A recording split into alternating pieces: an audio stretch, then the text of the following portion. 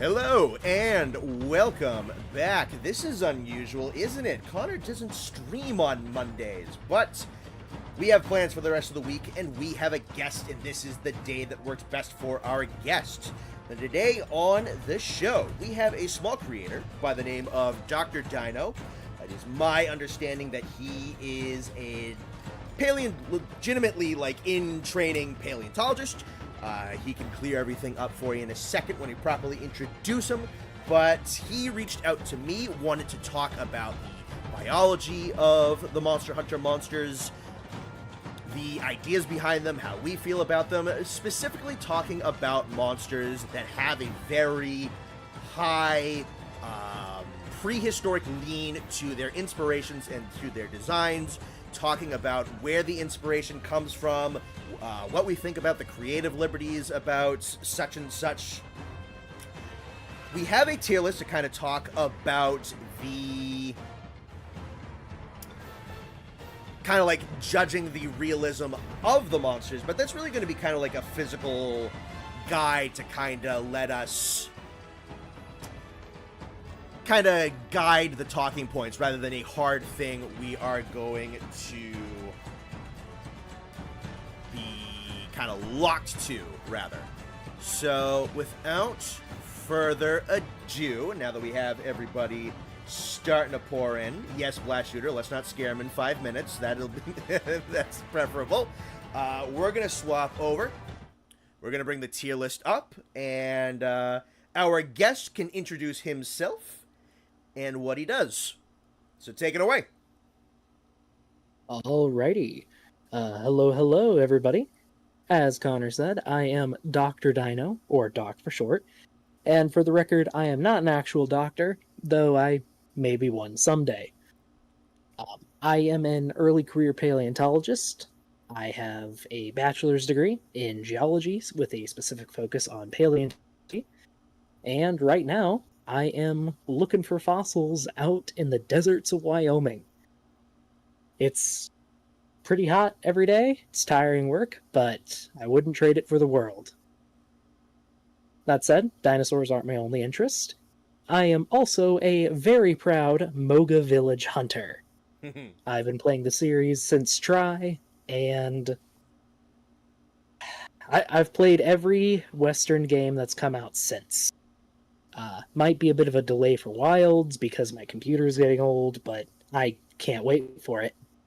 And, yeah, I like dinosaurs, I like games, and I've seen Connor's stuff before. He seems to really like talking about the biology of the monsters, and I thought we could have a fun discussion about that, and maybe some interesting developments that have happened in the field of paleontology in the last few decades. Sure, yeah. So, like I said, this tier list is not to have to be a kind of strict thing that we're going off beat for beat. It's really just kind of like, what monsters are we going to immediately talk about? But, chat, if you guys have questions regarding to stuff that's going on in actual paleontology, questions about real life dinosaurs and all that goodness, yeah, we're here to just kind of just nerd out about shit, with Monster Hunter being the impetus that brought us together. So we'll sit back and relax and just kind of go as we go. So everybody, welcome our guest. Feel free to like the stream if you're enjoying what we do here. It tells YouTube that you like what's going on over here at CR-VODcanic. And I think well, let's get started with just a question of, where did you start with Monster Hunter? Was it the kind of dinosaur aspect that brought you in, or the ecological aspect that brought you in, or one or the other? How long you've been playing them? What's maybe a favorite or some favorite monsters? But yeah, no. So what's kind of your relation with the series? Sure. So, as I said during my intro, I am a third-gen hunter. First game was Monster Hunter Try. My mom bought it for me at a garage sale because she thought, or because, it had a big lizard-looking thing on the cover that I later learned was Lagiacrus, and I figured I'd give it a try. Um, for the record, for anyone here who has not played the original Try, the Wii controls were not great. Yeah. So I was very not good when I first started. But something about the game just drew me in, and from there I played 3 Ultimate. I went back and I tried Freedom Unite. Um, I played 4 Ultimate, Gen, Double Cross. Uh, yeah, basically everything that's come out in the West since then. I haven't played it as much lately, but that's just because I don't want to bring my Switch out to the desert just in case I fall off a cliff, which has happened more than once.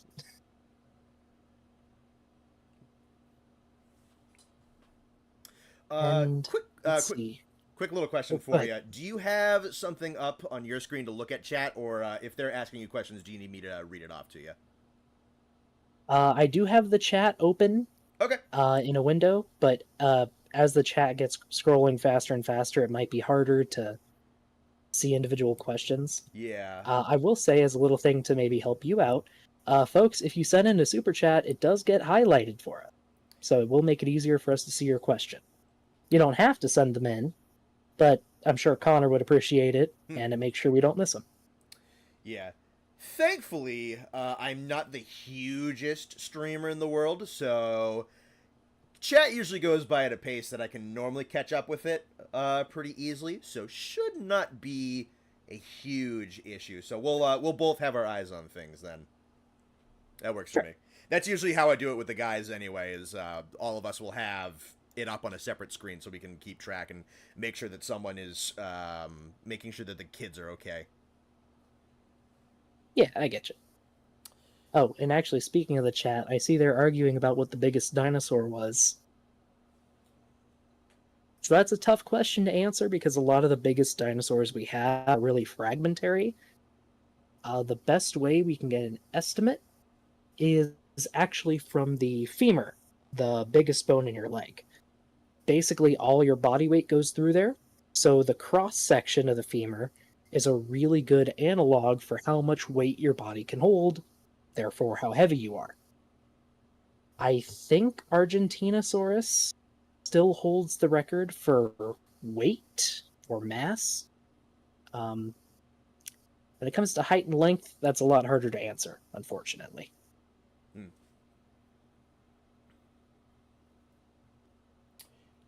Alrighty.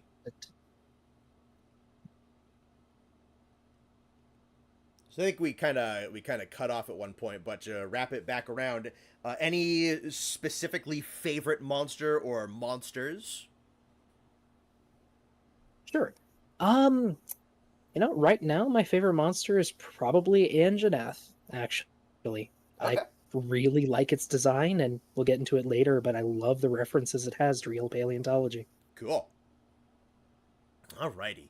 So you sent me a list.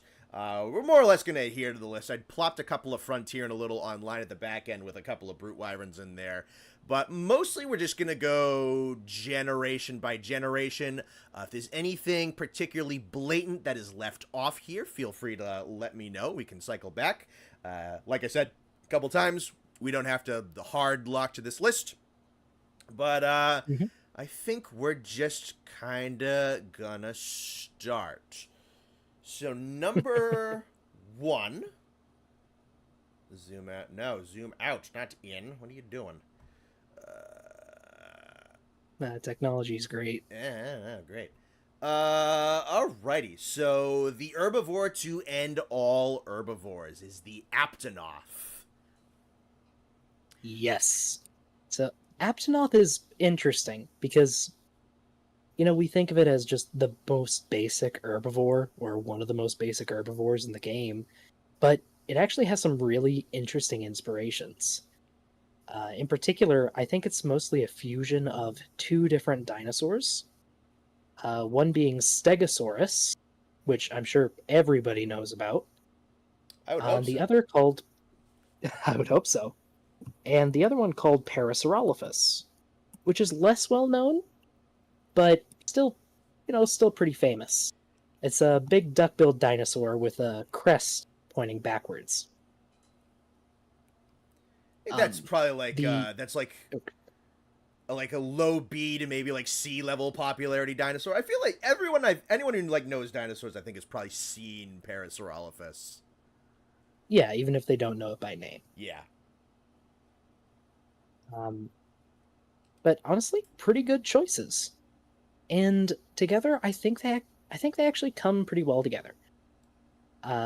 Ooh, and actually, little fun fact: the giveaway for me that it's definitely partly based on Parasaurolophus is the little divot the model has, usually behind the shoulders, sometimes in front of the shoulders in games. Mm. That is actually a feature seen in the bones of the first Parasaurolophus found. It had a weird little chunk taken out of those back vertebrae that gave its back like an artificial dip. Uh, I think the leading hypothesis was a tree fell on it and broke its back. But it makes its way into all the artistic depictions of Parasaurolophus and therefore Aptonoth. That's kind of wacky. Yeah, That'd be good. that'd be kind of funny if that actually is the case.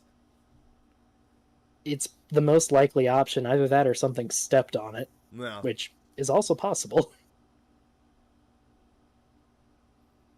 Uh, anyway, I'm not sure how to rank this guy because, I mean, I got a soft spot for the Anjanath, and obviously I got a soft spot for dinosaurs. Yeah.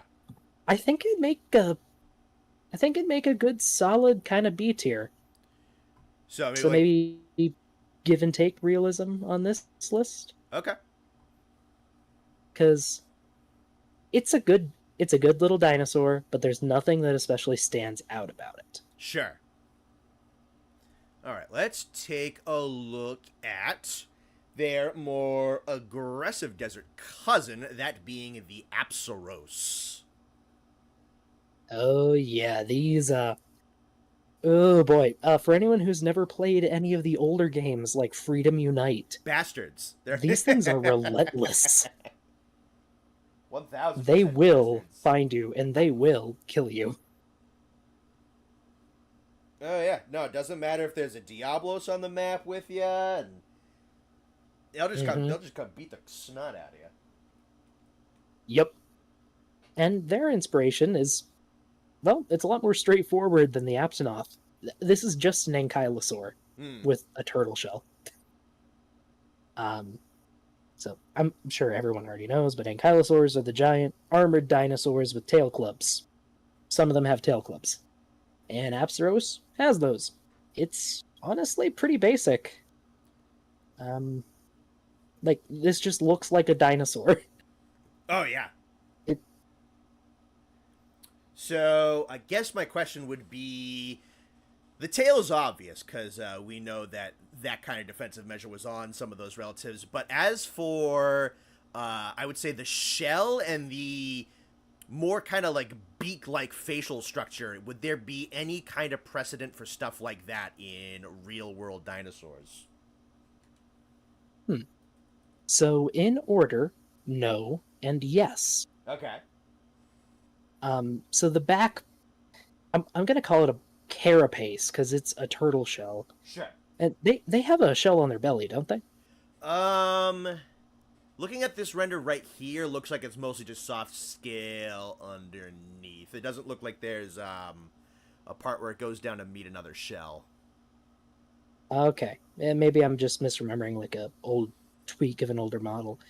But ankylosaurs don't have like a solid shell like that. It's more so they have a bunch of little, what are called osteoderms, literally skin bones, because they're bones in the skin, Sure. that form almost like a pavement, kind of like a brick road. They're not fused together. The head, on the other hand, a lot of ankylosaurs have heavily fused heads. So their skull is basically just one huge solid bone. Little fun fact: every dino kid probably knows even their eyelids are armored. Hmm.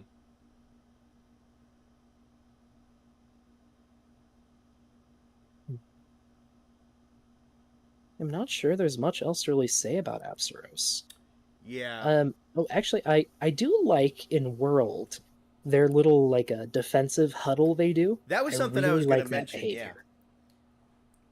I've liked Apsaros as kind of the big aggressive herbivore type, because a lot of the herbivores that we have today, specifically, this is something we bring up a lot, like a lot of your like larger herbivore species in Africa, extremely aggressive when provoked, even more so than certain carnivores. So that's kind of an identity that I liked about Apsaros, is they were these definitely not going to win out in the food chain, and there's megafauna and monster hunter that could easily kill them, but they were kind of this larger species of aggressive herbivores that were enormously territorial, enormously protective, which always kind of like slotted it. I kind of wonder if that's a behavior that is something that the herbivore dinosaurs also had, that our modern ones had. So for me, I Oh, always thought, absolutely. yeah, yeah. So that was something I always thought about and thought was an interesting bit of personality for these guys.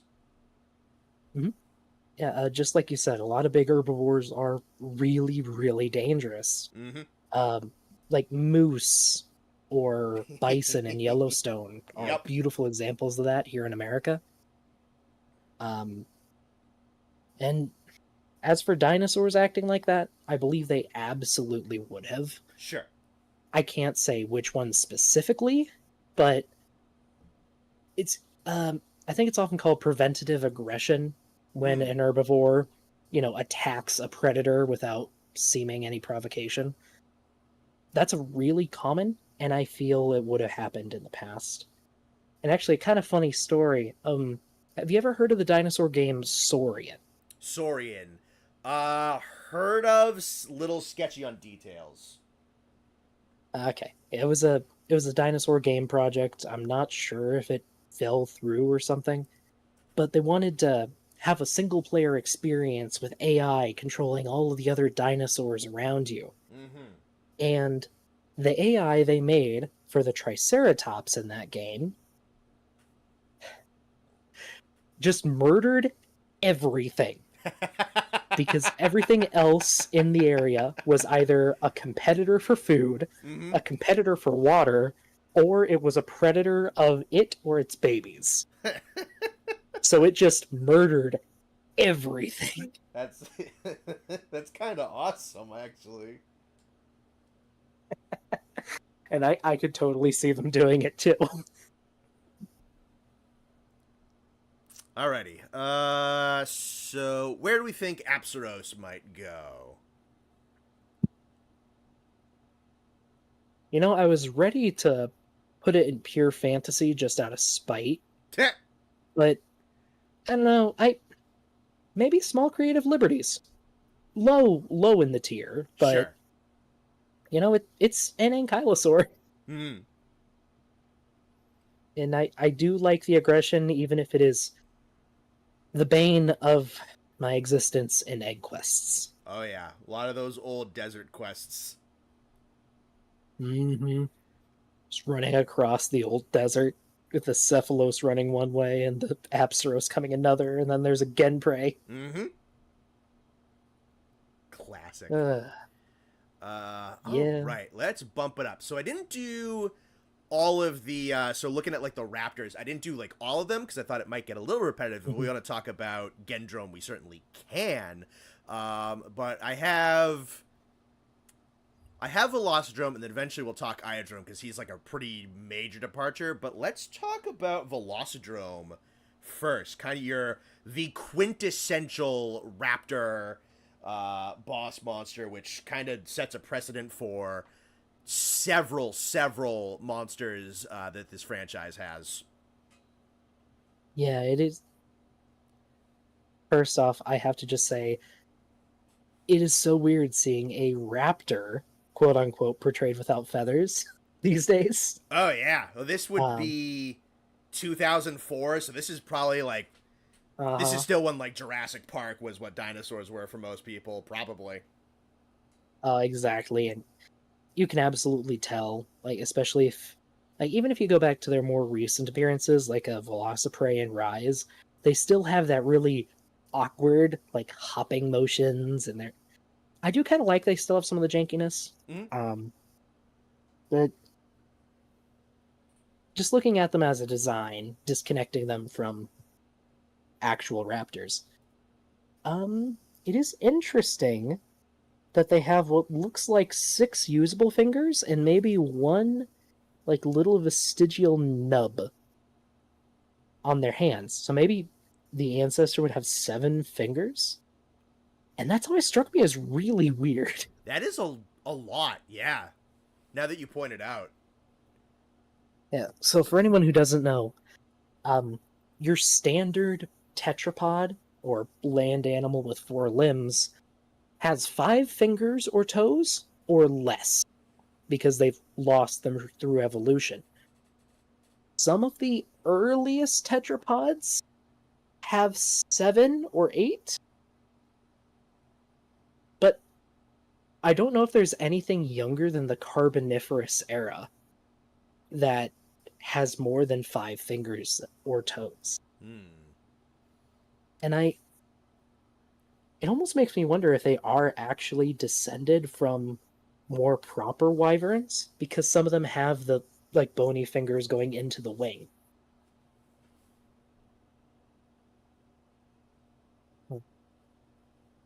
I don't know. It's one of those times where I wish we had a proper skeleton of these guys to look at. Oh yeah. That'd be so funny. Just let the nerds run wild with that kind of shit. Oh yeah. Whoever does the skeletal drawings for like a natural history channel, Mm-hmm. whoever it is, I love them. But going back to these designs, I mean, other than the weird extra claws and the I mean they have a beak, which is kind of neat, Mm-hmm. but the head crests. I don't know if we have any like dromaeosaurs or raptor dinosaurs with a crest like that. Just kind of funky, but it's something that, especially in dinosaurs, seems to evolve a lot. Like a lot of lineages just develop crests independently of each other, Sure. so it's not out of the realm of possibility. Hmm. And I guess, are the Velocidrome confirmed to be all males like Great Jaggy are? Um, Do you know? not certain. I can take a look for a second if you want me to. Or just because if they are, then this could be a chance to talk a little bit about sexual dimorphism. Though, Sure. maybe save that for Great Jaggy because it illustrates it really, really well. Oh, the whole species. Yeah, if you want to bump it. Um, what I could say then is, do you think there is any precedent for these? Is it dromaeosaur? Is the proper term? For raptor dinosaurs, yeah. Yeah. So, would there be any precedent for? Do you think there being kind of social hierarchies like this? You know, I know the alpha term. I don't know how like actually accurate the alpha term is, but do you think there would be in some of these real life species members of these dromaeosaurs who would rank over and have probably not to the extent that we see with something like, especially not Azuchi, but something that the others would be subservient to? Would they have a structure even that kind of complex? It's definitely possible. There are different kind of tiers to social behavior. There's just acting independently, not acknowledging each other at all. There's competition, where if 2 organisms meet, they might fight a bit. Uh, there's cooperation, where they tolerate each other's presence. And, then you have like different kinds of pack behavior all the way up to really complex social situations. Mm-hmm. It is possible that some real-life raptors lived in packs. Hunted in packs might be a different matter, but lived in packs is definitely possible. Okay. The only There's really only one that we might have evidence for it in, and that's actually the dinosaur that's my profile picture, Deinonychus. Oh, okay. Yeah, Deinonychus is it's a medium-sized raptor, about the size of a large dog or maybe a small person. Uh, and many people know it as the inspiration behind the actual raptors in Jurassic Park. Right. Yes. Or, but there have been a few situations found where we found the body of a larger dinosaur called Tenontosaurus, Okay. which was kind of like an early duckbill.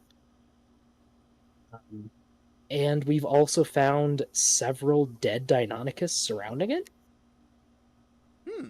that might have been killed while hunting it. We can't say that for sure, but it's possible.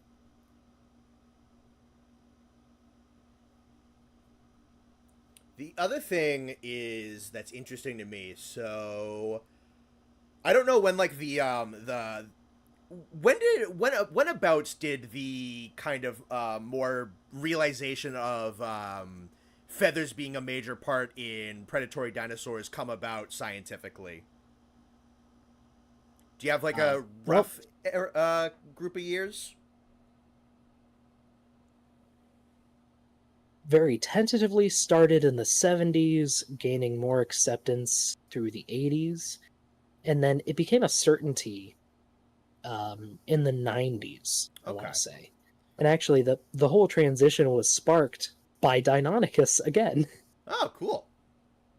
uh, because Deinonychus was found and it was really lightweight, really just unconditionally very bird-like, just Mm-hmm. in general.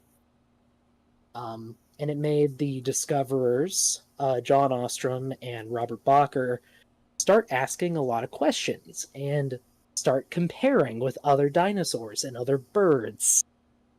And they started this, at the time, crackpot theory that, oh, hey, maybe birds are descended from dinosaurs. Sure. And then we just kept finding more evidence for it. Um, and then in the 90s, some just absolutely stunning feathered dinosaurs started coming out of especially China, but also some from Mongolia and some other areas around the world. Um, just almost perfectly preserved with feather impressions. Sometimes the feathers are so well preserved, we can actually get original proteins from them. Oh, wow. I didn't know that. That's Yeah. really cool. Yep, not DNA. I will say we're not getting a Jurassic Park anytime soon.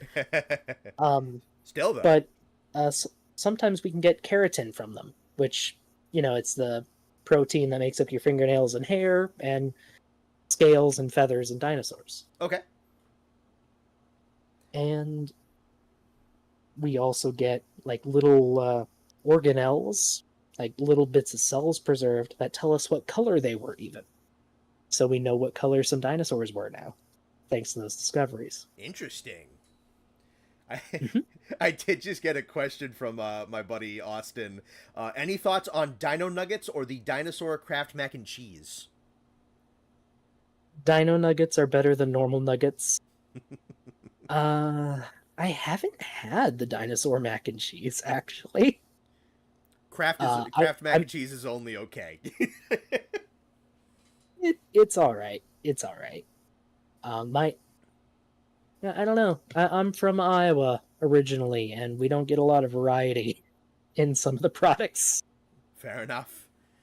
So, going back a little bit, so what the follow up question was gonna be to that, because these are again, where these are the like the scale only Jurassic Park esque type of raptor dinosaurs, but they go with the very, very striking azure blue, which obviously is not Hmm. the best camouflage when it comes to a deep jungle. So, is there anything you would like to talk about? Because you were actually just saying, because this leads in quite well with kind of some of the colors that we're able to glean from what you're able to gather from those feather proteins, but kind of more vibrant colors like that, which now that we know more about the relationship to birds, I suppose that makes much more sense considering how colorful our birds can get. But maybe not to Hmm. this azure blue, but do you think that real world dinosaurs might have gotten to these more vibrant colors than kind of the muddled browns, grays, and greens that we usually associated with them for a while? So in some ways, yes. In some ways, no. From the dinosaurs that we have color preserved from, we have colors from Archaeopteryx, um, the the dino bird that Darwin predicted in on the Origin of Species. Okay. That would have been uh, like a jet black with some kind of rainbowy structural elements, kind of like a crow. Interesting. Okay. Uh, we have the small meat-eating dinosaurs, and by small I mean like the size of a cat, that were spotted and striped, almost exactly like a red panda, actually. Hmm. And we have some large herbivores with color preserved that are also like a ruddy, rusty orange. Um, Blue is possible, although the best way to get that is through structural means, meaning that like you'll have feathers or scales that refract the light in a specific way to get a certain color. Okay. It's possible, but I would say if the Velocidrome is a male, I could see it being that color like during the mating season, Sure. but I would not expect it for the Velociprey. Usually the females of a species, usually, at least with birds, are more like drab, Mm-hmm. which I guess they are a bit less vibrant and their crests aren't bright orange. Um, but, yeah, no, I wouldn't expect them to be blue like the Velocidrome. Okay. All right. So Actually, let's get him on here somewhere. oh yeah, we're doing a tier list. Yeah, I know. That's what I said. Very light stuff. I mean, if we want to keep talking about him, absolutely go for it. Well, nah, I would. Well, okay, yeah. I was gonna say, like, for the raptors, the ones with the most plausible coloring are probably the Genprey, and weirdly enough, the Geoprey. Because I could see that. Yeah. Geoprey live in snow, and they're white. Yeah. And Genprey are green, which is just a really common color. Sure. Uh, I would I would say on the lower end of give and take realism, because they are 90s raptors. Sure. Um, and then there's Iodrome. Yeah. So, what do you think about this? Well, first I want to curse Austin for putting it in my brain that these things look like a fetus. And he's absolutely right. Yeah, he's Like kind I of always right. thought they were ugly, but uh Now you just put words to it, it makes it worse. yeah. Yeah, thanks, Austin. As a design, it's weird. Like I don't get why they have that weird downturn to the jaw like that. The super sharp downturn. Yeah. The teeth are like weirdly spaced too. He doesn't have a Like it's lot just of them. no, and the ones it does have are very like skinny. Yeah. Like they're like nails. Those would snap super quick, and I mean, I guess good for it that it has poison, but oh, it's ugly.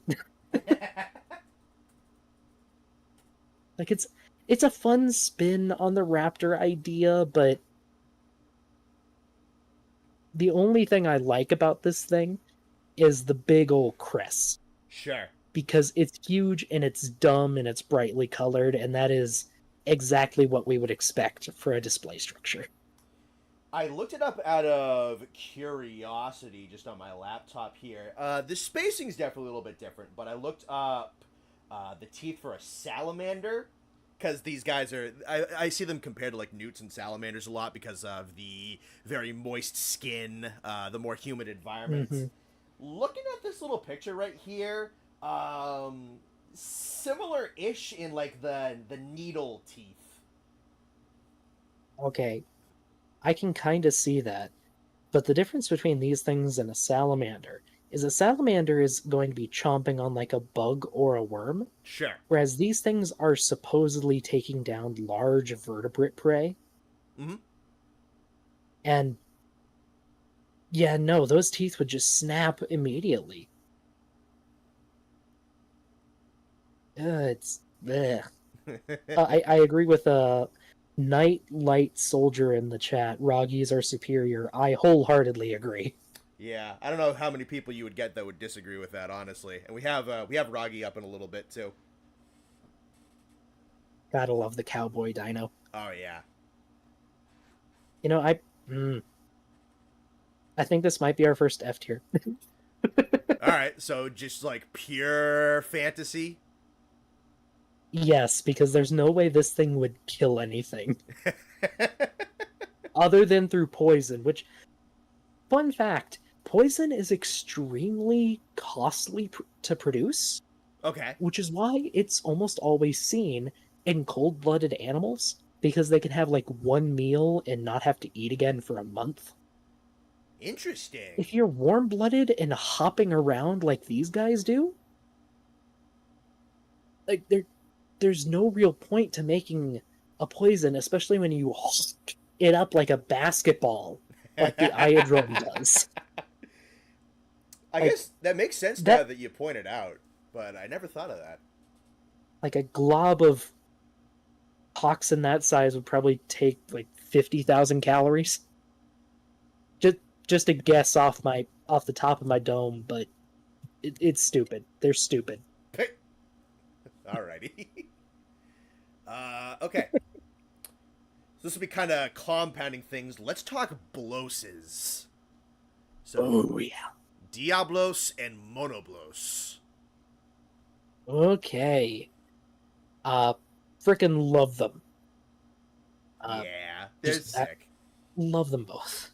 They take that aggressive herbivore trope, and I think they do it perfectly Mm-hmm. because they're aggressive with each other, they're aggressive with everything else, and they're aggressive with random things like like rocks. Oh yeah.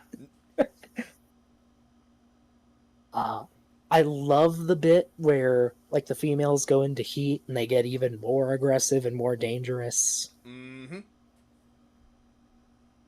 The only I kind of wish they didn't have wings anymore, though, to be honest.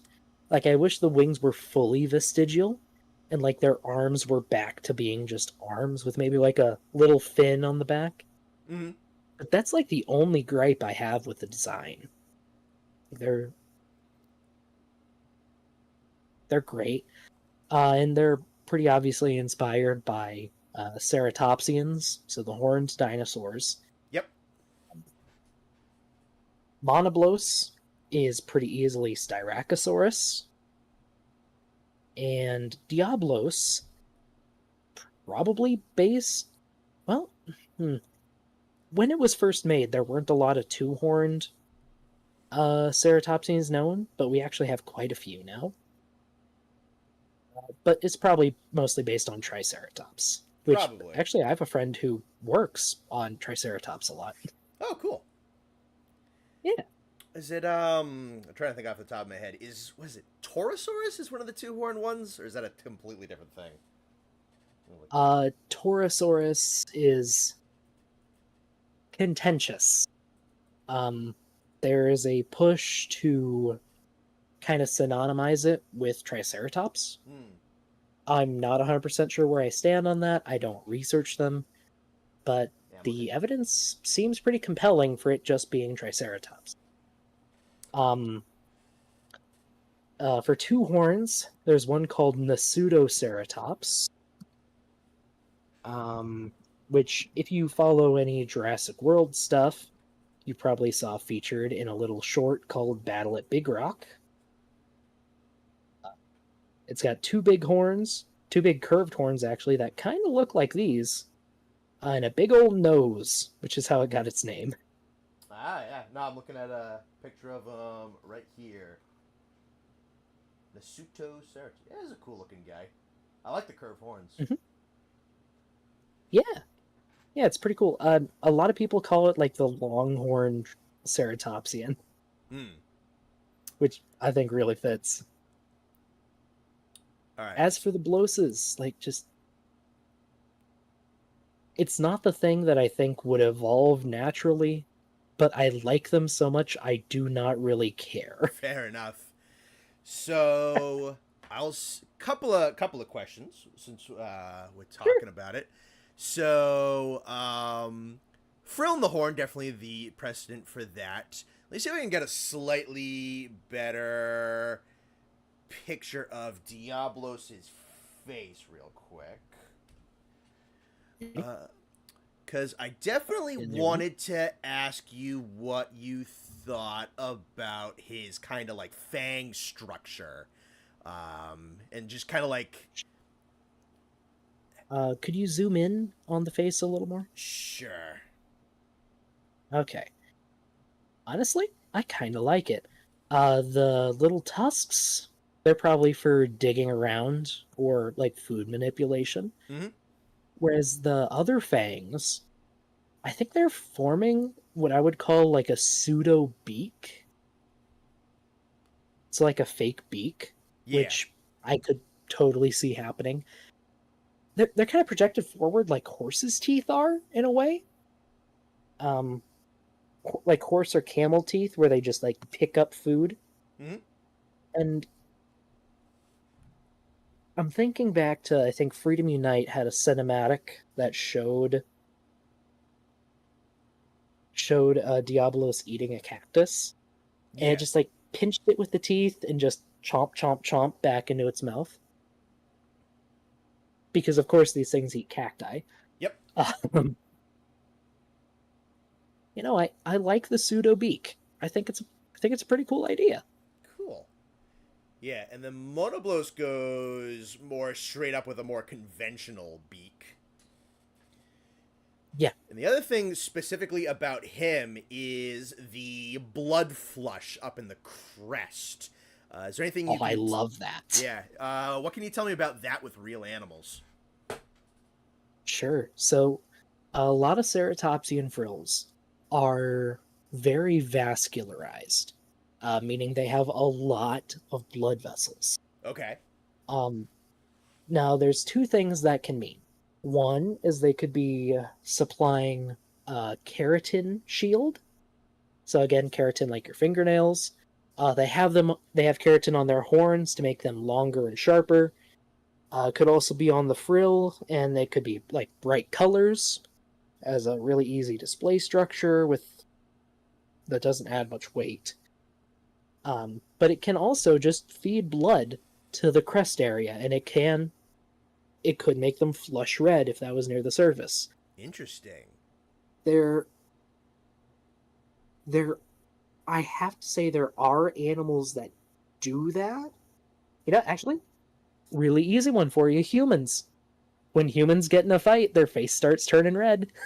Yeah, there you go.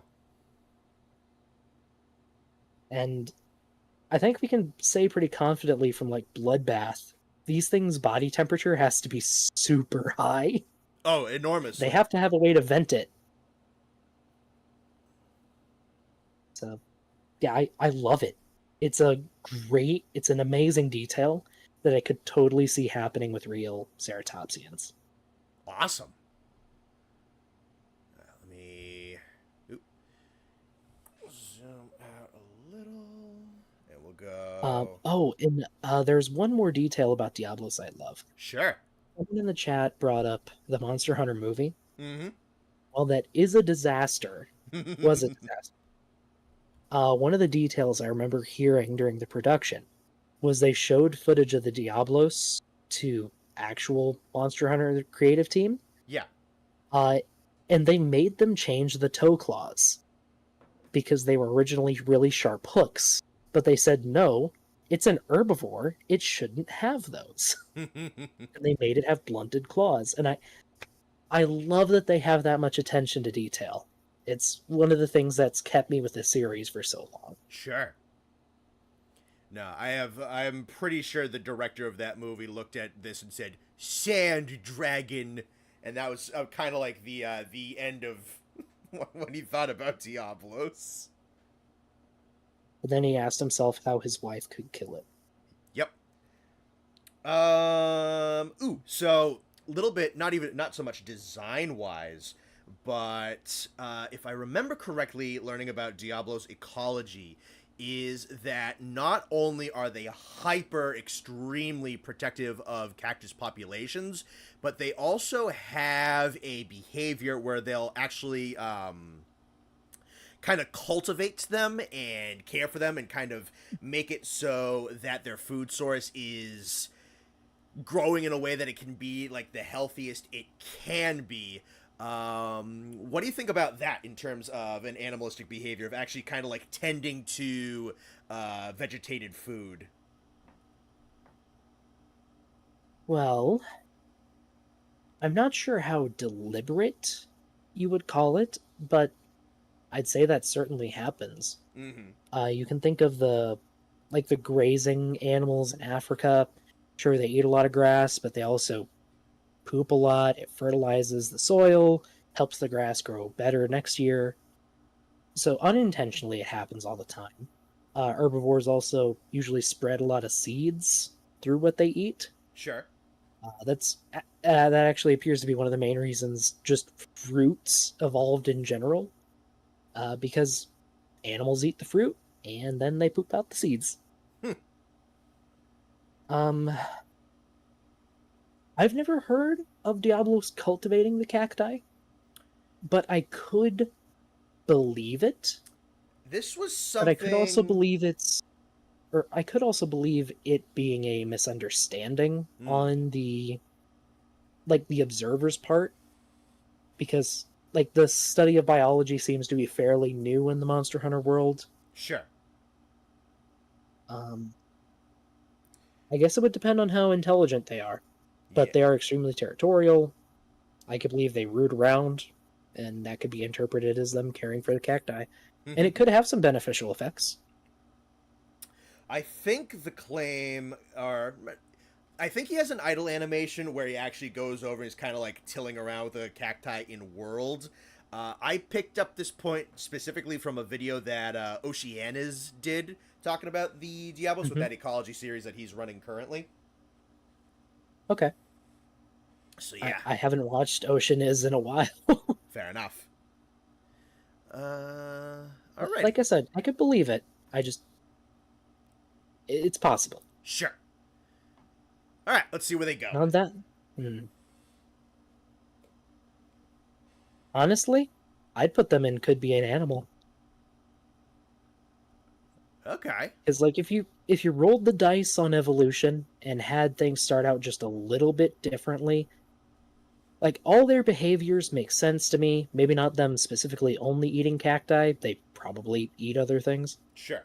And no, I love this, and I love how much detail and thought has been put into them and their behaviors.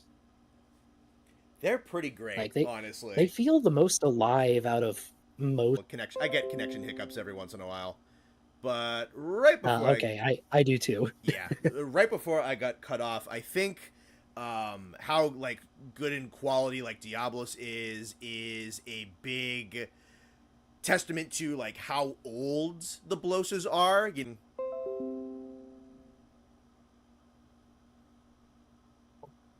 You seem to be cutting out again. Yeah, sorry. Oh, Sometimes these like to happen in little packages. We'll give it a second. all right. But I think I get what you're saying. Yeah. They've been around a while. They're pretty well characterized because especially My OBS is freaking out a little bit. I think I gotta get my OBS updated because it's just having these little frame drops. Everyone, they only last for like 5 seconds, but it'll just poop itself every once in a while. But right now, I'll give it like another 15, 20 because sometimes it likes to just kind of fart itself in bundles. But right now we have absolutely 0 drop frames, great connection, 5,800 kilobytes per second. CPU's only at 4%. So we'll give it like another half a minute before I try to go to something else. alrighty. I think we're doing fine. All right, that was just a little cluster shit. We're fine. That's a way to put it. Oh, this has been a regular occurrence, honestly. Yeah, that's fair. Yeah. All right. Yeah. No, the audience is used to it at this point. It's just The popo. yeah, it just happens. But yeah. No. All right. Let's move on to Popo, second generation. Yes, man, I love these guys. Like, I will Who say doesn't? Austin was right in what he ranked them. When I found out you could ride them in Iceborne, Oh my god, it's the I was best. so beyond happy. Yeah. Ah, and I mean, they're. This is another one where it's just like, yeah, I could believe this is a real animal. I could believe we would dig up something like this. Yep. Because they're a moose mammoth. That's what they are. Pretty much. Yeah. Like, all you have to do is have an elephant or a mammoth start to shorten its trunk, which can happen. It's a very variable trait, and there have been short trunked in the past. And then it has those big snow shovels to scrape away snow and get to its food. And one thing I love about them too is like the characterization, at least in the second gen, that like different parts of their body and different parts of their like meat is prized differently. Like Sure. apparently the tongues are really delicious, Yes. which is it's such a neat tiny detail that's just like, oh yeah, you find that in local cultures all over the world. Absolutely. I mean, it's I'm from Iowa. I'm from the Midwest. We love our chicken gizzards, Gotcha. and chicken livers. Yeah, you even kind of just kind of like looking at their snout, you get probably the best look at like the one of the towards the back is you kind of have like the elongated nose structure. It's definitely different than a trunk, but you could absolutely see that as probably an animal that used to have a full-on trunk and just over generations it receded because it's still like sticking out a little bit. It goes over the mouth quite a bit, but yeah, it definitely looks like that might have been what the structure used to be. Yeah, and they're integrated into the world pretty well too, because they're often used as pack animals. Yep. That farmed, they're hunted. I like them. They're simple, but they're simple in a really good way. For sure. I think that's about all I have to say. Gammoth is on here, right? Yes, she's in 4th gen. Okay, got it. Because there is a really weird, really neat thing about mammoths that I do want to bring up later. But, I say new king of small creative liberties. Okay, cool. Alrighty, so you put this guy on the list. So let's talk. Oh, got that. Oh, right. This is slightly out of order. But You had let's me all excited. yeah, we'll get to him next. But let's talk Lavasia first. Oh boy. Well, first, are we talking old Lavasioth or world Lavasioth? You specifically mentioned the old one. Okay. So for those who don't know, Lavasioth has changed a bit through the generations. Back in second gen, he was a lot bigger and a lot leggier, a lot more like Plesioth. Oh yeah. Uh, but he does have some slightly different inspirations. While Plesioth is more like sharky, or almost like a marlin, I want to say, with its fins. Old Lavasioth. Could you maybe like find a like an in-game image of Lavasioth? Sure. Let me go over here and Generations Ultimate Lavasioth. Okay, perfect. Yeah, we can take this one right here. Yeah. This Lavasioth is very obviously based on the coelacanth, which is a very important fish. Mm-hmm. And a very interesting fish too. For anyone who doesn't knows, wow, I can talk, I think. For anyone who doesn't know, the coelacanth was a fish that we thought was extinct. We thought it had been extinct since the time of the dinosaurs. And then someone hauled one up off the coast of Madagascar. And it made us learn quite a bit about how ecology can bias the fossils we find. Because our modern coelacanths are super deep water specialists, and we don't get a lot of rocks from the deep ocean up on land, where we find fossils. So it helped teach us a lot about like biases like that in the fossil record. Another environment we don't find much are like mountain environments. So like if you were to travel 10,000 years in the future and try to find fossils from today, you'd find a lot more like deer than you'd find mountain goats. Sure. Just because mountain stuff doesn't preserve as well. Anyway, that was about all the science I had for Lavasioth. It's Plesioth, but less annoying because it doesn't run away as often. For sure. And I do like that it can dig up from under you and like blast out at you. How do you feel about animals swimming in lava?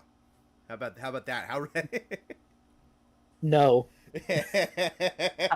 How about no? That's something. That's something. Yeah, I see you, Blast Shooter. I can talk about it in a sec. But what I was gonna say was because like ecology is a big thing. It's one of the. It's probably why Monster Hunter is the greatest monster design in all of Monster Hunter.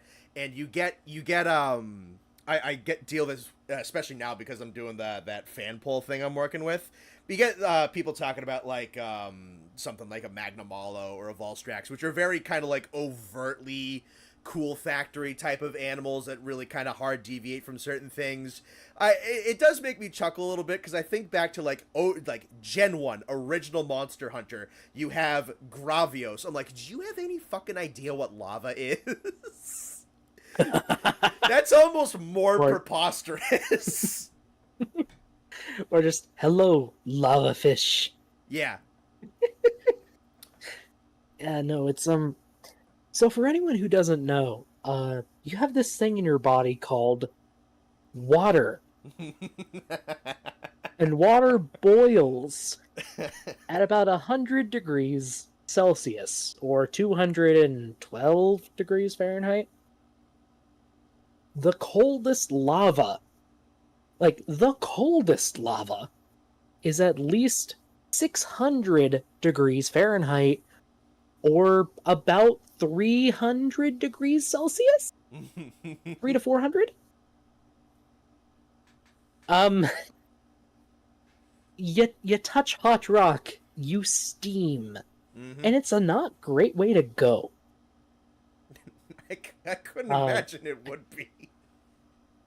Now, that's not to say that animals don't like volcanoes, which actually a lot of animals will hang around volcanoes more often than you think, especially reptiles, because the heat coming from the volcano really helps them either warm up themselves or warm their eggs. But they don't live in the lava. They like plop down their eggs about 100 feet away and bury them in soil. For sure. Any particular opinion about having obvious fish either evolving out of or into wyverns and having that set of hind limb, those legs? I don't know if they've ever canonically said if like flying wyverns are kind of a point of evolutionary divergence or if a lot of things kind of eventually evolved into wyverns, but having for legs on a fish, but also kind of like something either going into or out of that more Piscean body shape like that, and then going into a more dragony wyvern. So it's hard to say, but kind of a quick plug for my second channel in the description down there, really super duper quick, called The Boneheads. We try to use media to talk about science, kind of like what I'm doing right now. We are wanting to start a project where we construct a phylogeny of Monster Hunter. Okay. And that's one of the questions that we are really interested in answering. Sure.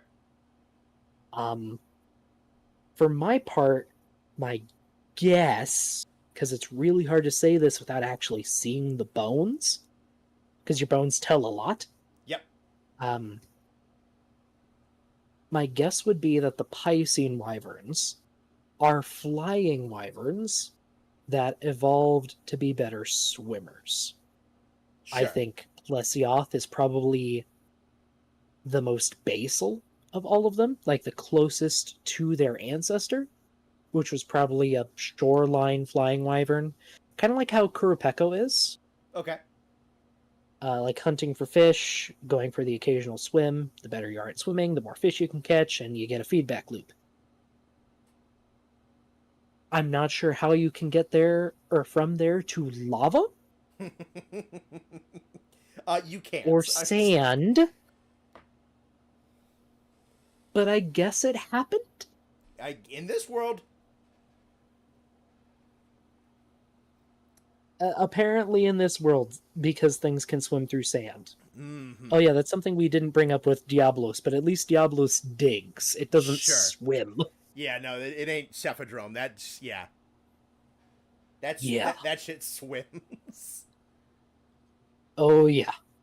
I don't know. Yeah, my bet heavily derived flying wyvern. Sure. But I can't say it for sure.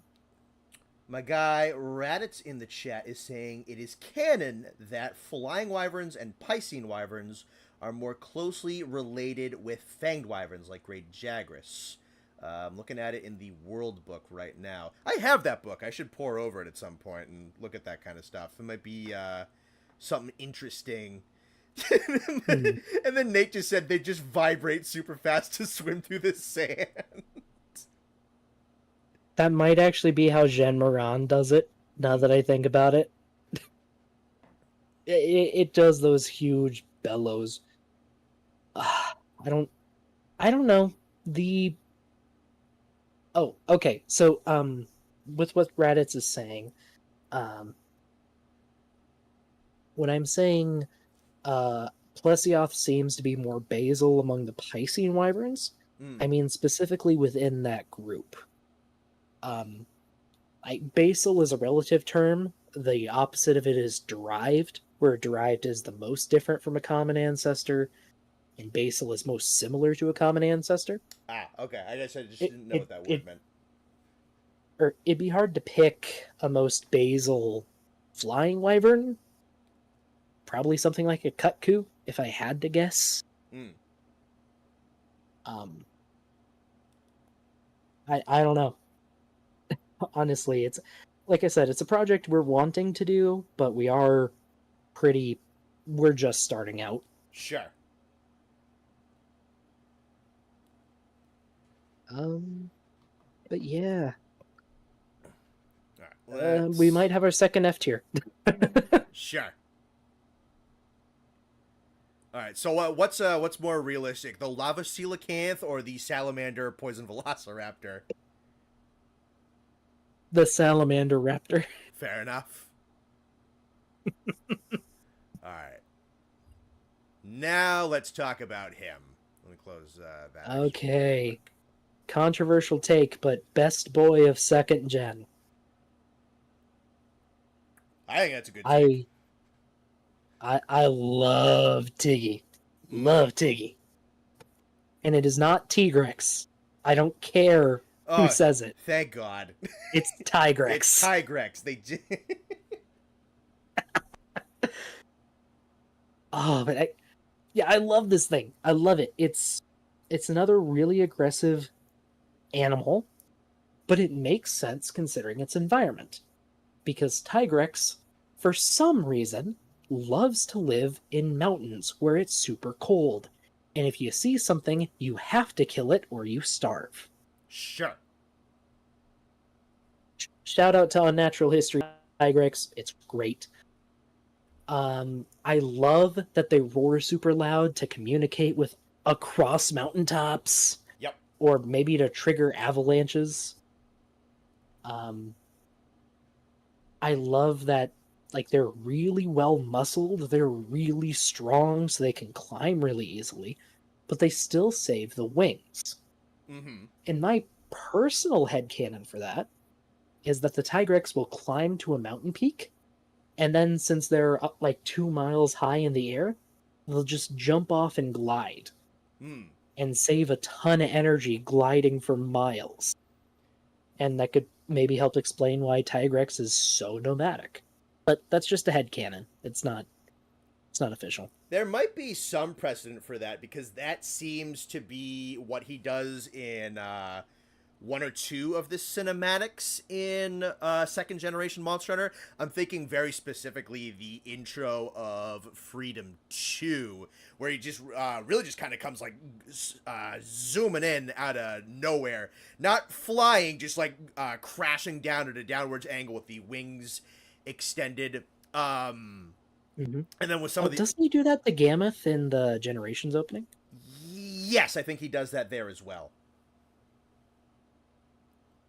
Tigrex is basal to flying wyverns in themselves, closer to the split between fanged and flying wyverns. If you can really see, you can look at new world fanged wyverns like Tobi Kadachi. Yeah, I think that is. Yeah. I mean, possible. Definitely possible. I Um, I know that for but a very long time they've talked about Tigrex being considered almost kind of an ancient species in that he is likely the closest living relative to a kind of like progenitor flying wyvern, that being the wyvern rex, I believe. I've heard of that. I Yeah, I've heard of that too. And honestly, I would not be surprised, especially with how just nomadic Tigrex is. Um, One of the biggest things in evolution is isolation. If you can isolate a small population of a species, they will evolve much more rapidly than the large population. Mm-hmm. So, very nomadic species, like, say, Tigrex here, would probably speciate pretty quickly. Sure. Um, as for the one thing I do want to comment on is the colors, which, Sure. I mean, I love his color scheme, but I'm not. I don't know. I'm not sure it really. Well, I was about to say I'm not sure if it really fits with a predator, but a lot of the times when we see Tigrex hunting, it seems like it loves to sit on top of cliffs and then jump off of cliffs Right. and like slam down on its prey. So the colors might not be that much of a hindrance. And I guess especially like they already roar super loud to notify other Tigrex where they are. Maybe they're extra flashy to help them stand out against a mountain. Could be an attraction type of thing. I don't know. Yeah. Oh, yeah, and he also does the like monoblos thing, where when he gets angry, the veins start Oh to yeah, glow he's probably one of my red. favorite versions of that. Yeah, just turns red and he's angry. Yeah, you can see it like goes on the arms, it goes in the face, it starts like flushing in with you can even, because this is like a really nice rise render, but you can even see Hmm. those veins on his wing membranes right here if you look very closely. Yep, and even a little bit on the tail too. Oh yeah. When it comes to paleo stuff, I mean, Tigrex. Yep. I'll give the chat one guess what dinosaur it's referencing. Mm-hmm. And honestly, it's not a bad Tyrannosaur skull. Um, the little hornlets, though, are in the wrong place, I will say. Mm-hmm. Um, Something that happens in a lot of Tyrannosaurs is they'll get these almost like devil horns above the eyes. Really? Yes, it's actually super common. Even T-Rex has them. Let me take a look here on my I let's think the one that shows them off the best is called Daspletosaurus. Displetosaurus. Yeah, it has it has a pair of big crests right above the eyes. Sure, yeah. Okay, I found a decent picture of him. Hmm. And yeah, I don't know. There's not a ton of prehistoric stuff to say in regards to Tigrex, other than his head being T-Rex inspired. But he's an awesome monster, and Yeah, I love fighting him every time I see him. for sure. I Shout out to his. Oh, sorry. Go ahead. what I was gonna say is in terms of like the creation of a predatory animal, I think Mhm. there's only ever really been one other monster where I think they did a better job of kind of crafting that. I think his only real competition for the creation of a super predator animal is Devil Joe. I think he's the only one who might Mm. do that better. But he's a fight that I really like. It's getting like a little bit old. I think he's due for a little bit of combo switch ups maybe here and there. And it's a very simple concept that's made for some really good variations with Grimclaw and Brute and Molten. But I have such an appreciation for him as an animal. I think it definitely isn't a coincidence that they use him in a lot of cutscenes for just the Oh yeah. pure ravenous, like unstoppable carnivore that's chasing you down. They use him a lot. Um, Hmm. One of the best descriptions for Tigrex I've ever heard is he's a meat-eating ATV. yeah, He that's will not go bad. anywhere and he will chase down his prey. Yep. And shout out to the Tigrex weapons. Mm-hmm. At least a lot of the old ones, like they're the Tigrex tank. I mean, it's amazing. The heavy bow gun's great. It's just his skull. Yep. The great sword is absolutely iconic.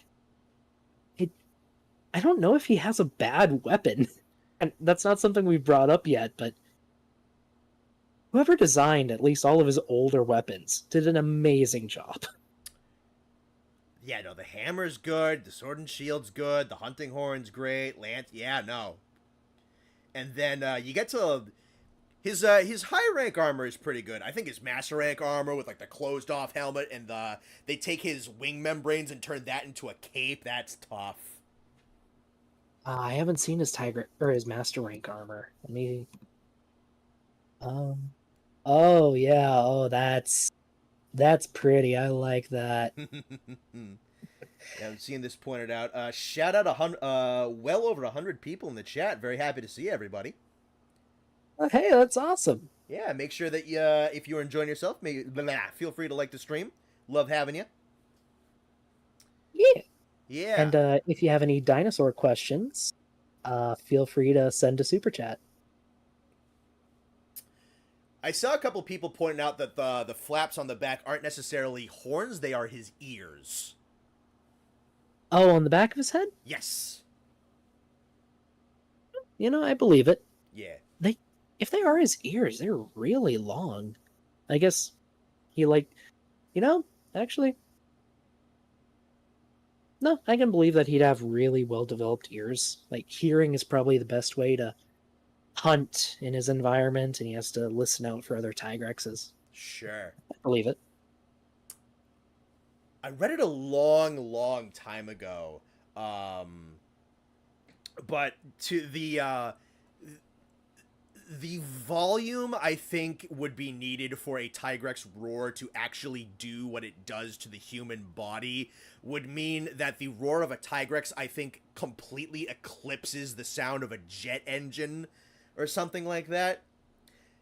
But just the sheer amount of... The fact that he doesn't kill himself by roaring is amazing. Oh, but one of my favorite details, especially in the older games, is when he roars, you see his chest vibrating. Yeah, you can... Yeah. Absolutely. Oh, I'm sorry, can we just talk about the pose? Like, this guy poses like a JoJo character when he roars. Oh, yeah, plants the feet down, the wings go out, everything vibrates, he just looks up and yells. So badass. One of the coolest constructed animals I think they've ever made. Absolutely. I think he's overtaking Diablo. Okay. He's not very dinosaur-y, but as a speculative creature design, awesome, amazing, Sure. amazing. Yeah, I mean, do you think there's any kind of precedent for something swaps around somewhere and you might actually, instead of like your theropods, you actually get these, maybe not with the wings, but more of quadrupedal alpha predators like this? Oh, absolutely. I mean, let's take a look at the other half of the name, tiger. Mm-hmm. But for a more prehistoric scaly example, there used to be giant terrestrial crocodilians that were the apex predators in basically every environment they showed up in. One of the most famous ones is Postosuchus, which you probably remember from Walking with Dinosaurs. Sure, yeah. Yeah, the real animal would have been bipedal and quick, which is terrifying. But there were much, much bigger ones. Oh yeah, I'm looking at a picture of them right now on my laptop. They have one of them as a biped. That's horrifying. That's Oh, it's a little bit. And Postosuchus is nowhere near the biggest one. We have some that are, like, I think about the size of Allosaurus. Oh jeez. Oh yeah. What was it? Oh, what was it called? It was from South America. Fasolasuchus. Fasola. Is that with an F or a V? With an F.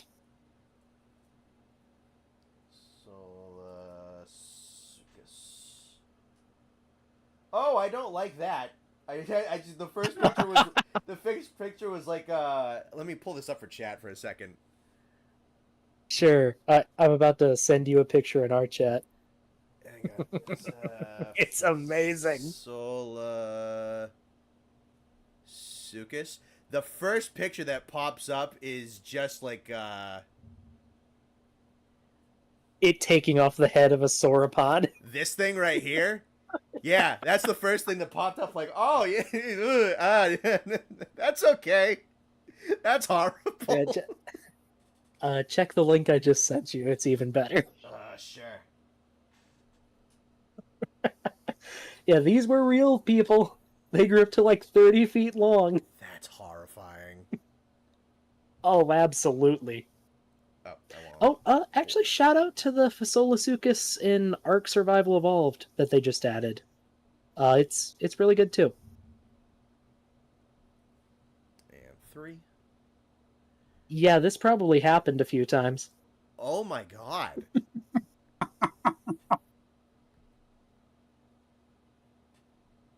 Yikes. Yep. Where was this in Jurassic Park? It belongs in the next one.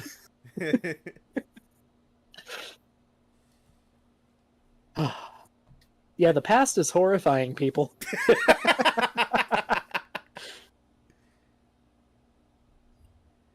let me close out that and keep skipping. Close out that. Okay. We'll move right along to 3rd generation with our resident deep sea herbivores, the Epioth. Yes, I love these guys. So, I mean, their inspiration is pretty obvious. They're plesiosaurs. Mm-hmm. But they have that good old Monster Hunter twist. And I mean that very seriously. A lot of people know plesiosaurs. They got those long necks, and they have flippers, and they swam around eating shoals of fish.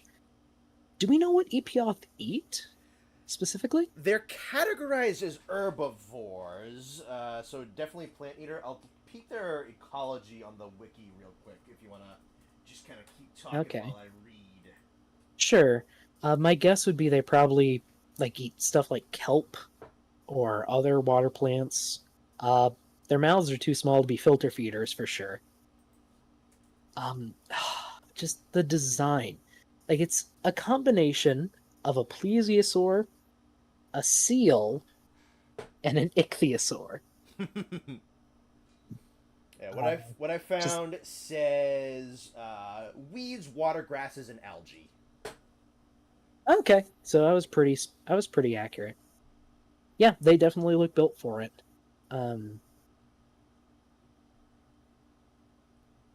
Yeah, they have the flippers and neck of a plesiosaur. They have the tail of an ichthyosaur, which, I'll just translate that. It's fish lizard. For sure. So people probably know what they. And I love the little fins on the back. I'm not sure if they're for display or stabilization, but I love the little detail. Something like this evolved.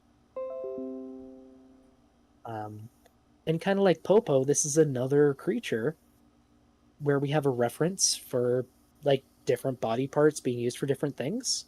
Because you can harvest their fins, their meat, and apparently their guts are really tasty. So I guess they make haggis.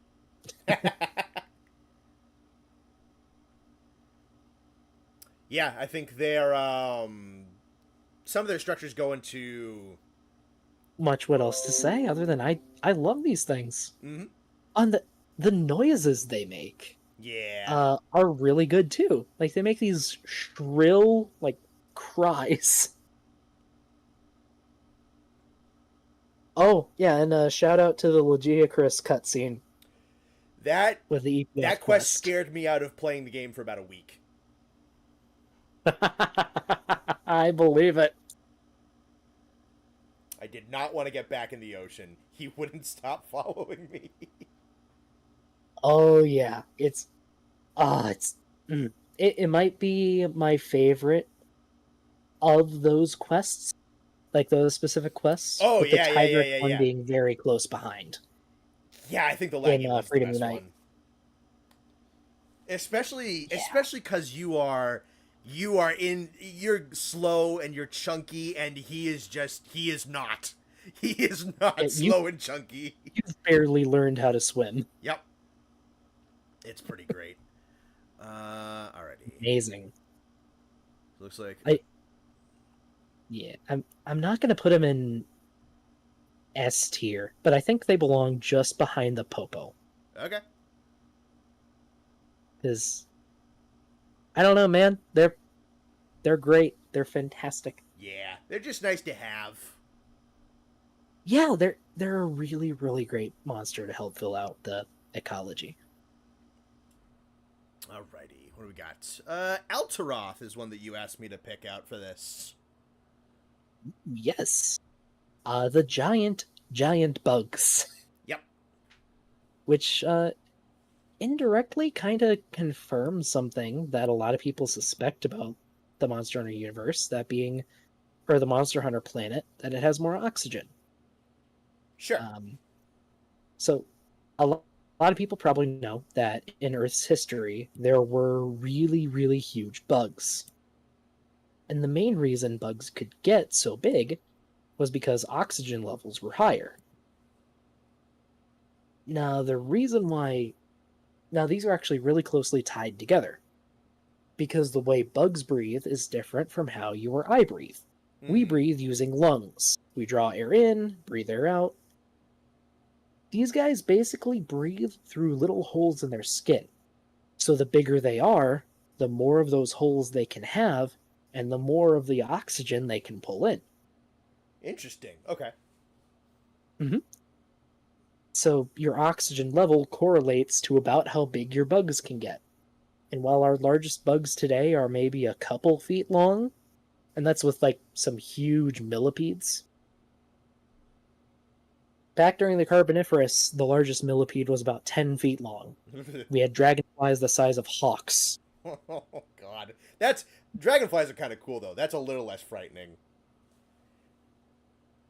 If they were that big, I can believe they would try to pick up a baby. Yeah, they probably would. It's still terrifying, but Yeah. no, But terrifying, but cool. no, yeah, you think of like a cockroach the size of a fucking Labrador Retriever.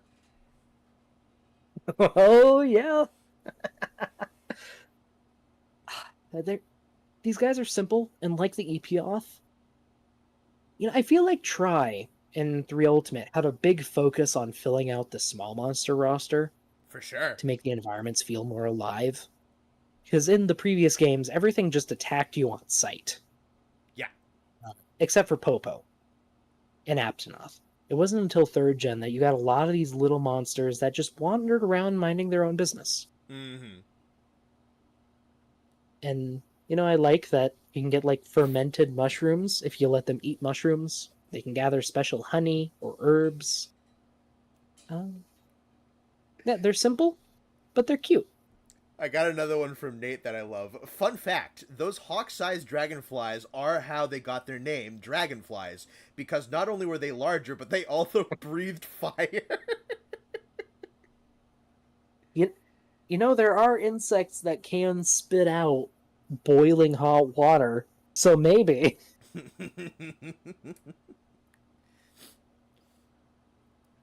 Yeah, are the... What's the swollen abdomens from harvested materials usually found with? So that's actually found with ants. Okay. The most common ant, and probably the direct inspiration for these guys, is called the honeypot ant. They will just chug nectar or like sugar-rich stuff from plants, and they'll chug so much that their abdomens expand to be bigger than their own bodies. Sure. And then they'll come back to the hive, they'll situate themselves in little special storerooms, and they act like a food reserve for the colony. Yeah, that's kind of what these guys do, because if you let them live after they siphon their materials, they'll just kind of like disappear back into the areas of the map that you can't get to, and it's kind of like a one-track mind, as they'll just go straight for that area. Yeah, exactly. And yeah, that's probably the direct inspiration for these guys. It is interesting that a lot of the members seem to do it, except for the soldier Altaroth. Because this is something weird that I only noticed when I went back and played through Ultimate a couple of years ago. But there are different types of Altaroth. Okay. There are the workers that go and they harvest food and then their abdomens expand. And then there are soldiers. They're slightly bigger, they have bigger jaws, and they will always attack you on sight. Hmm. So they have colonial specializations. And they don't fill up as much as real honeypot ants, but I mean, if they're all doing it, they don't really need to, I guess. Sure. Alrighty. What do you think about these guys? Oof. Honestly, maybe on the lower end of small creative liberties. Right around here. Because we've had big insects, we have insects that store food and share food, and they're just nice to have around. Cool. Alrighty. What we got next? Alright, now this one we can talk a lot more about dimorphism and whatnot, but we have the Jaggy species. Yes. Could you try to find a picture with a great Jaggy, Jaggy, and Jaggia, maybe? I will see what I can do. Okay. Well, while you're doing that, I'll just start talking. So what's on screen right now is the Great Jaggy and its little Jaggies. This is one of the best monsters from the third generation, if not the whole series. Great Jaggy are all explicitly male. I know that. Oh, hey, look, Monster Hunter girls I see on your Google. Yeah, I'm sure. That is why there's a screen pop-up thing. You know, I'm probably just gonna take Yeah. Jaggia separately and just swap Sure, between sure. the two. Because Yeah, that makes sense. yeah. But anyway, the Great Jaggy are all explicitly male. They are the leaders of the pack, Swap back. and they seem to do a lot of the hunting, surprisingly. They're kind of like male lions, except they do more of the hunting for the pride, and they help the pack take down larger prey. I remember specifically in the Tri cutscene, the Great Jaggy seems to be the reason why they can take down Aptonoth at all. Mm-hmm. But the little Jaggies that you see there are also male. It seems that the Great Jaggy suppresses them from turning into other Great Jaggy, which is really interesting. And it's something that we do see sometimes, though it's not very common. What does happen a lot, well, no, nah, never mind that. But one detail I love is that they added the Jaggia with the Great Jaggy and the other Jaggies. Because it's not often, even in Monster Hunter, that we get to see sexual dimorphism, Mm-hmm. when one sex is noticeably different from the other. The Jaggia are much more drab, they're much bigger, and they're a lot chunkier. Like, Sure. honestly, they seem kind of fat. A little bit, yeah. And they also have the detail I love. They have that big poof of like fur on the chest, which I almost wonder if that's for like brooding eggs. It's That could make sense. it's really cool. Yeah. I do want to say, before it gets bypassed, thank you for the 5 from Raditz. The big honeypots are called repliates, I believe. They are made that way by the colony and hang from the top of the nest for their entire life. Sorry for the late post. I know way too much about ants. That's cool. Hey, everyone has their interests. Don't be ashamed of it. Yes, sir. Speaking of interests, like, yeah, I love the sexual dimorphism they show. Their behavior is different. The little Jaggy will just hop around you while you're fighting a great Jaggy. And I love that they behave differently if there's a great Jaggy around or if there isn't one. Mm-hmm. Because if there isn't one, they'll just gang up on you, like normal small monsters. But if the great Jaggy's around, they hop around and they hype him on, Yep. which I think is just an amazing detail. And the hopping around, I think, is just to ring you in so you can't run away, is the idea. That's always kind of what I've felt. Yeah, no. So he has like the different roar commands, and Hmm. this is probably like the fifth or something time that I've talked about this.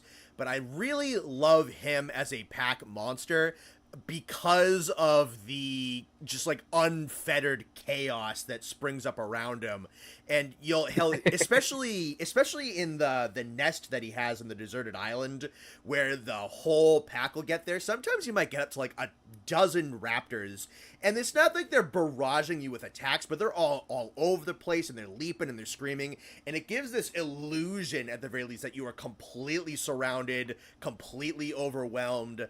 And yeah, what you were saying is this hyperactive, super like spastic personality that they have when their alpha is hunting is just a really, really cool personality for this species. Yeah. And and now I'm just thinking of the little the Kurapeko ecology where they just snatch the fish out from right in front of Yep, them. yep, I love that one.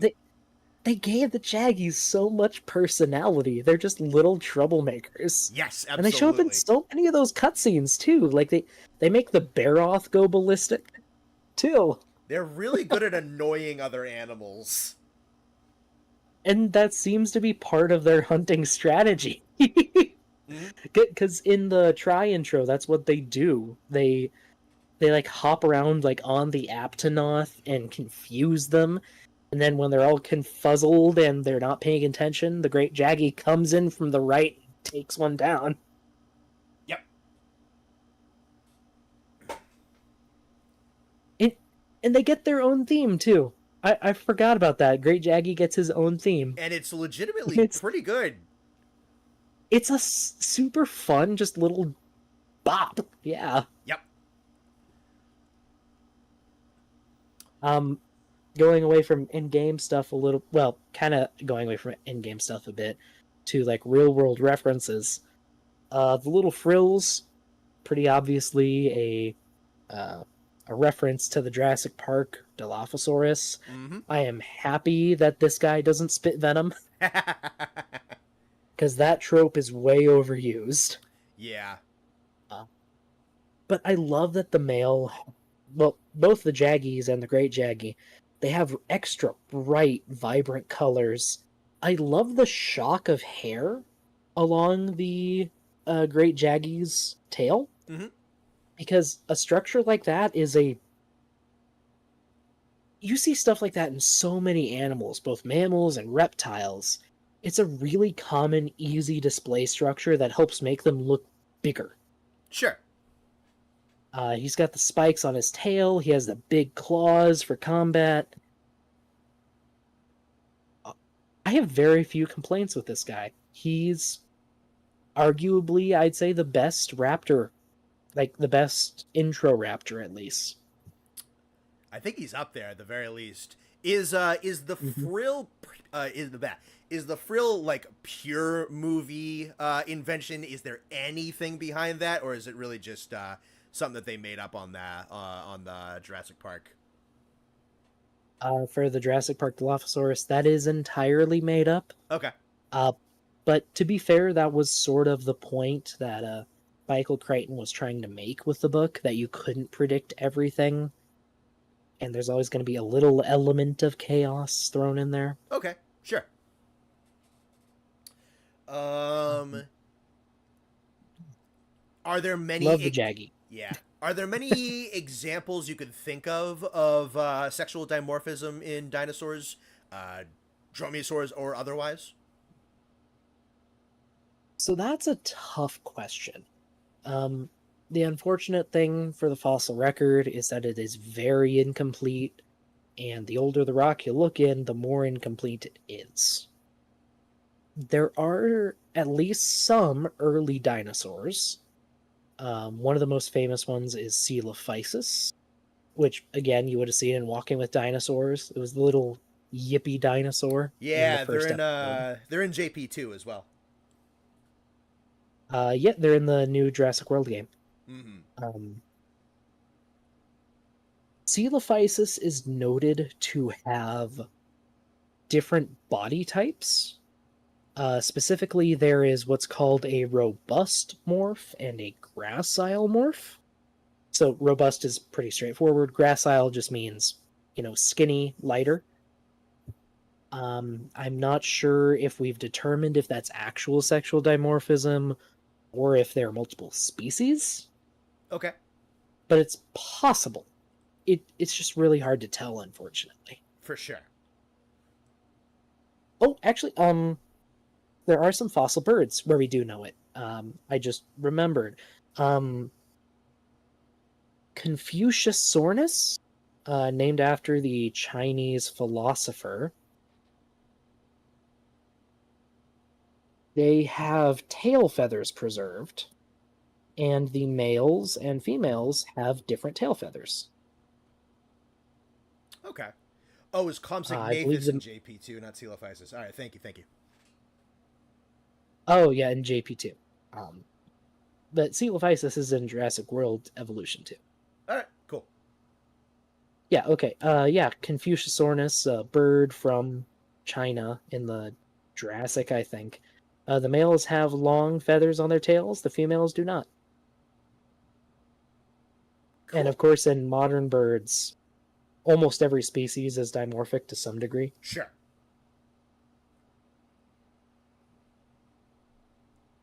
Yeah. Alrighty. So close out there. Close out there, and we'll move where the Jaggy goes. Think another bottom for could be an animal. It's absolutely Yeah. like it is a dinosaur, Fair enough. and it's a great dinosaur.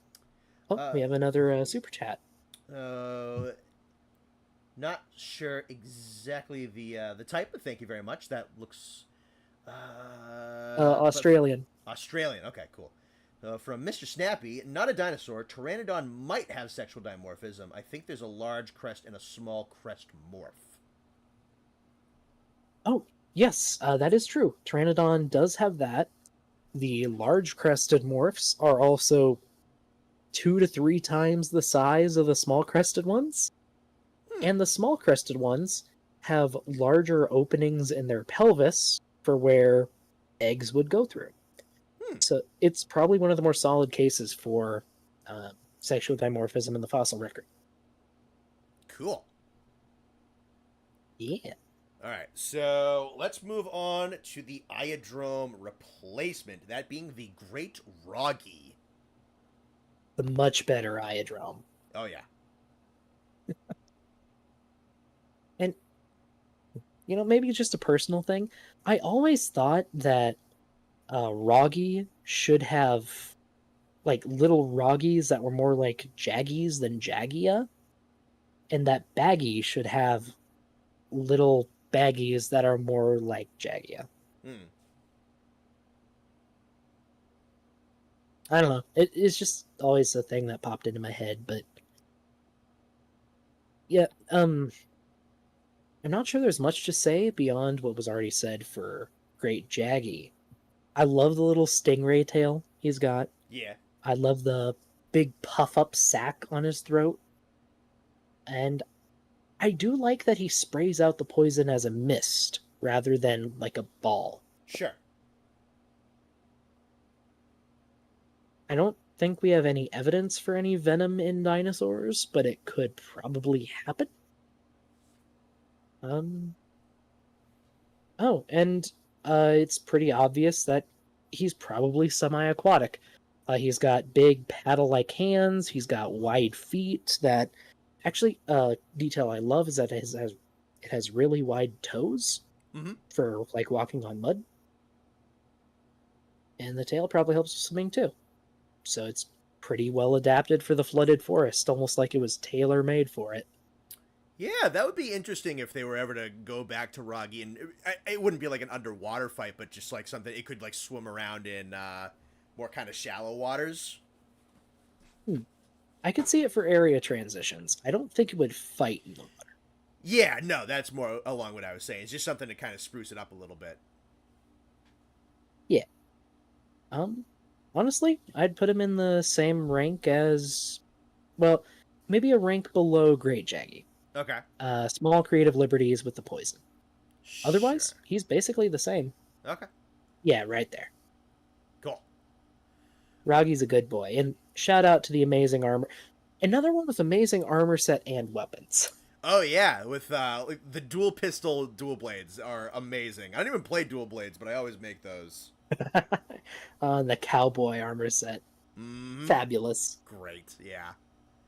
Alrighty. Next up, we got Big Bad Barioth. Big Bad Barioth. It's another pseudo wyvern. Mm-hmm.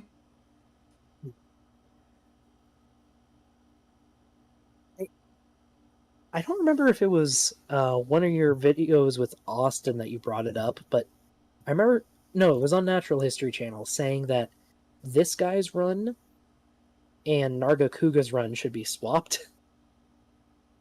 You know, the little shuffle Nargacuga does? Yeah. Whereas Barioth does these big bounds. I kind of feel they would fit Nargacuga too. As for this guy specifically, though, I mean, he's obviously inspired by saber-toothed cats with the big saber teeth. For sure. Although he seems to live more similarly to a different saber-toothed animal.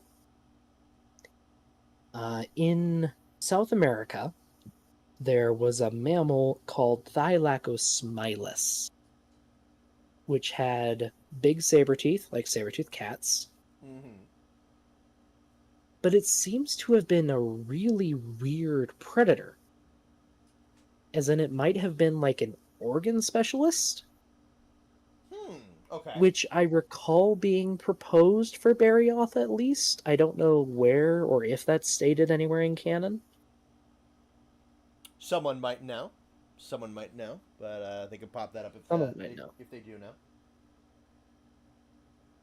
Yeah. Other than that, I like the armor plating. It looks like it moves really well. I don't know. I don't really have a. Well, I mean, I guess I can talk a little bit about actual saber-toothed cats if you're interested. Otherwise, Sure. I don't know if there's much to say with Barioth. I did get one from Reddit saying face speaks volumes with the stub nose and the small ears to prevent heat loss. Yeah, that's fair. I I wouldn't say he's very well cold weather adapted though. Mm-hmm. Just because of the giant wings Yeah. and the long tail too. Like for cold weather adaptations, you expect the extremities to be much smaller and the body to be bigger. So that like there's just less distance the blood needs to travel and whatnot. Yeah, and so you lose less heat as the blood travels through the extremities too. Sure.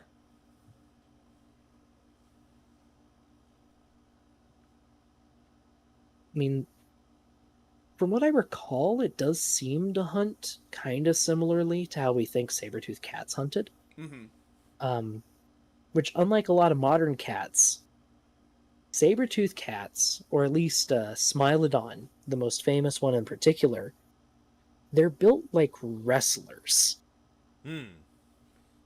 So it seems like they would have like wrestled their prey to the ground and then used those teeth to like snip the windpipe or like the jugular vein in the neck. Okay. And I believe we have footage of Barioth doing something similar.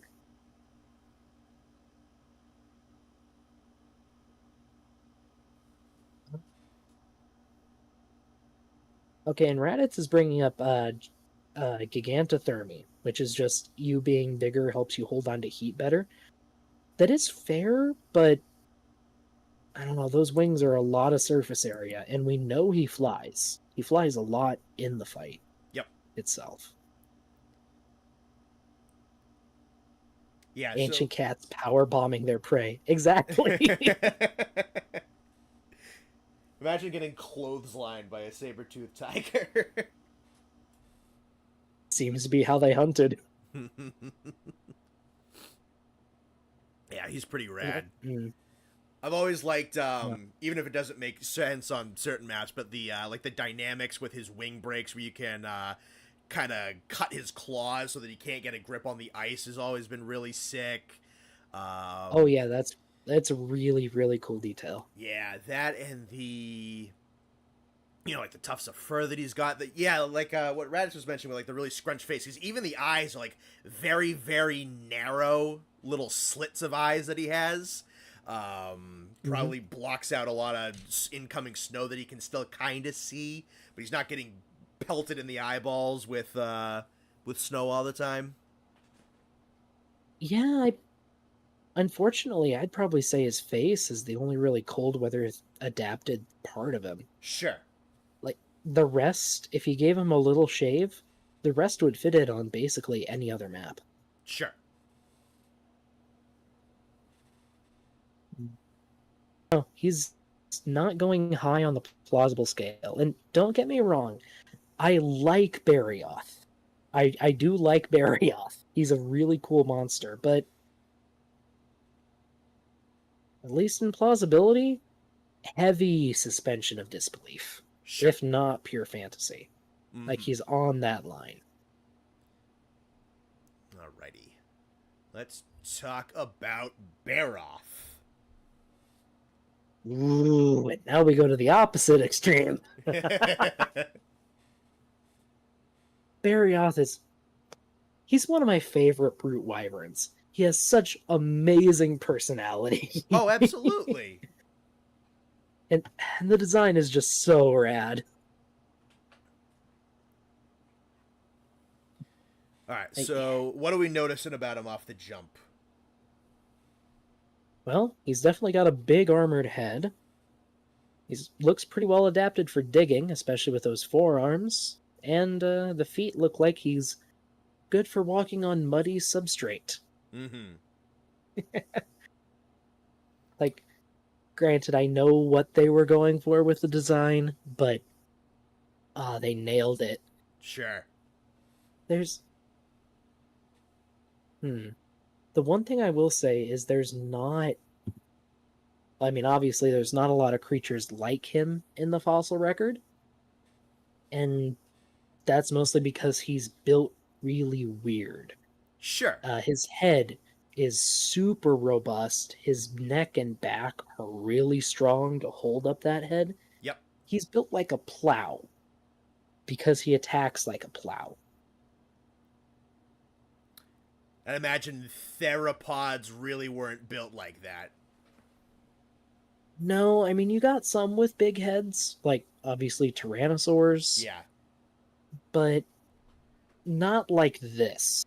Yeah, more... They didn't go for armored skulls. Yeah, big bite force, not a living battering ram. Exactly.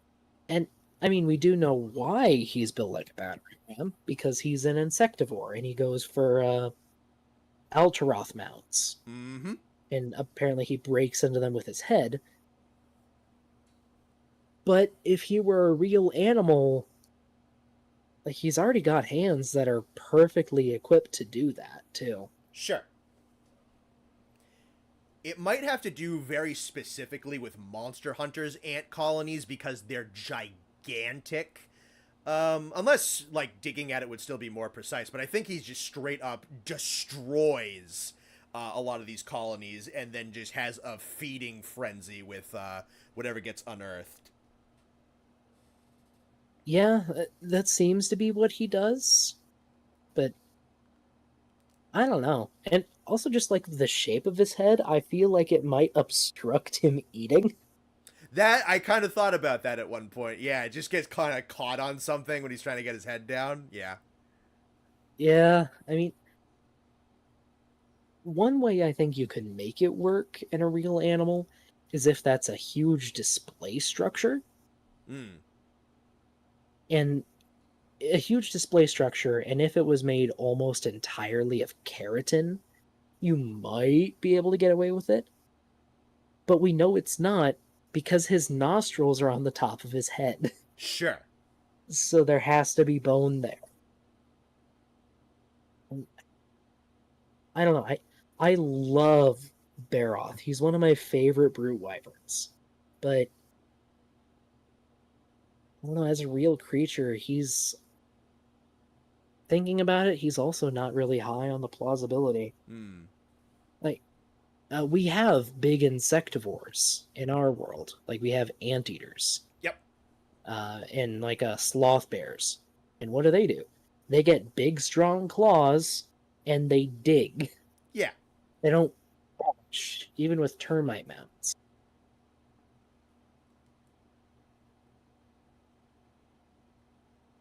Hmm. I'm not sure. He might be like a high B tier. It's because at his base, he's a theropod. It's like give and take realism. Yeah, Okay. actually, give and take realism, I'd say suits him. Sure. Because Yeah. at his base, he's possible, but I don't think he goes about it in the right way. If that makes any sense Yeah, fair for a enough. fictional creature. Yeah, and you also have the mud cooling is a really nice gimmick about him. I know that we have a Yes. couple animals in Africa that do that. I don't know if that was ever a dinosaur thing, but it's not unheard of for animals. I'd be surprised if it wasn't, honestly. Yeah, no, probably. It's a great way to take care of parasites, too. Alrighty. Ooh, big guy. What do we think about Devil Joe? Well, it's a T Rex. Well, we'll get into the other big T Rex inspired dinosaur later, but I love that he feels like he just walked out of a movie in the 40s. Like he's an old style T-Rex and he is not apologizing for it. No, this He could is. have just swam straight from Skull Island. Yeah, no, that's a movie monster. Absolutely. And actually now that I just said that, I wonder how much the V-Rex from the 2005 King Kong was an inspiration for him. I would not be surprised if there was some heavy inspiration going on there. Maybe. Yeah. I mean, what do we know about him? He has a super high metabolism and he always needs to eat. Yep. He just cannot stop eating or he will die. Yeah, and we see what happens when they start to starve is they just can't control that elemental power within them, and they go psychotic. So these things have to eat. Well, I thought the Savage Devil Joe was from a cannibal. That Like they eat the dragon organ and it makes them overload. I've heard both. I think because they sometimes like to do like, oh, like scientists are like speculating, blah blah blah. I've heard both. That one is that Savage is either starving or a cannibal. Someone could correct me. I have heard both. Ooh, and Jock in the chat just brought up his theme. Mm-hmm. Oh, his theme is great. Yeah. It's like a Disney villain. Yeah, I'm a bigger fan of the original Over the World one. I think the World one just doesn't quite hit the same. I can Interesting. agree with that. Interesting thing about the theme, and it's a piece of music that I think they pull. A lot of people pull from a lot, but I think it is. It's either Rite of Spring or Rite of Summer. It's an old classical. Let me look it up. The one from Fantasia. Rite of Spring, I think it is. Yeah, it's supposed. It's very disturbing Rite of Spring. piece of music that a lot of composers pull from. And I think there's a couple of sections of Devil Joe's theme that are almost ripped from the Rite of Spring. You know, I've never thought of that before, but thinking of it, I could absolutely believe it, and it would not surprise me one bit. Yeah. Savage Uh, is from too much cannibalism from Jock. Okay. Savage okay. Joe is a cannibal? Alright, cool, cool. I Um, prefer the genetic ooh, I fear. will say I love that when he gets enraged, his muscles just expand. Yeah, yeah. So not only do they expand, but they crack out of the scar tissue in them. Oh, it's so hmm fucking metal. And he's fighting you with exposed muscle tissue. That's heavy metal as hell, dude. Oh yeah. Eh, One thing I will say is his jaws are built kind of weird. Sure.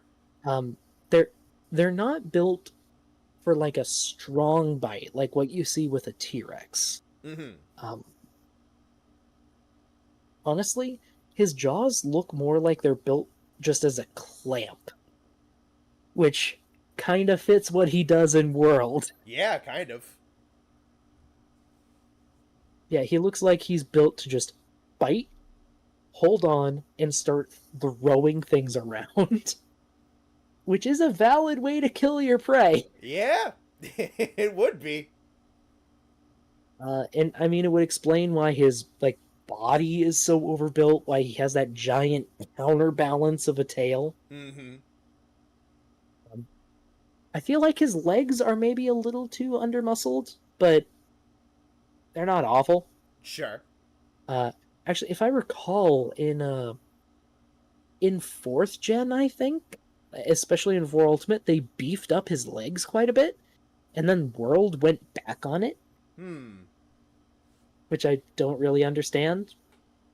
Yeah, these have they have some chunk to them, but they definitely feel like they could be a little bit bigger. Especially, I feel like Especially for how big he is. yeah, no, because I feel like World made the rest of them a little chunkier, the tail especially. Yeah, looking at an older render, it looks like he had much like longer, thicker legs. But you know, he still looks cool. He Yeah, still looks cool, especially when he gets mad. yeah. From Mr. Uh, Snappy, T Common Shark actually has a video where he shows that Devil Joe's jaws are rigged to where they can slightly unhinge. Apparently, he can't even bite through an Apsaros shell because he needs acidic saliva. Yeah, so that would mhm. make sense that it's not a crushing thing. It is a breakdown with acid and smashed its bones into a million pieces type of ordeal. Yeah, and if you can't bite through it, just grab onto a soft part and whip the body around. Yeah.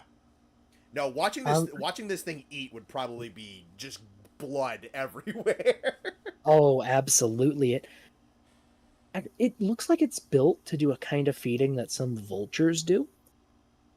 There are different types of vultures, and there's one type that just latches on and starts shaking its head and ripping off bits of meat. Mm-hmm. I feel like that's what Devil Show does. Mm.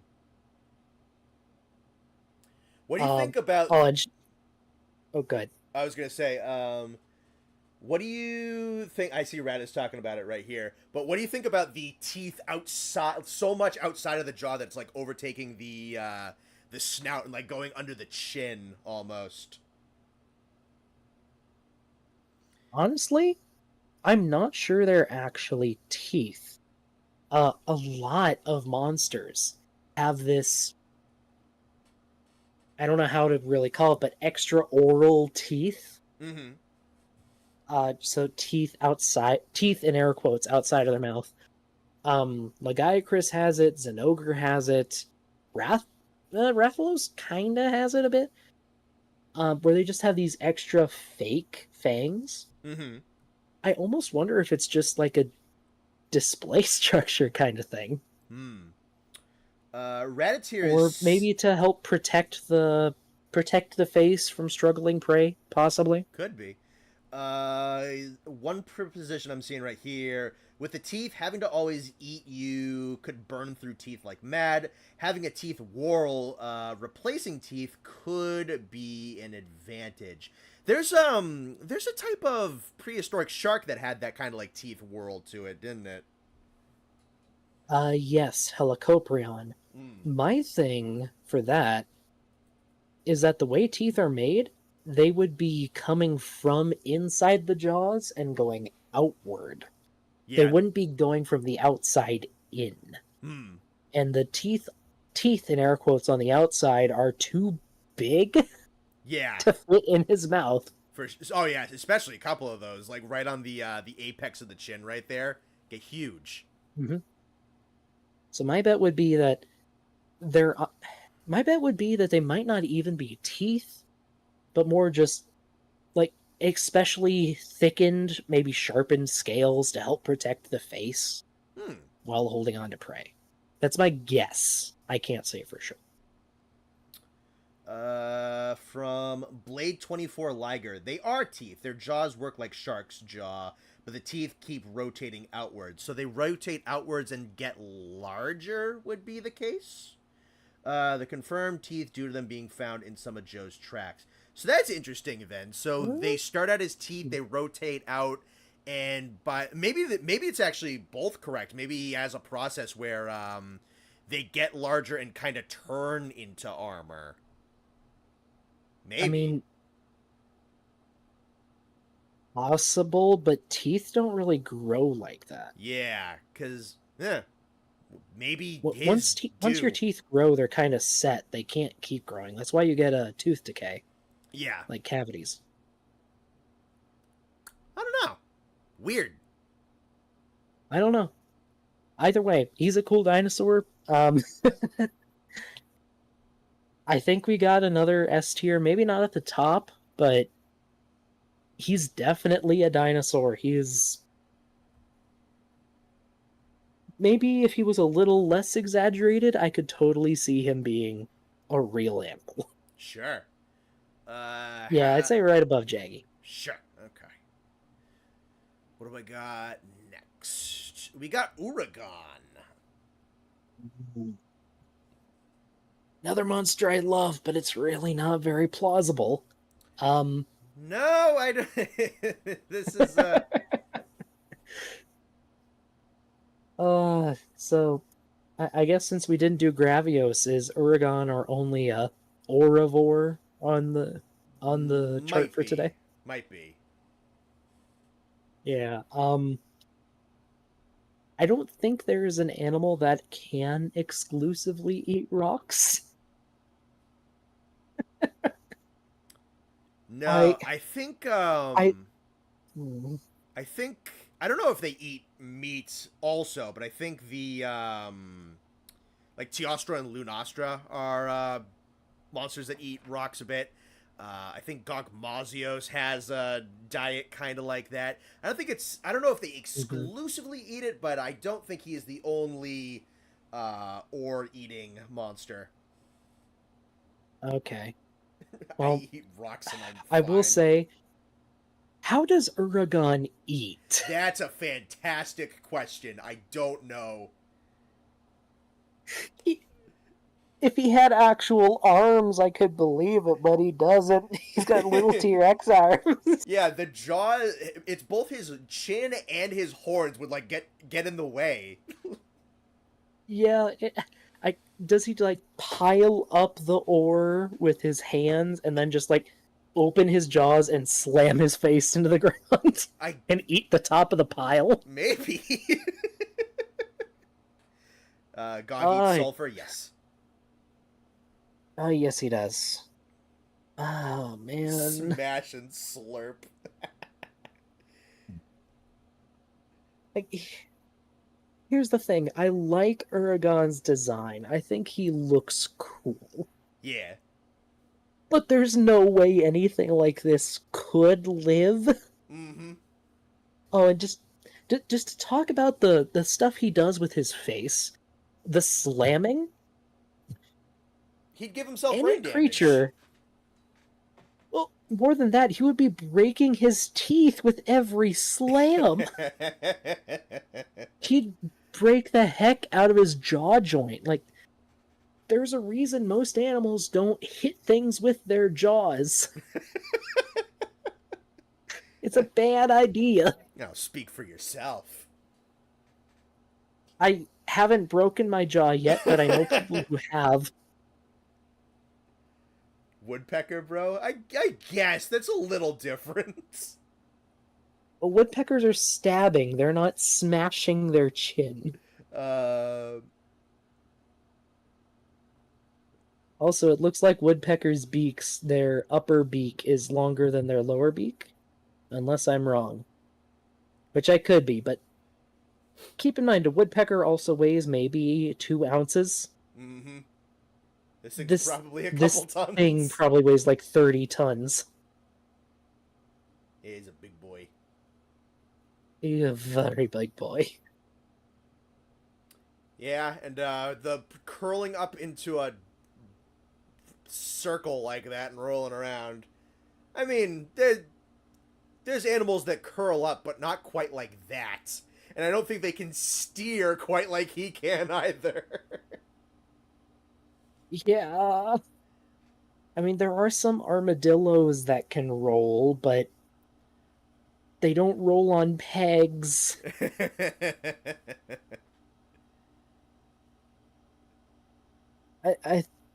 I'm sorry, Oregon, but I think we have a new king of F tier. And by that I mean you're at the bottom. You're worse than the lava fish, because at least the lava fish can eat.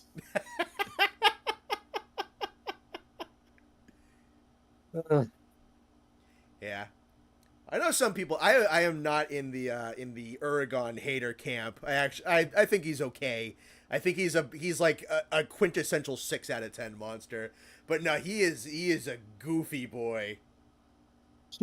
He's a fun fight if you have a hammer or bowgun. Yeah. He sucks for most anything else. Kind of counter-picky. Also, shout out to the 3rd gen volcano theme. Oh, shout out to the 3rd gen I think he's one of the first. Well, yeah, I'm so happy they brought it back. Alrighty. Ducks. Ducks. And here we come to a real animal. Yeah, pretty much. Oh, you can't not love the gargoyle. No, they're great. The honks, the little cast they have, the little arms. Yep. They poop eggs when they're scared.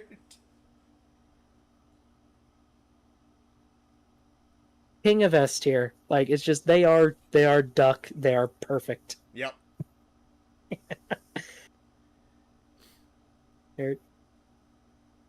Yeah, I mean, it's literally. I mean, it's a little bit like fluffier and more rotund, but like big, flightless, long-necked birds. That's something we have, and this one's just more like a duck. I mean, it's something we had too. Yeah.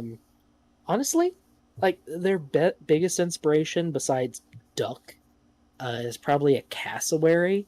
Mm-hmm. And honestly, they just look like a light-hearted version of a cassowary. They're even about the right size, actually. And I love you can kick them from behind and they drop their egg. Yep.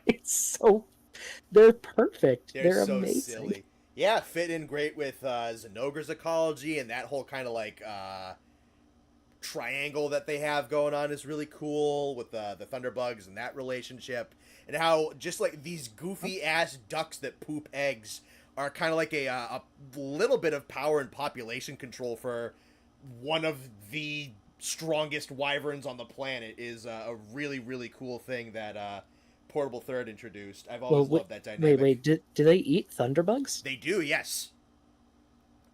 I didn't know that. Yeah, they are the biggest natural predator of the thunderbugs. So somewhere along the line, thunderbugs congregated around Zinogre, because Zinogre were the natural predator of Gargwa.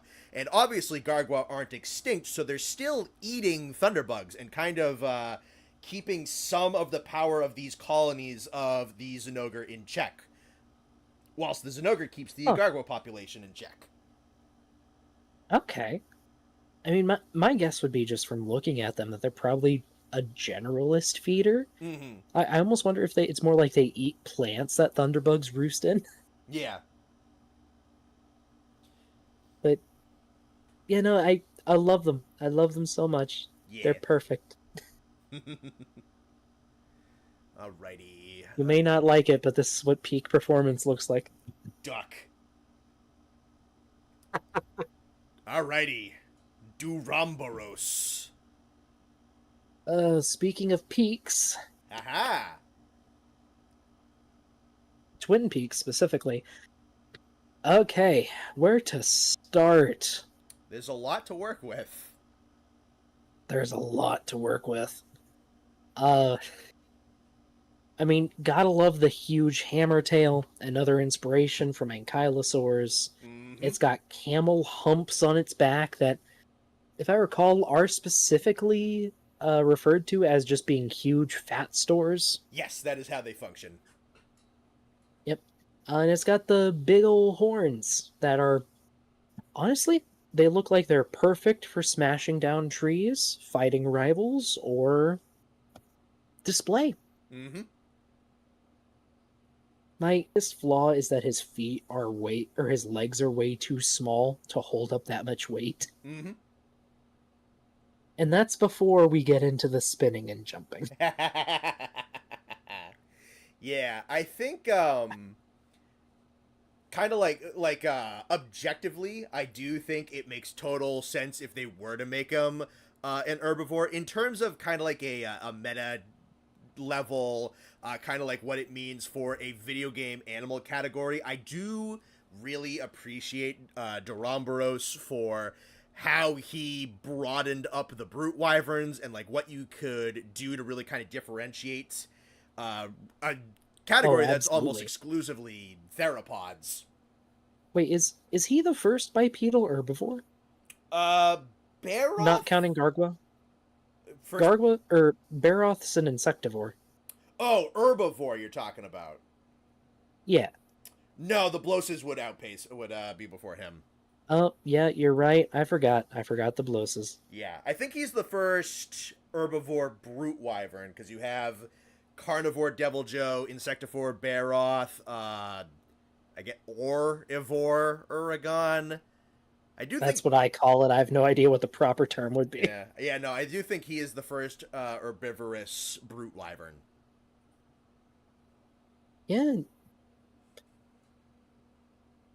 The only problems I have with him are the legs and the jumps.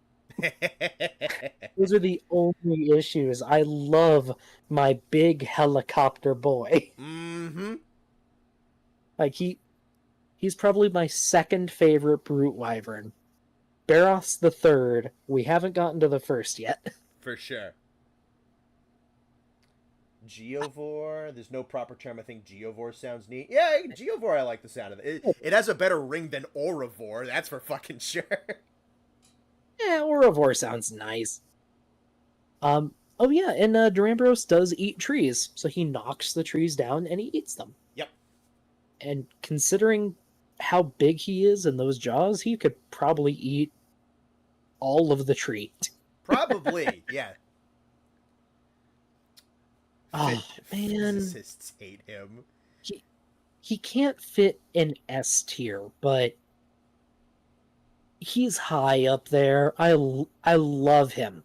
Mm-hmm. You know what I want? I want him to come back in a more modern game, and I want to be able to climb him. That'd be fun. And just like go on a safari on the back of a Duramboros. Just ride on the humps. Yeah, that'd be great.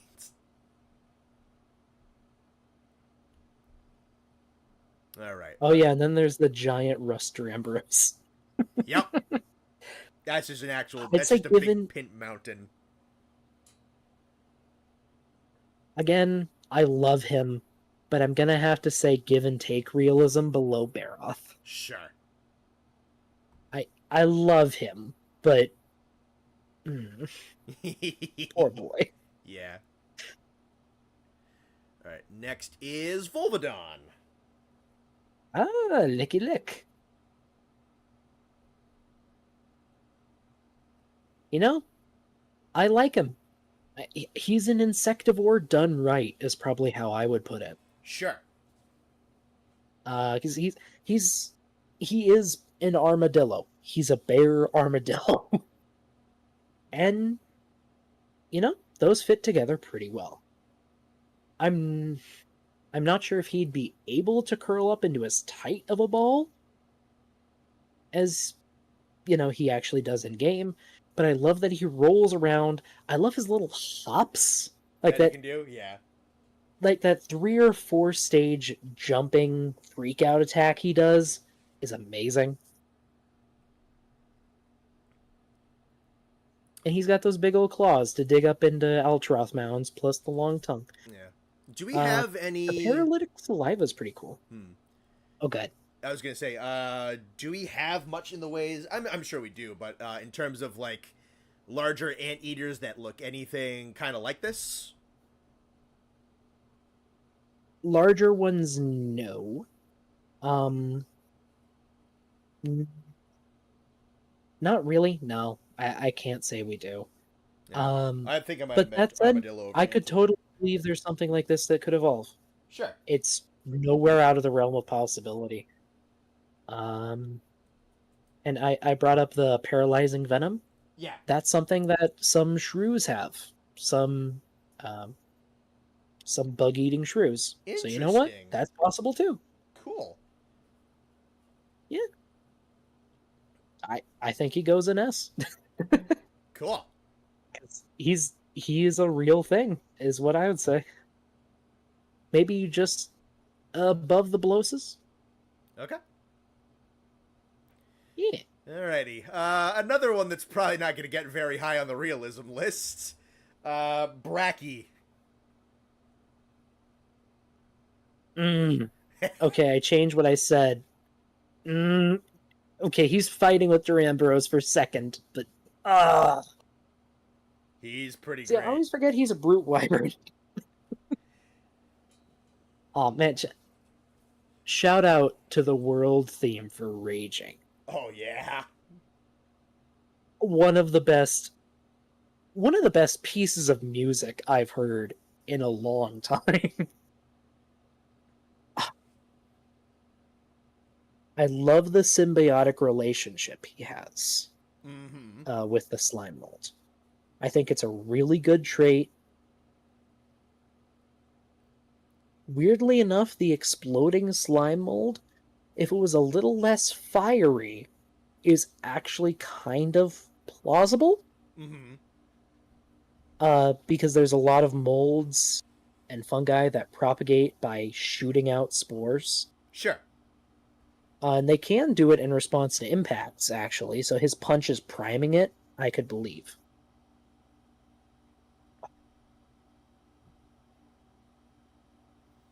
Yeah. The punches are kind of tough. Yeah, you don't really get theropods with arms like that, do you? No, but that's not to say it couldn't evolve in theropods. Okay. There are theropods that definitely evolve for, like, clawing, but not punching. It more so just seems to be, like, a hand structure thing. Yeah, I think it's... because he does have fingers under there, so it's almost, like, that gauntlet-esque thing is almost kind of, like, overgrown over the actual hands. You can kind of see it a little bit with this render, but he does actually have opposable digits underneath the pounders. Yes, and if I recall from a T-Common Shark video, doesn't he, like, he pulls the fingers in before a punch? Something like that, yeah.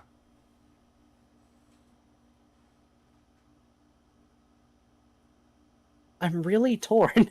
Mm-hmm. Like, this is another thing where it's kind of like the Bloses, where this is not something that would evolve on Earth. Sure. but it's something I could see evolving. Um, and actually, in regards to the exploding mold, I could believe that the spores maybe have a lower ignition temperature than the slime itself. Mm-hmm. And since I got you back. Hang on. We had another hiccup right there. could you pull up the list, the tier list again? Sure. You might actually, just for the sake of chat. That could be why it explodes, since he lives in a volcano and it's really hot. Mm-hmm. Yeah, no, it happens. We got them in little pockets. Yeah. So just give it a second. Oh yeah, and he is emphasizing that the explosions are to break up armor, which I could kind of believe. Most of the creatures in the volcanoes are heavily armored. He's a predator. Yep. I mean, heck, the Rhinoplos are armored. I could believe it. Yeesh, OBS is freaking out with dropped frames right now. I'm just gonna let it keep kind of playing around before we do anything. It always corrects itself, but it's having a little bit of a panic attack right now. Jeez. Yeah, well, every time we get the little lag hiccup off of the internet going down, the frame count on OBS just kind of has a little bit of a panic attack. So we'll just give it a second. It'll rectify itself. It's just kind of going up and down. Sure. Yeah. Oh, yeah, and he seems to hunt Ignactor too, doesn't he? Seems to, yeah. Or at least fights Ignactor. Yeah, that's the interesting thing. I see a couple of people pointing out that a theory tossed out by Unnatural History Channel was that he was another, if we want to call them geovores. But there's a lot of evidence of him hunting down animals. So is that a food thing? Is that a hyper territorial thing? Is at least an interesting question. Mm-hmm. Oh, and I just remembered, in his world introduction, he blasts apart an Uragon too. Oh yeah. Yeah, maybe. Maybe he just punches and then stuff explodes because he punches hot things. Yep. Him one-shotting things is a joke. In every ecology video, and the victim has several bits of slime, so many punches. Yeah, probably like what he was talking about a second ago is you have a lot of very heavily armored monsters out there in the volcano. You got Gravios, Uragon, Ignactor's, even that, like when his armor cools, is pretty tough. Is probably, yeah, at least partially functions as an armor-destroying tool. And you know, if he's a macro predator like that, so hunting prey as big or bigger than yourself, I mean, I could see that being a reason for the extreme adaptation of having rocket fists. Yeah. Like, literally punch through the armor and then detonate. Alright, looks like there's still a little bit of drop frames, but I'm getting decent connection, and let me actually turn up the volume on my phone. Okay, so that sounds alright. Okay, yeah, so it looks like it righted itself. Okie doke. Alright, so where do you think for Bracky? It's really tough. I'm gonna go by the logic of the world. A world where this thing could evolve. Could I see this as a real creature? Mm-hmm.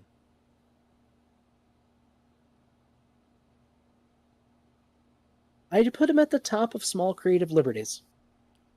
Okay. Because I can see how it could happen. Sure. Alrighty, next up is Najarala. Ooh, okay. There's a lot to love and a lot that's kinda about this guy. Sure.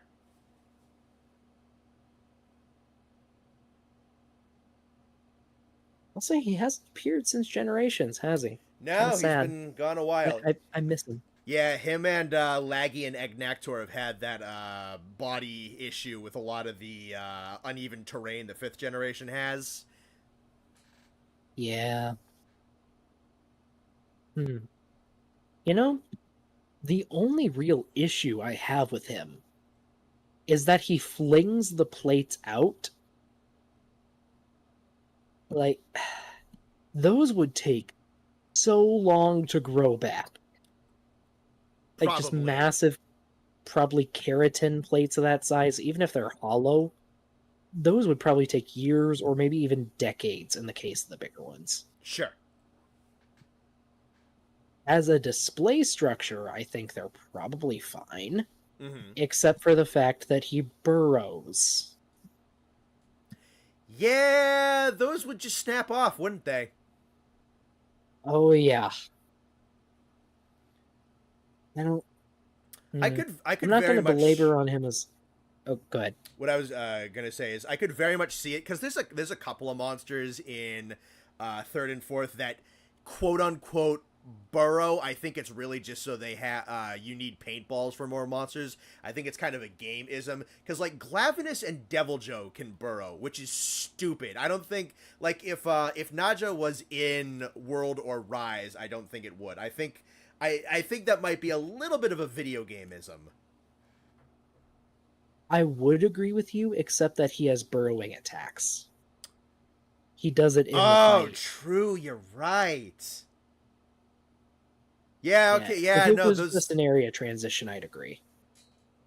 I forgot. Yeah. Yeah. Yeah. Yeah. Yeah. Those would just get destroyed. Yeah. And I feel bad saying it because I love the monster and I love the inspiration. Like it's a pretty open reference to the Aztec god Quetzalcoatl, For sure. which the feathered serpent, and like the flinging plates off and causing a sound to make them explode. It's a really cool idea, Mm-hmm. but it's just not biologically possible, even in a weird world like Monster Hunter. Sure. Uh, he's gonna be low, unfortunately. Yeah. And then you have the limbs, which, if look taking it from a real world perspective, wouldn't make him an actual snake, but you do have like low belly dragging, long bodied quadrupedal reptiles. Oh yeah. I mean, you have everything from skinks, which actually, now that I think about it, are some of the only animals that can semi-swim in sand. Mm-hmm. Yeah, you have skinks, you have amphibians with tiny limbs that burrow or crawl on land, little lizards that do it. No, it's definitely possible.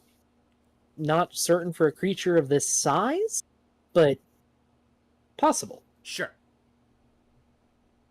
All right. Let's bring him up. Top of pure fantasy, honestly. Okay. And I feel bad for saying that because I love the monster, Yeah. but Well, bear in mind, chat. This is no bearing on quality. I mean, they're not making a fuss about anything, but yeah. yeah. Yeah, if this was just on how much I liked the monsters, it'd be pretty different. For sure. For sure. No, he's a great monster. Yeah. Alrighty. Next up is the Celtis and Celtis Queen. Oh, heck yeah. So we're coming back hard with a couple topics we've talked about before. Mm-hmm. The giant bugs and the sexual dimorphism. Absolutely. Insects, especially among animals, often exhibit extreme sexual dimorphism, sometimes so much that they don't even look like the same species. Yeah. And that's exactly what we see here. I love with their designs, though, that you can see how each part of their body is the same part of the body. Absolutely. It's just shaped different. Like, Celtis Queen has a point on the top of her head, Celtis has pincers on his abdomen and the modified forelegs. Like it's done so beautifully. Mm-hmm. Oh, and maybe I was wrong on the reference for Najarala, according to some people in the chat. I could be. I always thought it was Quetzalcoatl, but I don't know every deity. So my apologies if I was wrong. Um, Going back to the Celtices. In this weird and wacky world where gravity is apparently a fraction of what it is on Earth, and where oxygen levels are high enough for big bugs or Delameter's insane flame tornado. Yeah, no, in that world, this is totally plausible. We got Sure. another S tier. Nice. And ah, I love too, just like the train-like sounds that they chose for Celtis Queen. Mm-hmm. Like it feels like a walking tank, and I love it. Sound design on point. Oh, yeah. How high up are we going? Ooh, I'd say right up there with Volvidon. Okay. Yeah, and of every example I can think of, especially if you have the dimorphic insects, the female is almost always the dominant, yeah? Almost always, yeah. There's a few reasons for that.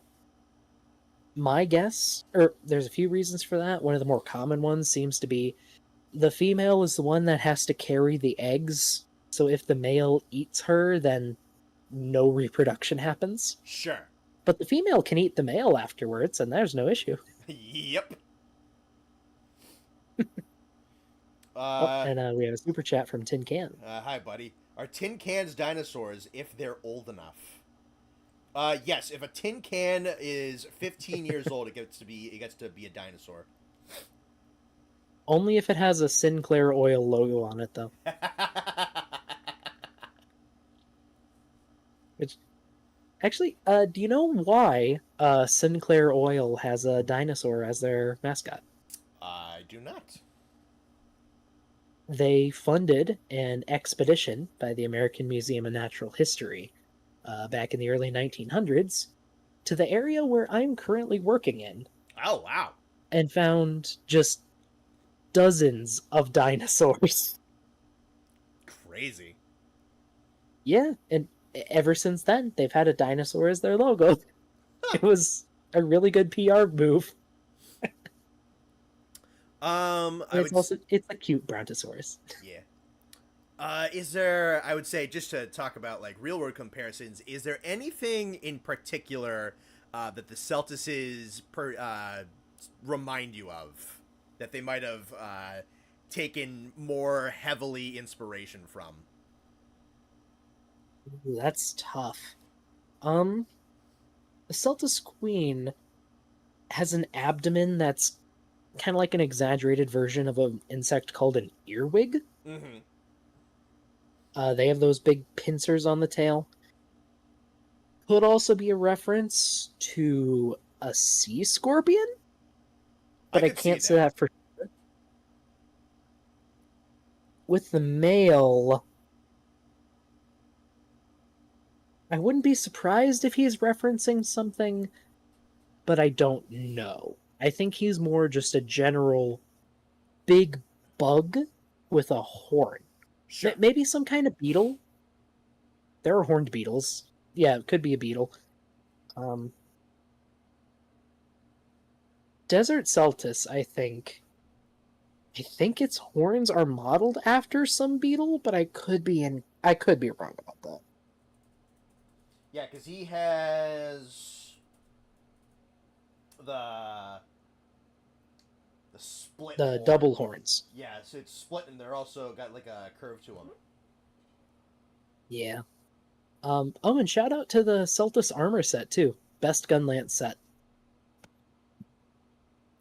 Actually, a lot of good weapons too. Now that I think about it. The double drill dual blades has always been great. The drill rocket hammer. Yeah, great gear. Celtis for wilds, absolutely. Stag beetle for desert Celtis, yeah, I can see that. Yep, I'm gonna look up a stag totally. beetle real quick. I mean, Oh, someone's even getting saying from big its name, thorn beetle for normal Celtis. thorn beetle. Let me look it up. Oh, I kind of see it. Oh, no, okay, yeah, it looks like some species. I absolutely see it. They have a big prong off their front of their head. Yeah, different direction with what I'm seeing, but yeah, it's a similar shape and color, right? Especially the green, yellow, and red with what I'm seeing. Yeah, this might be, yeah, cool. Yeah, Uh, neat. so Bugs are place cool. bugs are cool. They're also nightmares. The bug realm is the nightmare realm. Oh, absolutely. those are horrible, horrible monsters that just murder each other all day long. Oh, here's a little mind freak thing for the people in chat. You are one of the largest animals alive today, Yeah, at least compared to all the other species. it's weird to think about, but yeah. Yeah, we're in the top 2,000. Alrighty, what do I got next? Do you got? Tetsukabra. Oh, big frog. Frog. Ah, man. Okay, taking away the rocks, I Mm-hmm. could absolutely see this being a real creature. Yeah, S he's. tier, absolutely. Yeah, I mean, he is a frog. Pretty just straight up. Minus, like, the Yeah, a scales frog and the with big shell. tusks. Um, w- we do have to talk about the rocks, though. Sure. Just holy hell, this thing must be so built to hold the rocks it does. To pick them up out of the ground like that, yeah. Yeah, speaking as someone who has to work with rocks every day for a living, rocks are heavy. Oh. But I do love that he picks up boulders and then crunches them. I Mm-hmm. have no idea how he does it without hurting himself. It's a good question. I mean, even with like all that power that like the jaw just looks like it's built powerful. Like it could crush every bone in your Oh yeah. body without even really trying. I mean, not knowing anything about this guy, I guess it's an insectivore. Like this looks like it crunches shells or maybe a crab eater. Yeah, I could see that. Probably Like something that hunts Hermitar very often, even though they don't have. There's some crossover with their games. that would absolutely fit.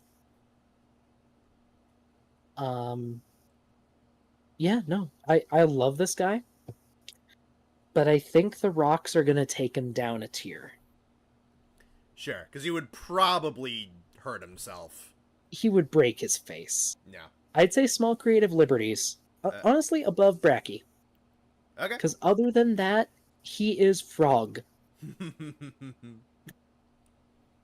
Next up, we have Zamtrios.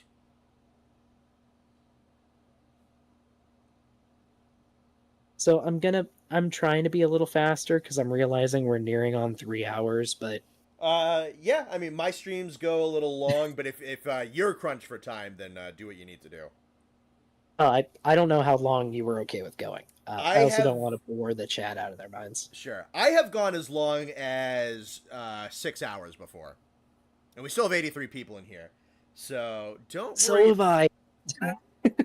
don't worry about it too much. But if you All wanna right. if you wanna be a little expeditious, then go ahead. Okay. I love Zamtrios, but he is definitely the less plausible of the frogs. Yeah, sure. Detaching my personal opinion, I don't know how he does that ice armor without dying. Like, that would suck so much heat out of your body. His Mm-hmm. blood would have to be antifreeze, which isn't impossible, but not very likely.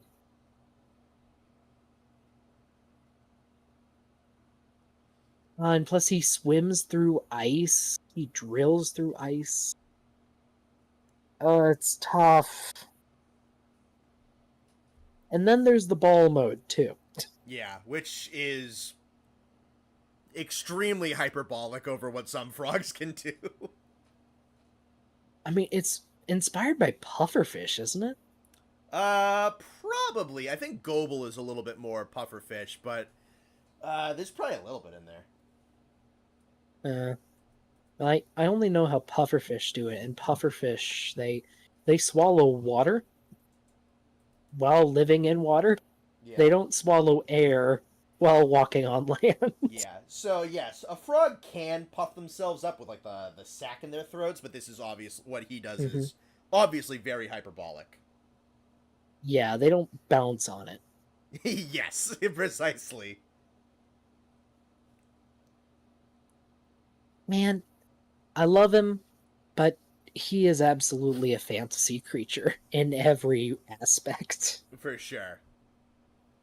If it was just the base Zamtrios, no ice, no nothing, I could maybe see it being a plausible creature. But the forms take it out, unfortunately. Sure.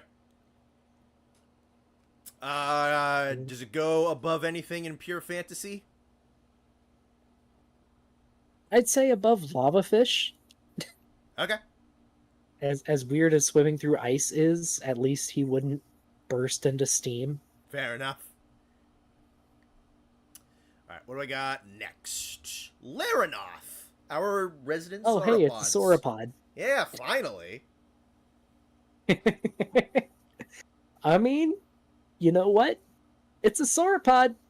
Yep. It's a big sauropod, but it's a My only thing is the head and tail are way too fat. Otherwise, love these guys. Yeah. And I love that they're a living musical instrument. Kinda, yeah.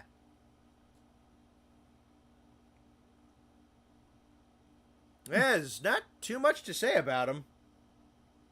No, They are unfortunately, sauropods. it is a musical sauropod. And don't get me wrong, sauropods are really cool. And actually, I'm just noticing something.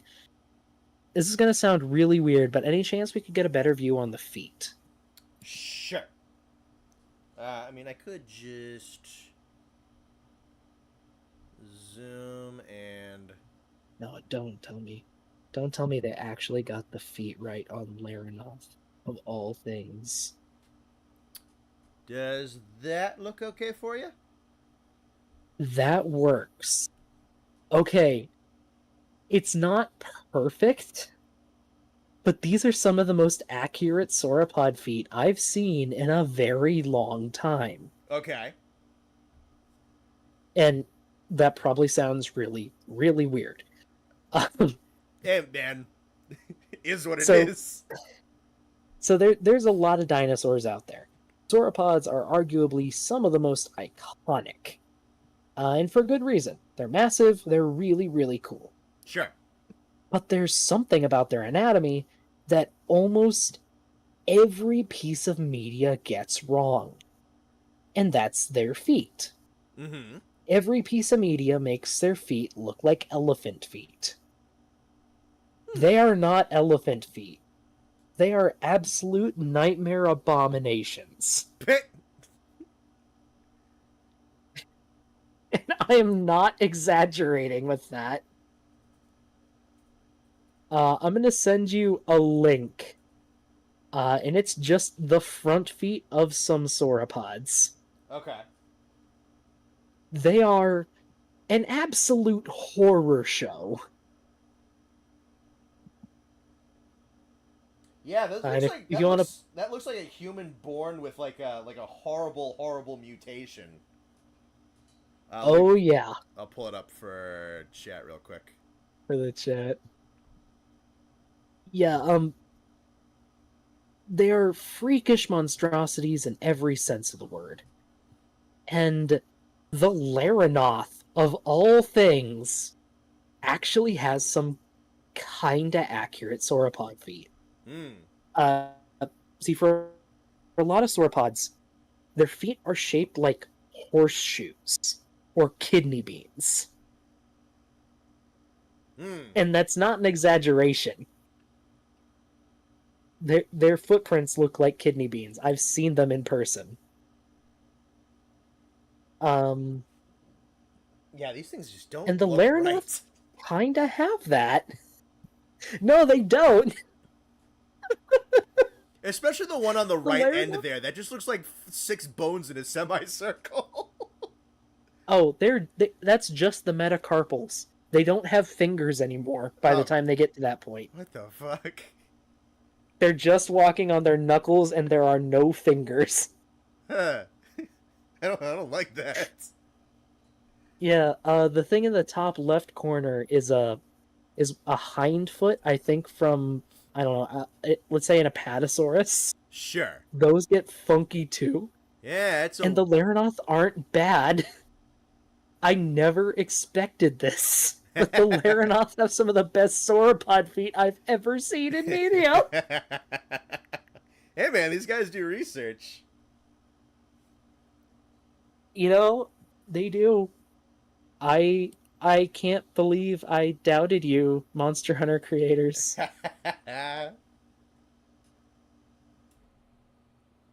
It's just for that S. Absolute S. They are just below the duck. Just below duck. What a list. They're below duck.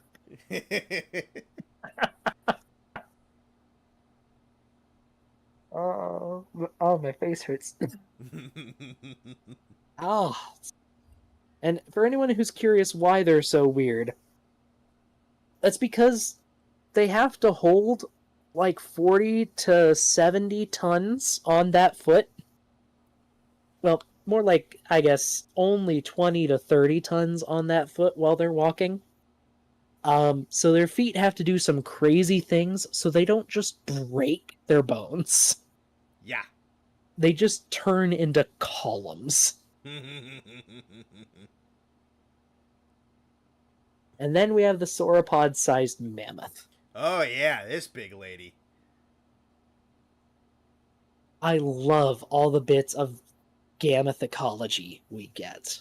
I love that it lives with Popo, that it protects Popo. Yep. I love that it just stands in the cold and sleeps standing up. Mm-hmm. Because it'd be colder to sleep on a bed of snow. And I love that it doesn't take shit from anything. It No. will fight a Tigrex. And I'd probably kill one too, fairly consistently. Oh, absolutely. Elephants are some of the scariest things to piss off in the animal kingdom. Yes. Let alone one bigger than most sauropods. That's armored.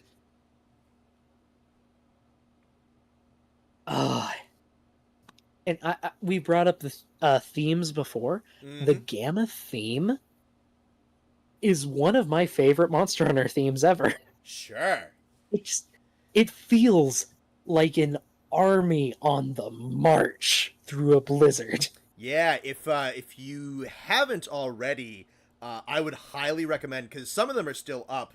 They've played her theme live at a couple of the Monster Hunter and like orchestras that they do, and I love how the track is composed. I feel like the way like music mixing in Generations works doesn't always lend itself to something really big and weighty super well. Some of the live renditions they've done of Gamma's theme just sells how gigantic she is, and it's very very good. And like I said, it's like a marching army, but it also feels like a gathering blizzard. Yep. Love it. The head armor? I actually really like the head armor, too. We don't have that in any proboscideans, like elephants and mammoths that Sure, I sure. know of. But I could totally see it happening. At least a thickening of the bone up there for protection. Um, and this actually brings up, or lets me bring up something I really like, or a really neat fact about mammoths. Remember how I said that Zamtrios would need to have blood made of antifreeze? Sure. Mammoths had antifreeze proteins in their blood. Okay. Yeah, and we know this because we have preserved mammoth blood from frozen mammoths in like Siberia. Sure. But there's proteins in there that that drastically lower the freezing point of the blood, and that's probably why they could survive on the huge steppes that they loved. Gammoth probably has something similar, considering how much like mammoth she is. It would make sense for sure. Especially because Yeah, she has to, like, store that kind of frigid wind and whatnot in her body because she uses it as attacks fairly often. yeah, she does. That is one thing I maybe don't like too much. Um, but well, at least personally, what I think is happening there is she's just blowing air out of her trunk to try to blow you away, and it kicks up snow. Yeah. That, or I think she also takes some in her trunk and then shoots it back out. Because sometimes she'll stick her trunk in the snow. You know what? I could totally believe. No, that is what she does. She pumps snow into her trunk, and then she blows it over her feet too, Yep. as protection. Which, weird as it might sound, snow is actually a very good insulator. So Yeah, that's what caking that igloos snow are. around your extremities, I could believe that could help with Mm. keeping you warm. She's she's built like a steel mill. She's armed to the teeth, and I love the bright colors. Honestly, They look great. they look so great. Another S tier. Another S tier, I think. Nice. I I love mammoths, Mm-hmm. and I love Gammoth, and she is criminally underrated. Oh, I would agree with I'm that gonna 100%. I would put her at the top, the top. Cool. Love her, love her. I want her back. Yeah, I am excited for the potential of her coming back in Wilds. I I wish they brought her back in Iceborne, Mm-hmm. because the Hoarfrost Reach, at least the more forested part of it, that is perfect for her. Yes. And it makes way more sense than the second gen mountains, to be It was, honest. those mountains are dumb. They're so tiny, she barely fits. Yep. Yeah, no, it's definitely a case of like the fifth gen maps. They didn't totally get rid of like the sectional battle arena aspects.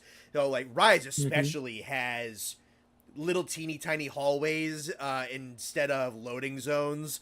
So Yeah. they talked about it in those interviews they did with the 20th anniversary. The Gammoth was just kind of too big for the map transitions. Getting into Wilds where we're getting these nice big free range open areas, I think we might get her. We might get her back. Yeah. You know the avalanche zone in the Hoarfrost Reach? Yes. Now I'm just imagining you set that off and a Gammoth just stands there Oh, it and doesn't do watches you shit. fall. Yeah, that'd be sick. No, she lives that every day. Have you heard the theory that Gamma's shoulder eye spot is meant to mimic the head of a giant elder dragon? I have Huh. not. Gamma's I shoulder mean, that's eye kind of neat. spot. Huh. And then, It's kind of neat, but eh, it could also just be a big display. could be. Yeah, the only predator I see Gammoth fearing is Euconlos. Yeah, that's probably it. And that's an ultra rare elder dragon tiered Yeah. animal. Um, of the Fated Four, Oh, which member of the Fated Four do you think would have the best chance against her? Besides another Gammoth. Probably Glavenus.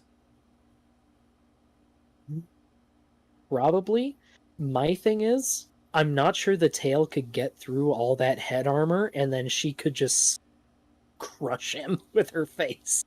Could be, yeah. If but anything, the tail hits the flank. I think she's probably dead. I don't think. At Well, least crippled. yeah. Well, Yeah. I think there's very very few things that could realistically survive that tail.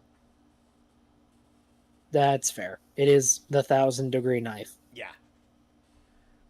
Which looking at the tabs on my computer, I think the boy's actually next. Yeah, spoilers. Okay. All right. So, one thing I will say is Glavenus is a reference to a dinosaur I never expected them to reference. He is not a T-Rex. He is a Carnotaurus, Yep.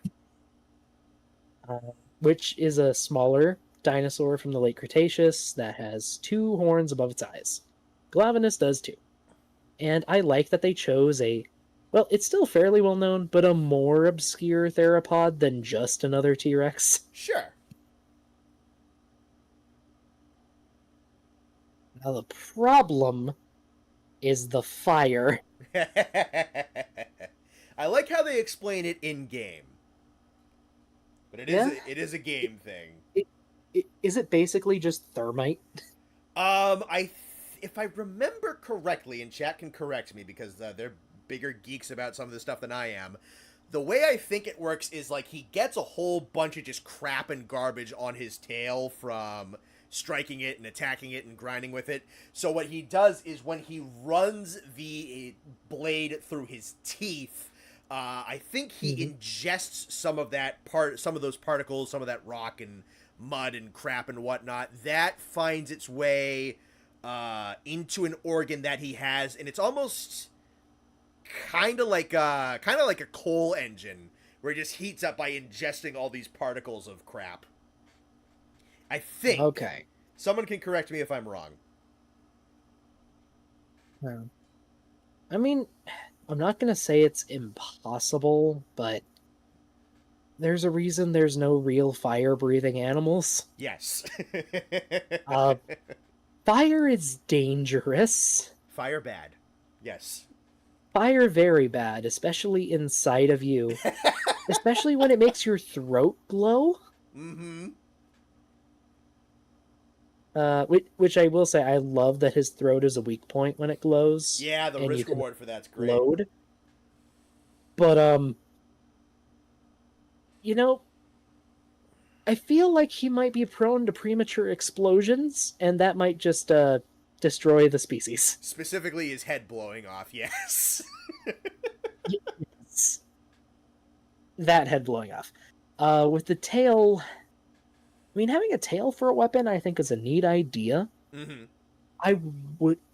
I have no idea what it's made of, unless it is just metal, because it sparks. Yeah. And he sharpens it against metal deposits. It could be something kind of like a Kashala Daora, where we have animals in this world that have some kind of biometal. Like the snails around hydrothermal vents. Maybe? Are you telling me the fire eaters at the circus are liars? Well, they do something special, but that can go very wrong too. Mm-hmm. And like, my thing is, if the tail is metal, that's gotta be so heavy. Yes. Like, even if it's only like an inch thick, this thing has a billboard for a tail. Yep.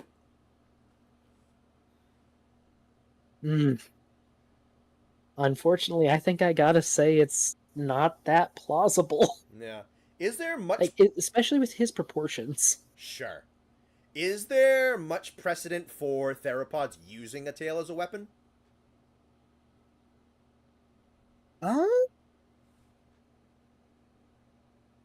Not commonly, but hypothetically they could use their tails as weapons. Hmm. So when it comes to theropods, a lot of them, their tail is actually fairly stiff, Okay. at least when it comes to side movement. It's heavily reinforced. And most of the mass is right near the base. Because the way their leg muscles work, their equivalent of our gluteus maximus Okay. actually goes into their tail. Okay. So that's where most of the muscle is. And then the rest of the tail just kind of wags behind as like a balancing tool. So it's not super heavy. So it wouldn't be a good weapon against something their size. But hypothetically, it could be an okay weapon against something smaller. Okay. And then this is just like that to the umpteenth degree. It's honestly, it's just way too big. Yeah, no animals should be able to move like he does. Well, not even that. It's just he wouldn't be able to stand like he does. He should be standing like a 1930s T-Rex. With the tail dragging on the ground. Yeah. With a tail that size, absolutely. All right. Where do you want to put him? Ugh. Heavy suspension of disbelief just above Barioth, honestly. All right. Oh, poor boy. Great Macau. Oh, finally a proper feathered raptor. Yeah. Ah, man, I freaking love this guy. I love this guy. Who doesn't? Okay, first, his theme. Is so fun. The best raptor theme. Yeah. Not that he has a ton of competition, but the best raptor theme. I love his hoppy personality. He goes all in on the personality. Super heavy He's got the little hops, the little roar he does before he jumps, his angry roar. I love the little punches he does. He's a kangaroo raptor. Yeah. Like the little plume of feathers, that's exactly what I'd expect of a display structure, and you don't see it on the little macaws. I freaking love this guy. And as far as plausibility goes, I'd say he's probably actually pretty up there. Sure. Yeah, I'd imagine you don't. I mean, go ahead. I was gonna say, I'd imagine you don't have any dromaeosaurs that are like balancing on the tail, but the use of kind of like the lunging and kicking is not unprecedented. Yeah. Lunging and kicking, absolutely believable. The balancing on the tail, yeah, there's no dromaeosaurs. The idea has been proposed for a few dinosaurs. Interesting. And by proposed, I mean immediately shot down. Okay, fair enough. Because most dinosaur tails are little rods that one could not bear the weight, and two, there is no way they could balance on them. Mm-hmm. Unless they were like better at balancing than unicyclists. Sure. It honestly would be like taking an average person just throwing them on a unicycle. Yeah, this one's got a nice big flat tail with all those spikes for probably a little bit of extra grip or weight distribution or something like that. Yeah, it's super heavily modified, and that would work. That would do it. Sure. In fact, I said before the tail is heavily reinforced. In theropods, they're reinforced with tendons. I could totally believe that its tendons have evolved to just act like a spring. Sure. They already do when it's running. Why not do it to hop off the tail? Honestly, it's another S tier. Yeah, what a great monster. It's a hopping good time. Haha. I'd say just above Tigrex. Cool. Back. And actually looking at the list, I think Jaggy's too low. Maybe Jaggy just below or just above Larinoth. Right there. Yeah. Yeah, I think we just kind of dropped him in there earlier. Yeah, might have. Alrighty. Last fourth gen, Oh boy. Nakarkos. Oof. Where to start? Cuttlefish There's cephalopod god. Cephalogod. Yeah, yeah. There's so much to love with him, and there's so much that's just, what the heck is this thing? Yeah. Um, we were already having problems with stuff swimming through sand, and now we have something that swims through bones. Uh, I guess to start, covering itself in bones is actually pretty realistic. Mm-hmm. Um, there are plenty of animals, especially invertebrates, that adorn themselves with adorn themselves. Probably the easiest example is hermit crabs. Mm-hmm. They just go into another shell or a bottle cap or whatever else they fit in.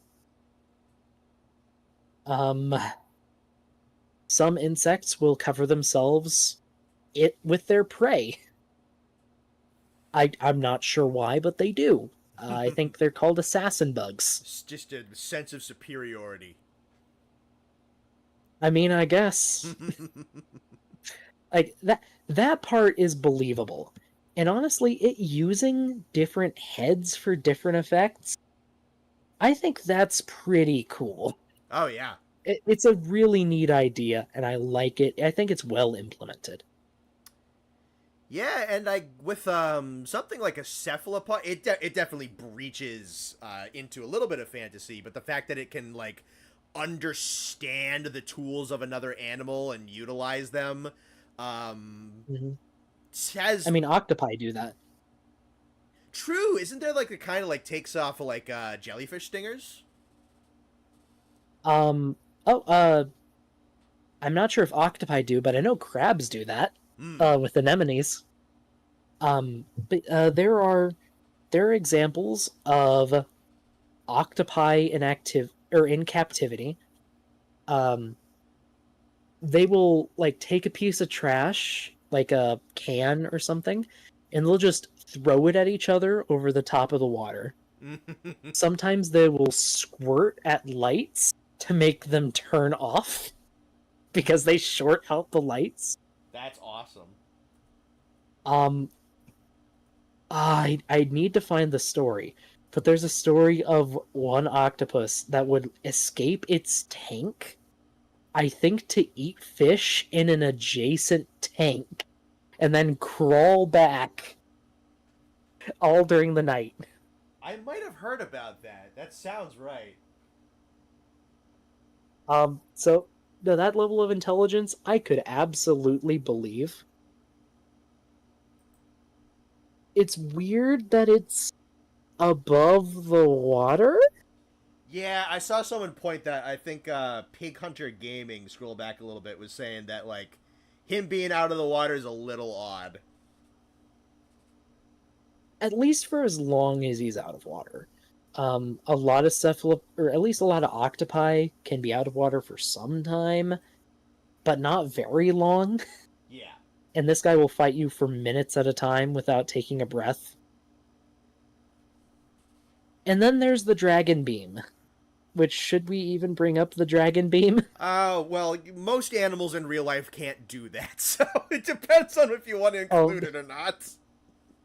They can't emit a glowing red explosion that can destroy mountains. Yeah, maybe some breeds of giraffe, but you know, other than that. He's got great ideas, but no, this thing does not exist. Mm-hmm. Uh, If we get a game with I do underwater love back, that the heads have personality, though. yeah, yeah. If we get underwater back, I could see the Carcos returning. Yeah, I think he'd fit. underwater at least. Yeah. Good luck escaping him and not dying, but we've done it before, I guess. Yeah. Alrighty. What are you thinking? I gotta say another heavy suspension of disbelief. Sure. Maybe at the bottom, just because of all the stuff he does. Fair enough. Oh, and I just realized, Devil Joe does have dragon breath too, Yep. but I could believe it's just bad breath Great. Now I got chat from talking all the about rotting meat giraffes. he devours. Yeah, it's a good point Oh, how from. dare you! I got a good point from Adrian Baker that yeah, no, the cool little tidbit, even though they are from different generations and haven't crossed over in terms of game, but Nakarkos and Cedius have kind of like a natural rivalry with one another, which I think the Nakarkos will sometimes go after the Cedius calves, but the adults are capable of killing Nakarkos, which is something I would love to see actualized. Isn't there something like that with Goble too? Goble have Like we only fight baby Goble. Yes, I believe that's true. That the only Goble we have seen in game are extremely young ones that have not gone into the deep ocean. Which is horrifying. Yes, yes, it is.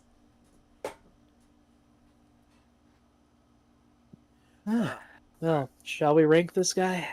If you put Oh, we did. Yes, you did. We're gonna move into 5th generation then. So winged drakes in general, I just took Murnos from the ancient forest. Oh, look, it's a pterosaur. Pretty much. It's a pterosaur. Pretty much.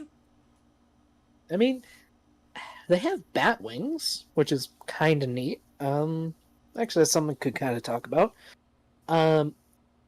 So people in the chat, back in middle school biology, you might have heard of something called convergent evolution. That is when two different creatures evolve similar traits for the same purpose.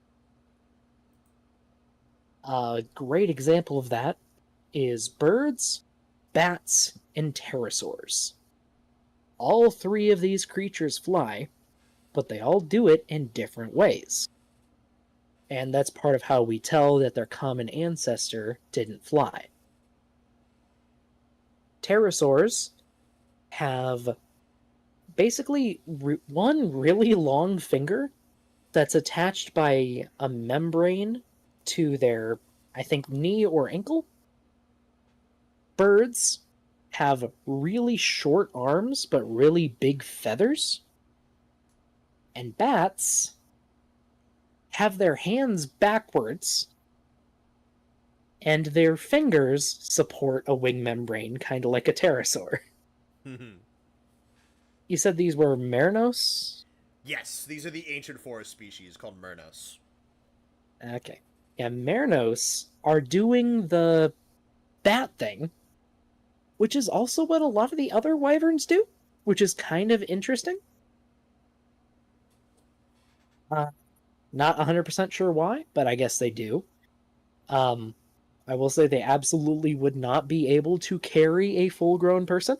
No. That's a very, very common trope in a lot of media with pterosaurs, that they'll pick up people. First off, their feet can't do that. Pterosaurs in general have extremely screwed up feet, but they could not grab something like that. And they couldn't lift a human either. The largest pterosaur to ever lived, I'm good at talking. The largest pterosaurs ever probably weighed at most 500 pounds and were the size of a modern giraffe. Which, first, is absolutely horrifying to think about, but that's also absurdly light. For an animal Like that size, yeah. Yeah, and actually, That's Quetzalcoatlus, yeah? yeah, Quetzalcoatlus. Yeah, no, that's a big animal. And there's the perfect piece of art to just show this to people that I'm sending to you now. Absolutely horrifying, but a real thing. Sorry.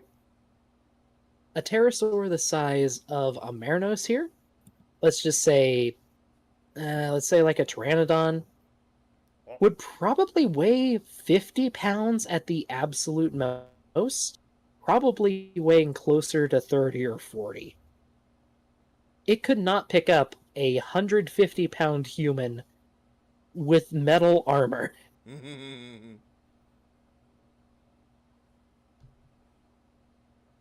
And I'm just waiting for the chat to experience horror before. It's so lanky too. It's I don't like how it's proportioned. Oh, that's an outdated reconstruction. They were proportioned even weirder. Ah, that's weird. Oh yeah. Pterosaurs have freakishly massive heads. Mm-hmm. That head is way too small. I'm shocked it could fly with wings like that compared to the rest of its body. Well, like I said, it only weighed like 500 pounds.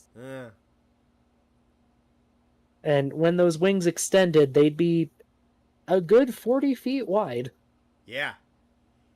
By comparison, it looks small, but yeah, that's so freaky looking. That looks like an Elden Ring enemy. It really does.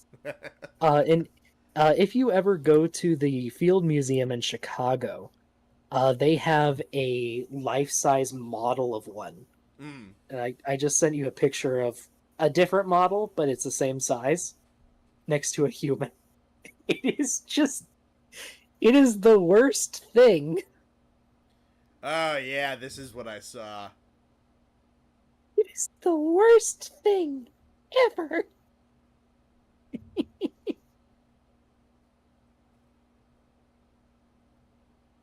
Oh yeah, it was in Prehistoric Planet, some of the best segments. The freaking honk is amazing. If you like learning about dinosaurs in a kind of, what would you call this, media context, there's a channel, folks, called the Skeleton Crew. It should pop up if you search Skeleton Crew Dinosaurs. They're currently going through all of the dinosaur designs from Jurassic World Evolution 2. And they're a group of actual paleontologists.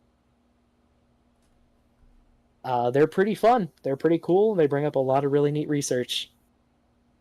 And a lot of terrifying tidbits like that. Yeah, that could just eat me. That's terrifying. It might. It might. That's not a beak, oh, yep, that's a great sword. Like Just Smile says in the chat, that ain't right. No. Yes, that's the appropriate reaction. Okay, the Meranos. Yeah, winged drakes in these could absolutely exist. They did exist. They were called pterosaurs. For sure. I'd put them below the Laranoth because their their wings are weird. Sure. Oh, a Radit says here you literally wouldn't be able to run from it. That's correct. Quetzalcoatlus could gallop like a giraffe. Oh, don't say that. I don't like that. Yes, it could gallop.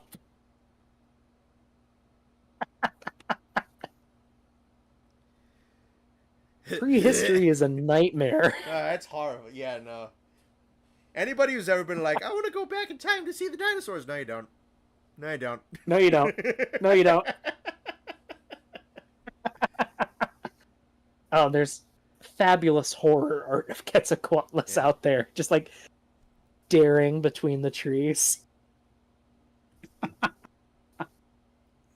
Alrighty. Kestodon. Hey, a Pachycephalosaurus. Pretty much. Yep. So here's another real animal. It's called a Pachycephalosaurus. Yeah. I I do love the sexual dimorphism. I Mhm. love that the males have a big old crest. Definitely fits. Um, there's one thing they do though that we don't really think Packies could have done, but still is in a lot of pop culture. Um, anytime you see pachycephalosaurs, they're always headbutting, like slamming their skulls into each other. Yep. It doesn't seem like they did that. Hmm. Is it like in how Um, their necks are built or whatnot? More so just that we don't really have evidence for it, and the way the force would have transferred through the skull would have been catastrophic. Uh, like catastrophic to the brain and the eyes Sure. and the ears. Um, and I'm actually one of my good friends in paleontology has published a lot of research on pachycephalosaurs. She's looked at these things through a microscope and she's published some really good work. It seems like what they did was they would more like bash each other on the sides and the flanks with the skulls. Hmm. Okay. Um, because the sides of the head are covered in spikes. They're also reinforced, but as spikes. Sure. And it seems they would have done more of a slapping thing, kind of necking like giraffes. They keep getting brought up. A lot of giraffes today. Yeah. I willed them into existence with the laser giraffes. It said, could they headbutt something? Probably if they had to. A scared animal will do just about anything to make itself safe again. Sure. But they panned out. We got another hiccup So, real quick. oh, sure. Well, hoping I'm heard, Stygimoloch and Dracorex appear to be just juvenile pachycephalosaurs. To form more of a pachycephalosaurus arrangement. Interesting. Yeah, no, I Yeah. knew about Stygimoloch, but that is interesting. I didn't know that factoid. Yeah, I will say I'm very sad to lose the names It because is the a cool names are name. fabulous. Yeah. I mean, the horned demon of the river Styx. Ah, it's awesome. And then the other one is the Dragon King of Hogwarts. Is that really what it's called? Draco Rex Hogwartsia.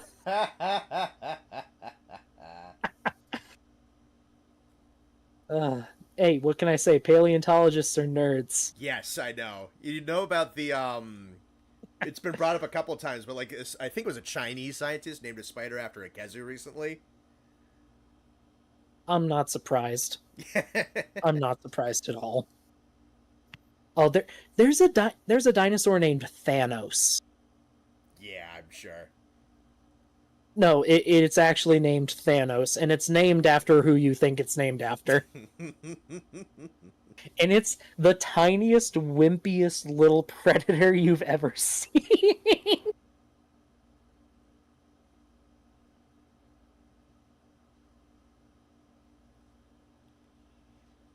Anyway, these are just pachycephalosaurs. I Pretty think they much. also go in S tier. And I notice a trend. I'm ranking basically all the dinosaurs in S tier. Well, some of these small ones are just straight up dinosaurs.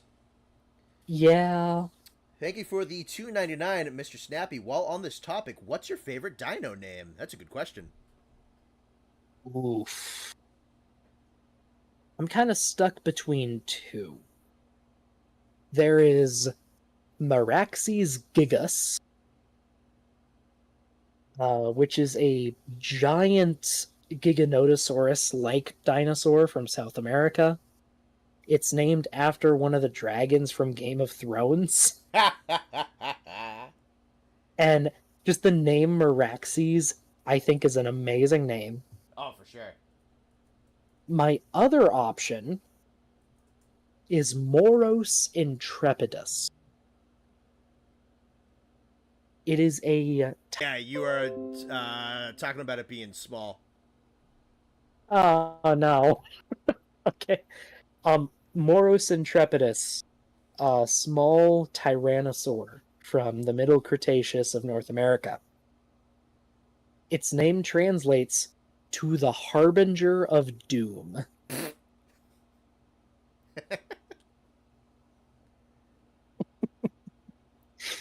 Uh, Paleontologists are nerds, and we like to have fun. What can I say? Yes. Well, shall we get to the next one? All It's right. Gastodon. Gastodon. The buffalo soars. Yeah, kind of. Um, okay, I have one major problem with them, and that's how furry they are while living in a volcano. Yes. I already said all the neat stuff about packies. These guys do have horns, which are kind of neat, but that rug, It's a lot of that fur. rug on their head, they would overheat Yeah, and they're not even like right in away. the kind of like the crystally outskirts of the Elder Recess. They're in the lava zones. Yeah. Oh, and really quick, Mr. Snappy 1794 is bad-mouthing Albertosaurus. I'll have you know that Albertosaurus' full name is Albertosaurus sarcophagus. It is the flesh-eating lizard from Alberta. It's a good name. Um, anyway, if they weren't so furry, they'd probably be in like A tier, but with the fluff, it honestly kind of stretches belief they could be where they are. Sure. I'd say below Durambros. Okay. They're way too fluffy. Anjanath. Here's my boy! Okay. So before anyone says Anjanath is just a T-Rex, Austin. yes, Austin, I would say you're wrong, because it is not a T-Rex. I don't know if it's confirmed, but I am fairly certain that this guy is based on a smaller Tyrannosaurid that really made the news a few years ago. Specifically one called Eutyrannus quali. Eutyrannus is an allosaur-sized tyrannosaur from China. And we found 3 individuals, all of them covered in feathers. Yeah. And they have these beautiful crests on their heads. I'm looking at... And I'm pretty sure that this guy is a very modified Eutyrannus. Mm-hmm.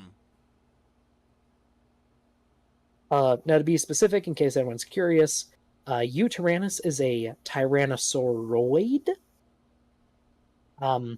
It is a subset of tyrannosauroids called a proceratosaurid. They're usually smaller, and they have, or most of them have crests on their heads. Eutyrannus in particular has a low, very holy crest along the top of its skull.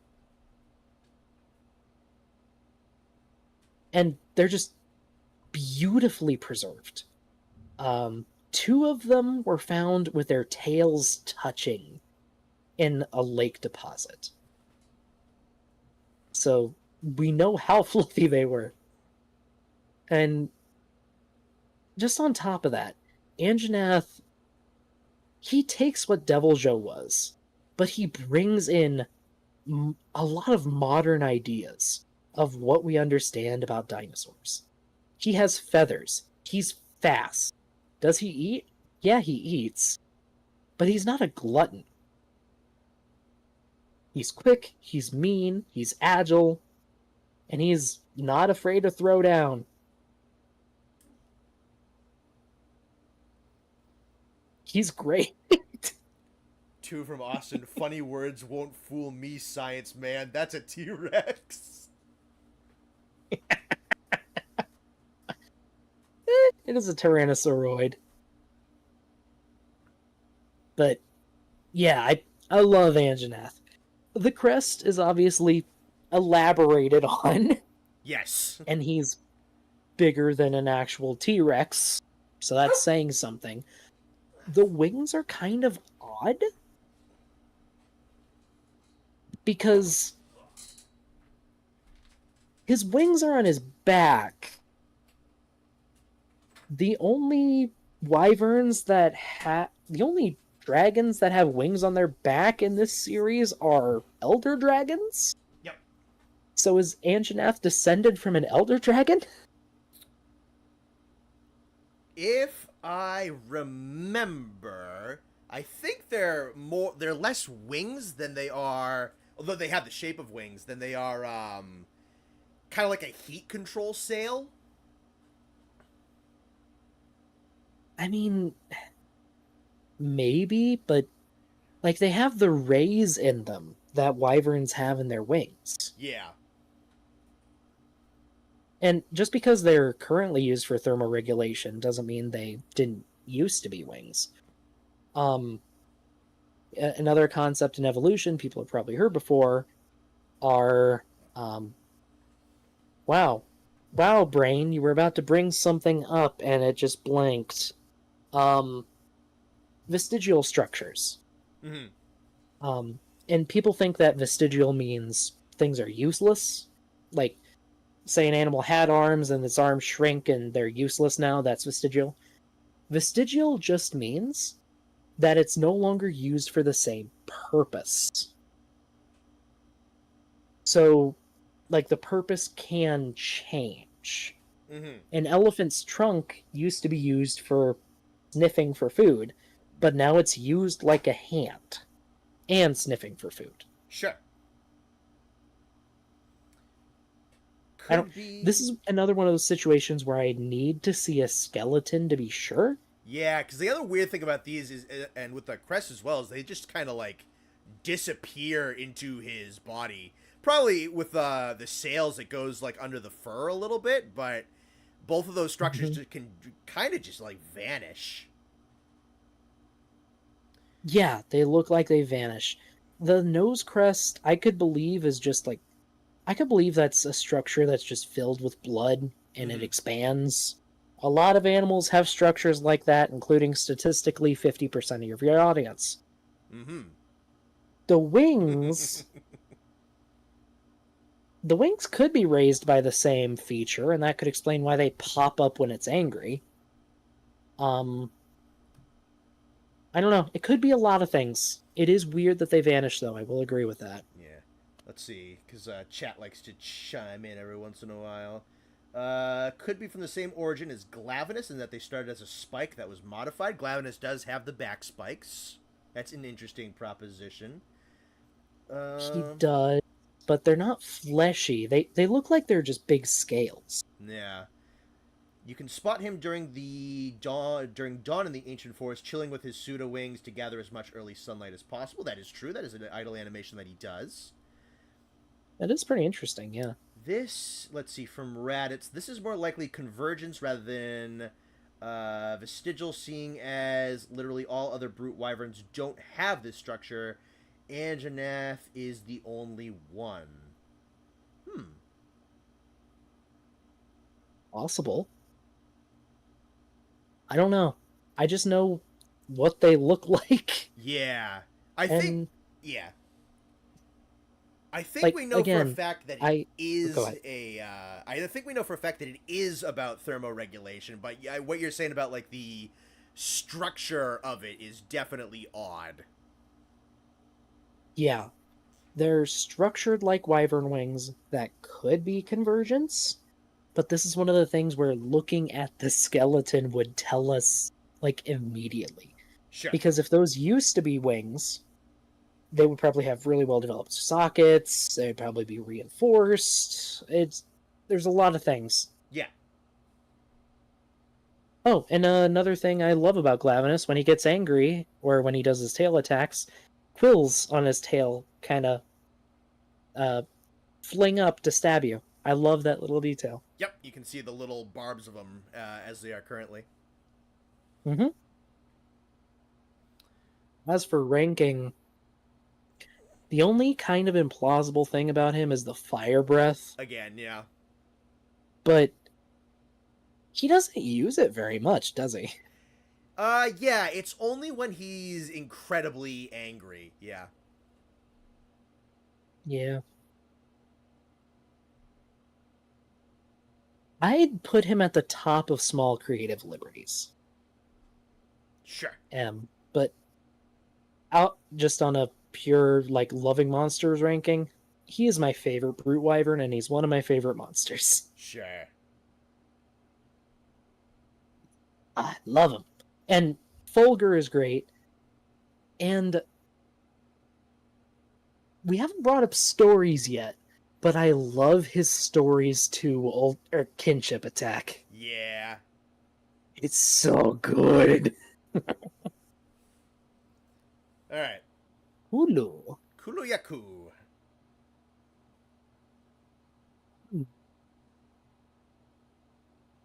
I mean, he's a raptor. He steals eggs.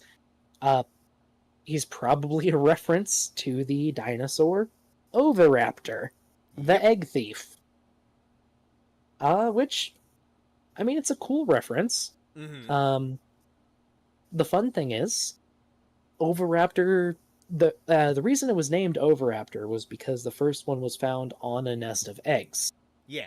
And those specific eggs were really common in the area, and the paleontologists who found them assumed they came from another super common dinosaur called Protoceratops. Hence the name Oviraptor Philoceratops, the egg thief who loves ceratopsian eggs. Mm-hmm. It wasn't until decades later that we found more of them on nests. And they were pretty obviously nests. And we found some eggs with the embryo still inside. And they were Oviraptor embryos. Now, let's say they probably did eat eggs when they could. Sure. Eggs are very nutritious. They're hard to pass up. Just a funny coincidence, I guess. Yeah, probably the inspiration for this guy. Head of a dodo, though, which is kind of neat. Yeah, good look. Not sure it'd be good for cracking open eggs, but to be fair, beaks don't need to specialize as much as teeth do. Mm-hmm. And he has a fun personality. He's apparently pretty curious. He likes to dig up other things like pottery and rocks. He uses tools, which suggests he's actually very intelligent. Yeah, I really like Kulu. I'd put him in S. He is just And I love straight up I love his little dinosaur. cockatiel comb. Yeah, I'd put him just above Macau. Cool. He's a good boy. Radoban. It's Uragon, but worse. He I mean, I think he's a better fight, but is, yeah. he's Uragon, but worse in plausibility. Mm-hmm. I'm just gonna say put him in the same tier as Uragon, but worse. Yeah. I like that he tars bones to himself. I think that's a cool idea. But no. Especially, where did he find a Diablos horn that frickin' big? You could say that about a lot of the Monster Hunter bones. Have you ever I mean, seen yeah, Have you ever but seen comparisons with like the daimyos and the shoguns and how their skulls look in comparison to the actual animal? I have. This is even worse. Yeah, it kind That of is. horn is bigger than a daimyo skull shell. It's really funny. Oh, Great I'm fight, sorry, awesome animal. Radamon. But no, this thing does not exist. Fair We have we have a new bottom. enough. Zitzi. City. It's another raptor, Yep. and it makes light. Yes. So it's a real animal with a fantasy element. I think we have a tier for that. Mm-hmm. Yeah. Because here's the thing, I don't think there is a vertebrate that makes light like that, or at least no tetrapod. So a fantasy element, but it's a fairly tame fantasy element. It's pretty cool. Sure. I'd put him in A.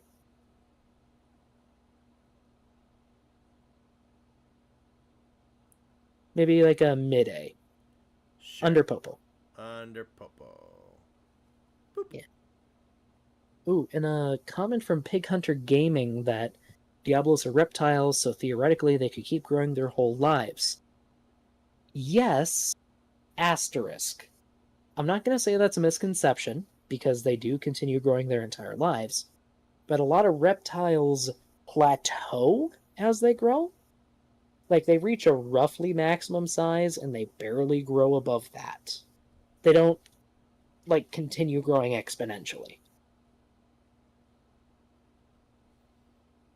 Like, you will never find an alligator that's 30 feet long. Not anymore, at least. Well, no alligator Mississippiensis. Alright. Oh boy. The guy who gets Bonbottle. lost. Oh yeah. What are you doing within 100 kilometers of a volcano? Yep. I mean, if he was less shaggy, he'd be way more plausible. Because you might say those antlers are gigantic and ridiculous. And actually, that would make me question, are they antlers or what are they made of? Because that actually means a lot. Because, like, horns can be made of a lot of different things. Antlers are just bone. Horns usually have a bony core, and then they have a lot more keratin outside of them. Think like a bighorn sheep. They Sure. get those big curls, but they only really have a little bit of bone right at the base. And then you can have like some rhino horns where there's no bone there, it's just keratin. Sure. If these are keratin horns, I would say they're kind of plausible. And I do love how he uses them like a plow and throws trees at you. That's an amazing environmental detail. Yes, it's pretty great. If there's any bone in there, no. Also, I like the little nose thing that pops up when he gets angry. It's kind of like Anjanath. Yeah. That said, he should not be anywhere but the Hoarfrost reach. Sure. Hey, nerds in the chat, was there ever a reason given for why Bonbro are nomadic, or did the Capcom, or did someone just, like, fail to change a setting for this guy? Because, like, if he was just an Arctic creature, how plausible? Wasn't Velkhana driving things away? I know it was doing it with Velkhana, or with Legiana at least. Yeah, but then why isn't, like, Barioth in the Ancient Forest? He's a Viking. Alright, that's a good answer. I like that. Well, mystery solved. He can raise his plates to expel heat, apparently. Yeah, that's I'm sorry, do you see that fluff? Yeah, that's, you can say that all you like. That's probably about a ton of hair on him. Uh, yeah, no, if he was only in the Hoarfrost reach, Yeah. honestly, I might put him in A. I think him being in a volcano or a jungle takes him down a tier, though. Yeah. Because that is not environmental. No. Yeah, that's kind of my thing with Bonbro is that I kind of just like close my eyes when he's in a different area. I'm like, that's not canon.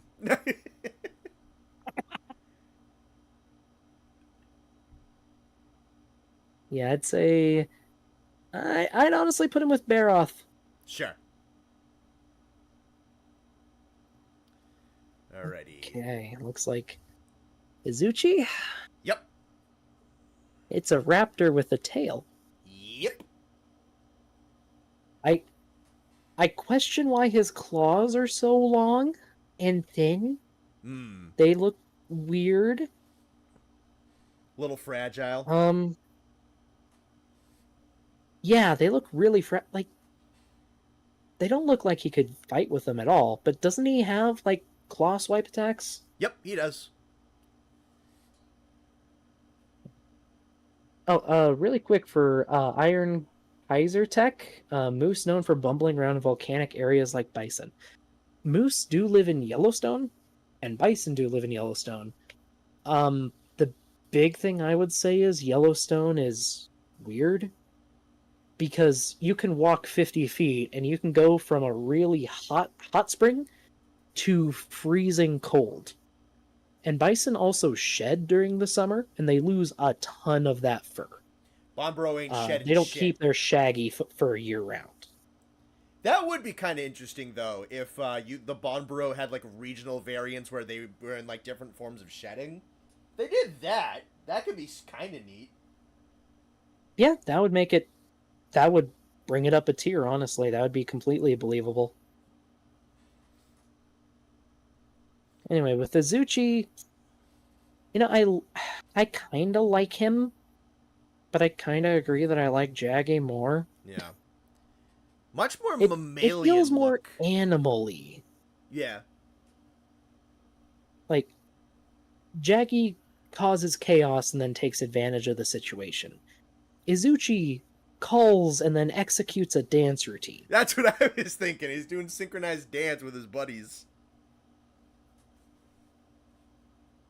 And then he, like, flings his tail into the ground and looks around like, ha, I've stabbed you. Oh, wait, that's dirt. Doug. I don't know. I maybe put him in B. Sure. I will say I do love his armor. Mm-hmm. Like, arguably one of the best looking sets in Rise, in my opinion. Alrighty. And we have Goss, and then we have a couple of Frontier ones. Us Harag, okay. The Yeti serial killer. Yes. I love this guy. I love him. It's weird. When it comes to a fight, I love Goss way more when I use a greatsword. Sure. Like, I can't hunt him with any other weapon. It just feels too good to, like, do the rage slash, and he stabs you, and then you just take off his arm. Yeah. I find him with Swax a lot. I can see that. I like the meaty hit. Sure. Oh, yep, bury the chopper. That too. I think the ice blades are a neat idea. Mm-hmm. I don't know how you justify it physiologically, unless he's, like, spraying out alcohol with water vapor, which would freeze super quick in the cold. Yeah. I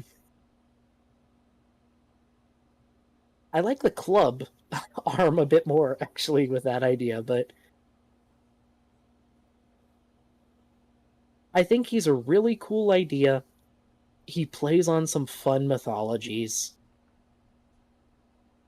he's just got a little fantasy element to him. Little You bit, know? for sure. Yeah. Yeah, like he feels like an RPG monster more than he does an ant, With the which ice, yeah. isn't necessarily a bad thing, but it's less what I feel Monster Hunter tries to go for a lot of the time. Mm-hmm. Like, this feels like a legend you'd hear atop some mountain village that appears in a blizzard. It doesn't feel like, oh, yes, we see the Gos Harag every winter. There it is. You know? Like, even Rathalos feels like that, even in the older games. Sure. I'd say another B. Okay. Um, like, I love his serial killer walk when he Yes. Oh, stuns that's you. so sick. When he's dragging the thing behind him, it's so cool. It's so good. His arm or his weapons are pretty fun too. Mhm. I love his greatsword. Oh yeah, Was the best greatsword for a while. one of the best looking too, for sure. Yeah, just a huge ass chopper. All right, so we getting in frontier territory. Yeah, a little bit of frontier, a little bit of online. So we got some dinosaurs from there. This is the Abiorugu. Uh, we Marsh. have Glavinus at home. This is like proto Glavinus actually. Uh, yeah, you're right. He's a little bit older. And he's got Stegosaurus plates. He has that knife tail. You know, I know I just made fun of him, but he actually looks like a more balanced, realistic Glavinus. Yeah. When he moves around, does he hunker down like the other brute wyverns, or does he have a more upright posture? It is. It's very hunkered. It's very. Originally, he was almost like a complete rip of Devil Joe, especially in like his low rank form, and then he starts to get a couple of his own moves. Okay. Oh, I remember the Rage Gaming playthrough of Frontier a little bit. Yep. Wasn't his sword like one of the bigger models, and it actually had bigger hitboxes? Yes, Frontier has different weapon lengths to them, with like longer weapons having bigger hitboxes, shorter weapons typically having bigger raw value damage to compensate. So yeah, his greatsword is gigantic. That's actually a cool detail, balancing length with damage. I like that, actually. Yeah. You know, I'd put him a tier above Glavinus. Sure. Does he have any elemental abilities? Fire. Okay. Let's see, where is Glavinus? Glavinus is in. Oh, heavy suspension. Yep. Yeah, I'd put him between Bonbaro and Duramboros. Okay. Like, he's less back heavy. Sure. Oh, absolutely. Though this does raise an interesting question: do you think that dinosaurs in real life had air juggle combos? Why do you ask? Because Abiorugu does. I want to see that, but no.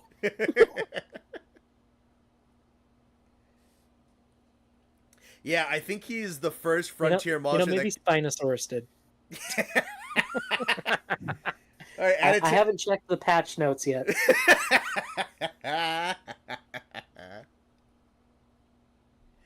Alrighty. He does have a cousin.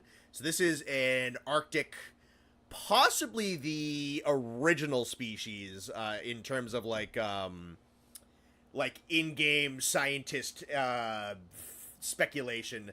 So his cousin, the Giaurugu. And this is, we were talking about Zamtrios a little bit and like ice armor off of the antifreeze type of particles in the blood. This creature is actually confirmed to have like particles in his blood that helps it freeze when it's ejected from the body, and it'll have like limited ice structures on his tail and whatnot. Okay, that's actually a really cool. That's actually really cool. And I like his head crest. Yeah, for sure. I like the tusks. Usually, do we know what they eat? Let's see. I think the region he lives in, he's one of the top level predators. There is a species of leviathan that is very much based off of seals and walruses, and they have a I've seen that thing. yeah, Pocarodon. So there's smaller Pocara. I would assume that is probably a huge chunk of their diet. I forget if Popo can go to the polar sea. Okay. I was gonna say the tusks are kind of interesting. A lot of times when you see tusks on animals, they're for fighting each other. Sure. Though they can be used for defense. I'm not gonna say they can't. But they're often for fighting each other. So I wonder if that could indicate some social behavior. Uh, I really like how the blue goes into yellow green with the back spikes. Mm-hmm. I like the colors on this guy, honestly. Yep. I'm guessing he has like ice breath. You said he has ice breath? Yeah, he does. Okay. Does he spin like Uragon does too? Or I believe. did I Yes. just hear that somewhere? No. He does. Okay. It's much less than Uragon, but it is more of just kind of like a forward. It's more of a somersault than a curl up into a roll. Okay. Which a dinosaur probably still isn't doing, but it is maybe a little more. No. Does Abiarugu do that too? Yes, they both do. Okay. I would say I would put them I would put him right next to the other one. Slightly higher, or I would put him just above the other one just because I like the color more. I'm Sure. going to be petty on that because Fair. they look really similar. Happens a lot around I here. like them though. All right. Oh yeah. So this guy... Also, I see more tabs than creatures left. Some of those are this is the art you sent me. what? I can close some of these. And this is the poison belly flop guy, isn't he? Yes, that is Gasura Bazura. Okay. Yeah, before he puffs up, I don't hate his design. When he puffs up, it's kind of a little funky. Yeah. Do you have a photo of the more base version? Yep. Could the tusks on, I'm guessing it, the ice one be for mating preferences? Yeah, possibly. I mean, that whole tail looks like a massive display structure. Yeah, so do Okay. that one. And then when he gets angry, like, he starts puffing up, right? Yes. Okay. I actually really like the base version. I love the purple and brown. Mm-hmm. Huh. He has a really big chin. Yeah, this is a weird... His proportions are a little bit better with his actual in-game one. This one... There's something a little off with how this one is posed. I mean, the head's probably just really close, and Yeah. everything else is weird. Huh. And so he does poison. What other attacks does he do? Doesn't he, like, mold the sand and, like, jump on it? Yep, so the unenraged Gasura is, like, the poison brute wyvern. Like, tons of output of it. Breath attacks, big bubbles of it can, like, pour so much of it out of his body that can get into the sand. And the cool thing about him is when he goes enraged and all this stuff puffs up, he really can't output poison all that much, and he goes straight into being a much more physical monster. So he does have a little bit of sand shaking around. He is able to dig. He is able to, I don't know how, but he does create a big sand structure that he's able to flop off of. I mean, I would guess, like, the poison sticks the sand together, but... it's weird. I would put the unenraged and the enraged versions in different tiers. Sure. But I guess they're the same animal. Maybe a high C? Okay. Like heavy suspension of disbelief. I'd say above Glavinus. Okay. And the last one here. Where'd he go? Ah, yeah, here we go.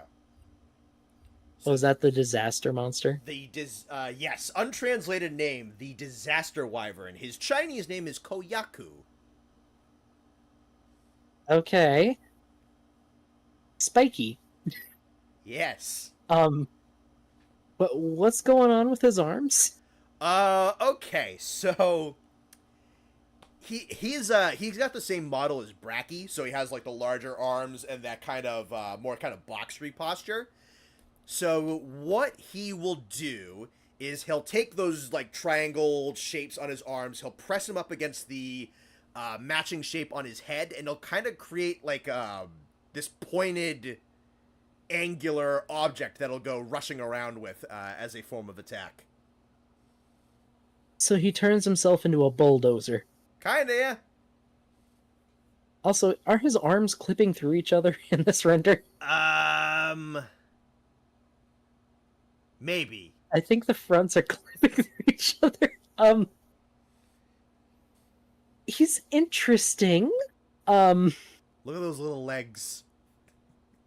Yeah. They're like segmented like bug legs. They're they're fucking weird.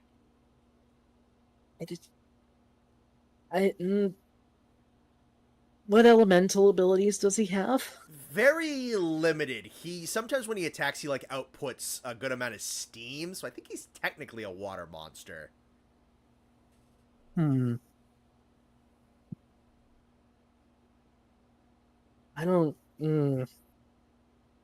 I'm sorry. I'm not really feeling this guy.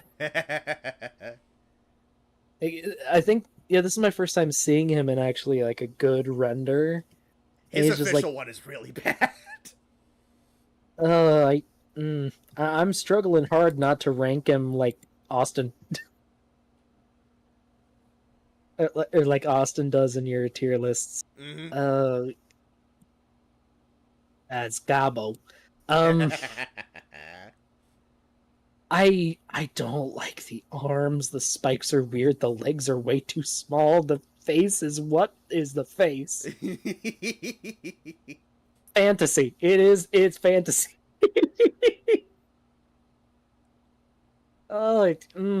Just above the Ouroboros.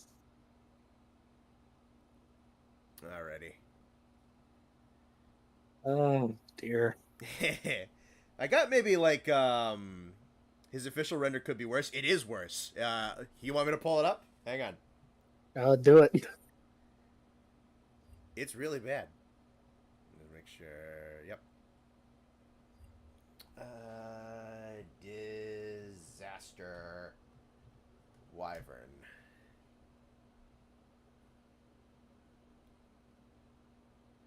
What is that pose? I don't know. It's so bad. His poor back. Oh. His legs look so much worse too.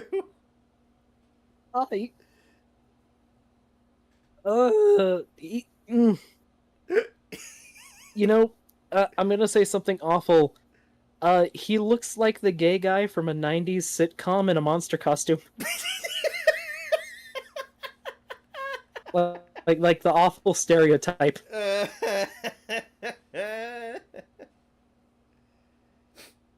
It's so bad. Hello, ladies. All right. I actually off of the tier list, but I do have 2 more questions for you.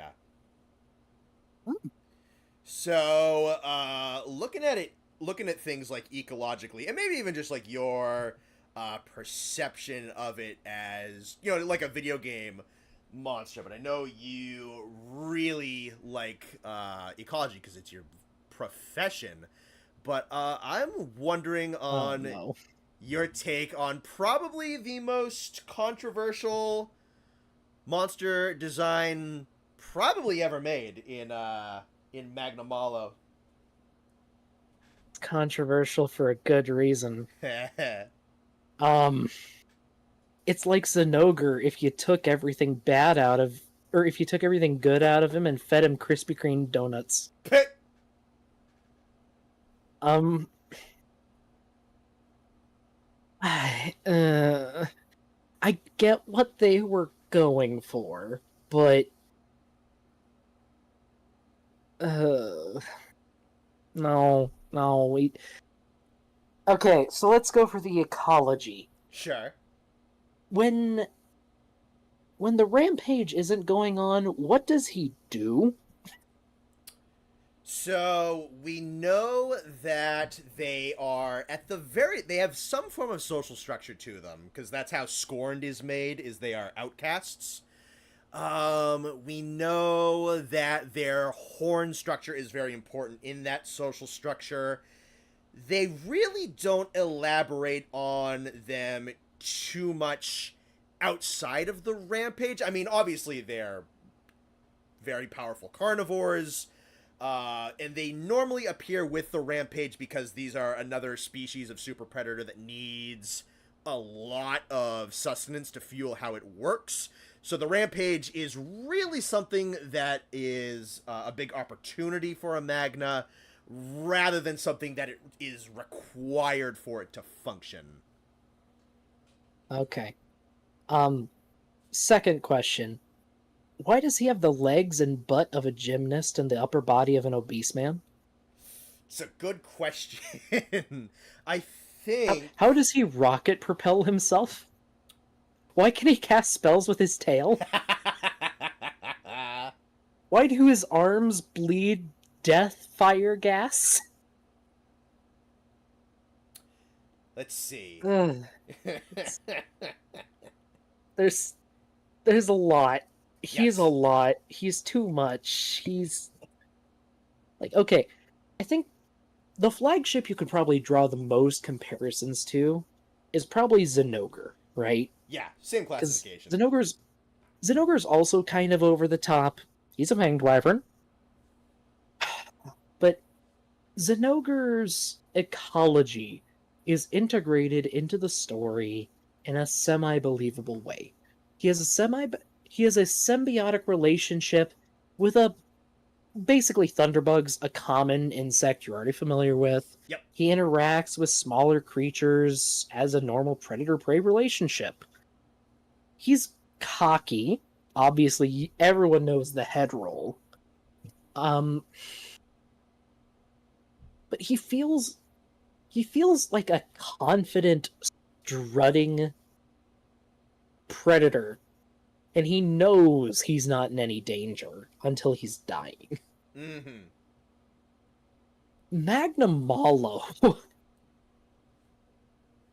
Magna Malo feels like he has, I'll say, bad military training. He has a gymnastics background, and yet his chest is bigger than Acedius's head. Mm-hmm. His proportions don't make sense to me. His movements don't make sense. And his Hellfire ability? What is that? What even is that? It is natural gases from the animals that he eats ejected from parts of his body, and I don't know how he gets it to combust. It is probably a Monster Hunter type of thing where it just like he has organs that allow it to combust, but I know it is natural gases consumed from prey.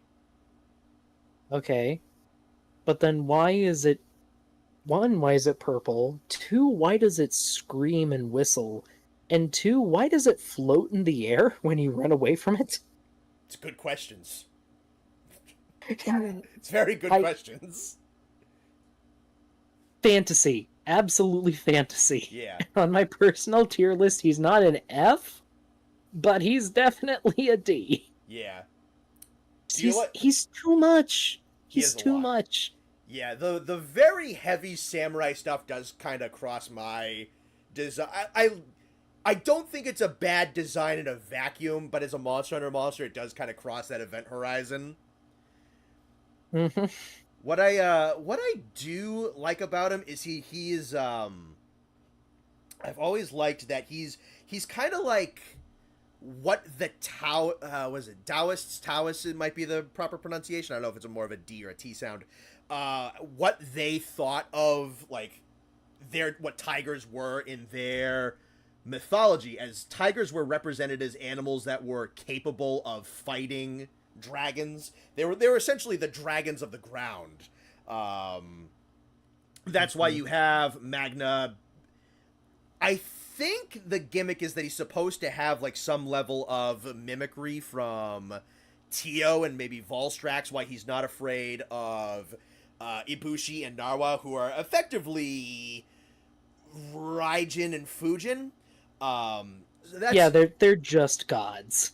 yeah. So I think Magnamalo is supposed to be like the mythological Taoist tiger of this kind of thing that can spar off against dragons. It's why he can beat some elders in turf wars.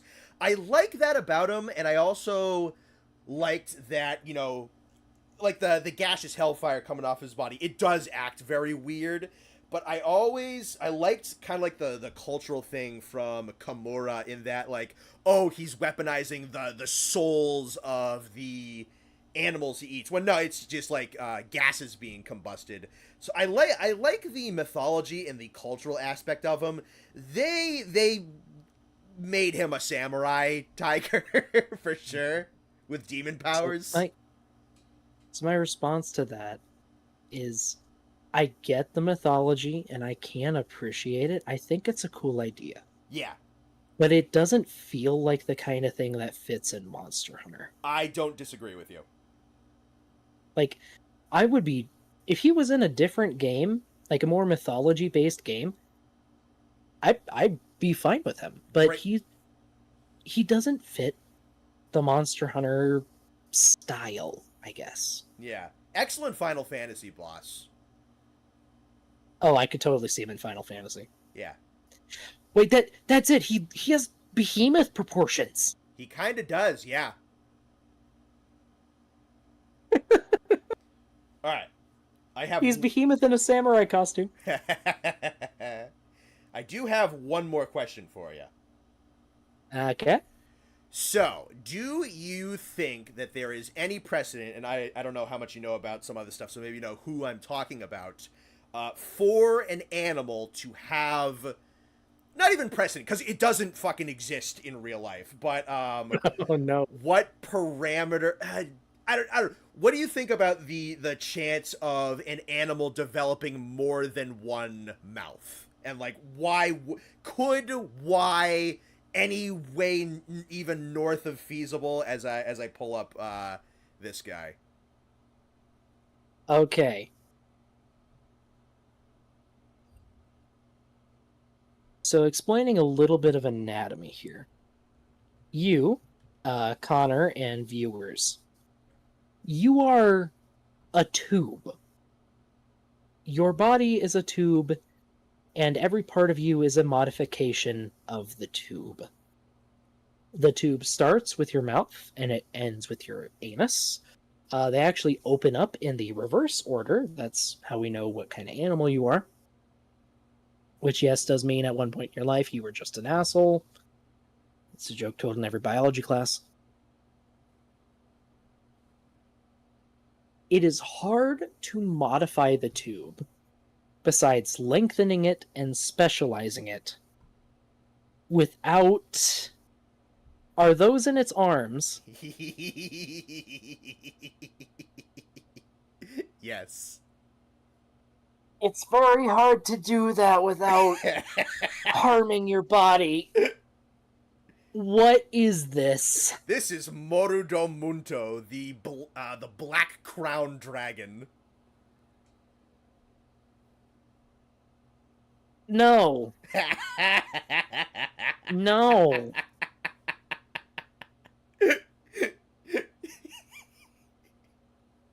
But Also, first, yes, Quacktastic, you're a living slip and slide. Second, no. It looks like it has lampreys for elbows.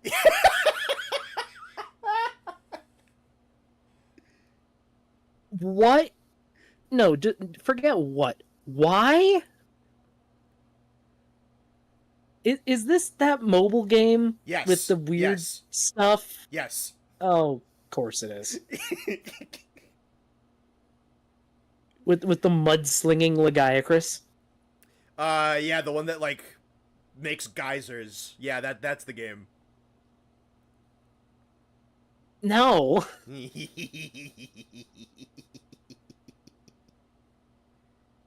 You know, I would mod my game just to delete his data. No.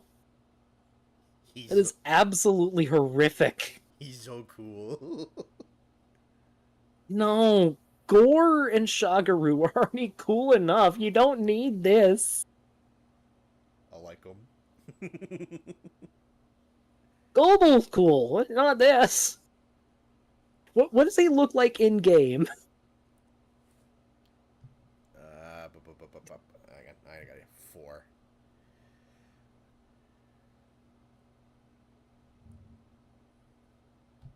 Looks like that. Okay. It looks edgy but not awful. Mm-hmm. It looks like they had a collaboration with World of Warcraft and this was their rendition of the Lich King. Yeah. And I know I can say that about this game because I've seen the Ava Bracky. Yes. Which actually I will say is possible. I love that design. But this is oh, this is something. But why though? You want to know the reason why? Yes. All right. You see this black and blue spiky stuff? Is that its blood or something? Yeah, you see all these scratches on his torso? Yeah. Yeah, so his super attack is shredding his torso to bits because he has a fluid that mingles with his blood that will freeze over and turn into spiky objects in the cold air of his environment. So he lacerates and maims himself, sends his blood flying out in several directions. That all solidifies into these spike things. And I think the reason he has 3 mouths is because he has to eat a lot of food so that doesn't kill him. This thing should embarrass a middle school goth kid. This is so edgy and dumb. Yeah, that's why I like him. No. No.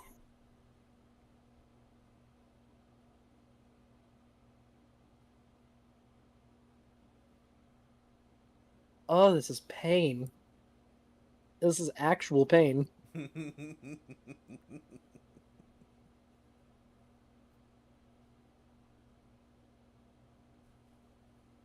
Alright, I'll bring the ducks back.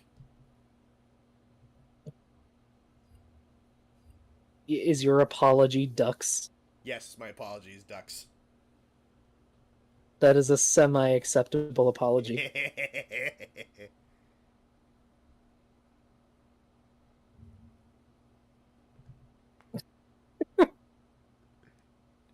Alright, everybody! Okay.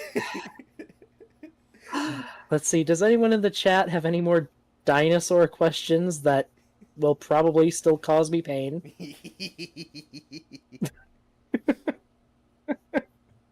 Save us, Well, oh holy ducks. For the third time, Iron Kaiser is asking about the ecology of Malzeno. Oh man, I don't know. He's wacky. I haven't fought Primordial. Really. Yeah. Yeah, Mouse is... I mean, like, the uncurioified Malzeno's not, like, the craziest thing ever. He's got, like, wicked, super durable wings that probably I don't think most animals would use wings like weapons like that, but once you get like the curio blood powers, then it gets kind of nutty. But like the actual like real animal, it's not that crazy. Yeah. Um. He does Ooh, not how teleport. plausible are the? Yeah. I mean, that does make it more plausible. I don't Yes. know. If you look at I think his guys. Oh, good. yeah, if you look at his dash from the side, was it Kaiser? He doesn't teleport. He just moves very very fast. Hmm. Mr. Snappy's asking how plausible are the gills of Gyros and Odogaron? Not impossible, actually. Humans can be born with an open gill arch, actually. Um, for those who don't know, fish have bony arches in their equivalent of our neck.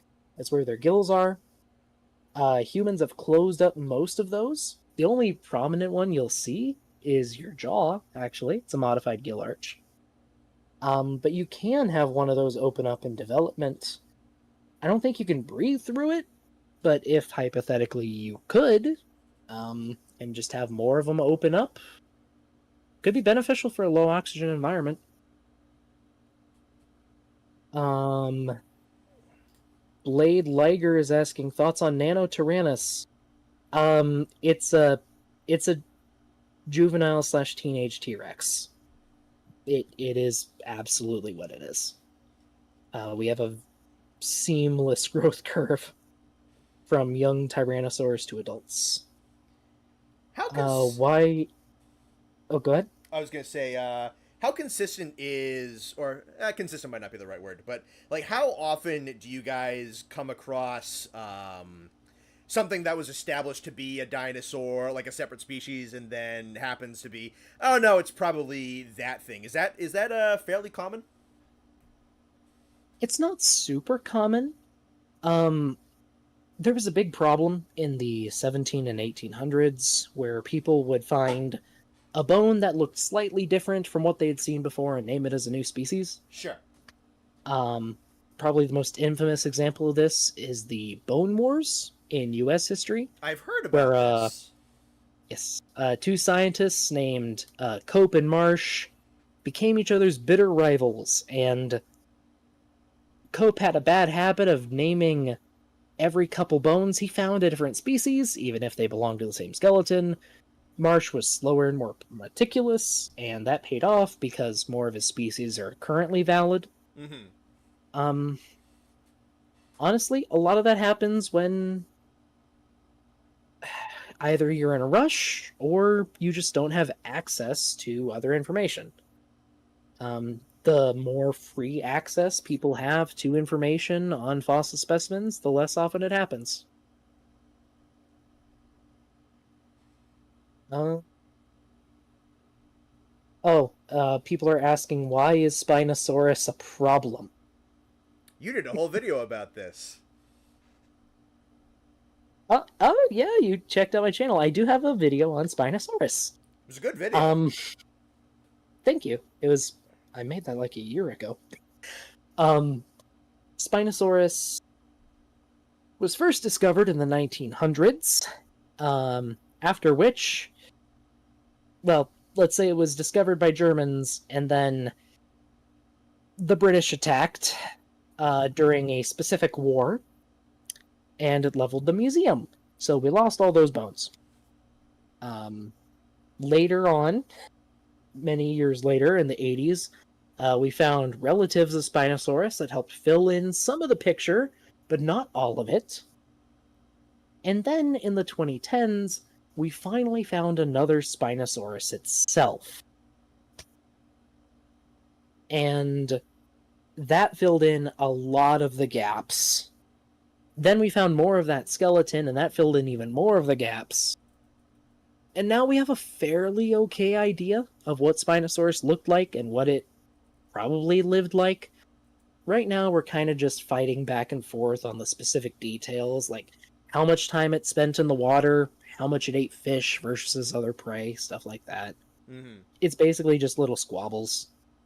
we know what Spinosaurus looked like now, for the most part.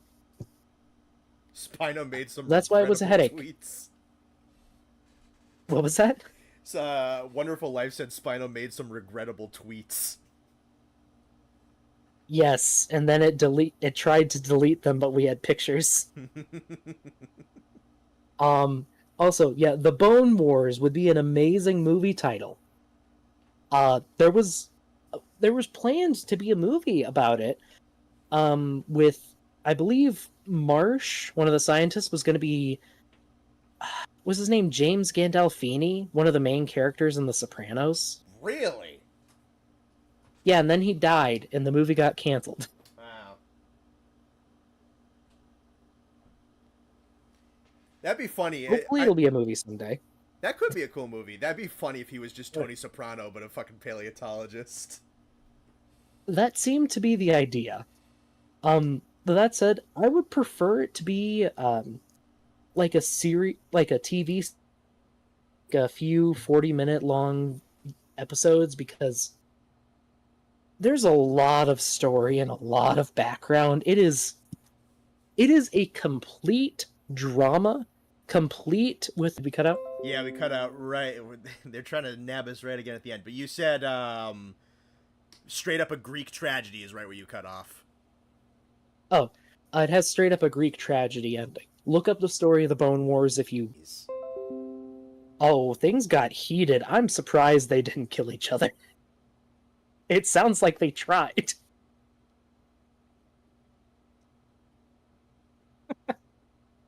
Yeah, I've heard a little bit about that story, but not all those details. That sounds fucking crazy.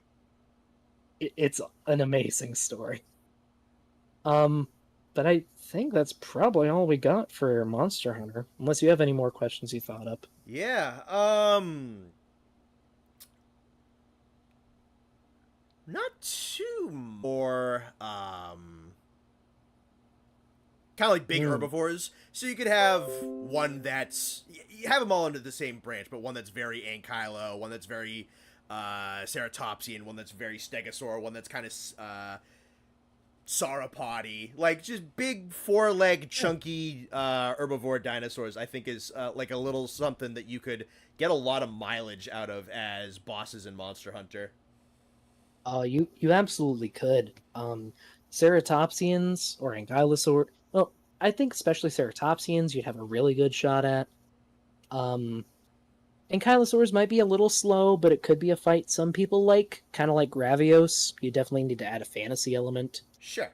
Kind of the same thing for sauropods. Make that like a siege fight, I guess. Could, yeah. There's also some sauropods aren't huge. You could probably do something with like neck attacks and tails and shit like that if you wanted to. Yeah, but this is Monster Hunter we're talking about. Also fair.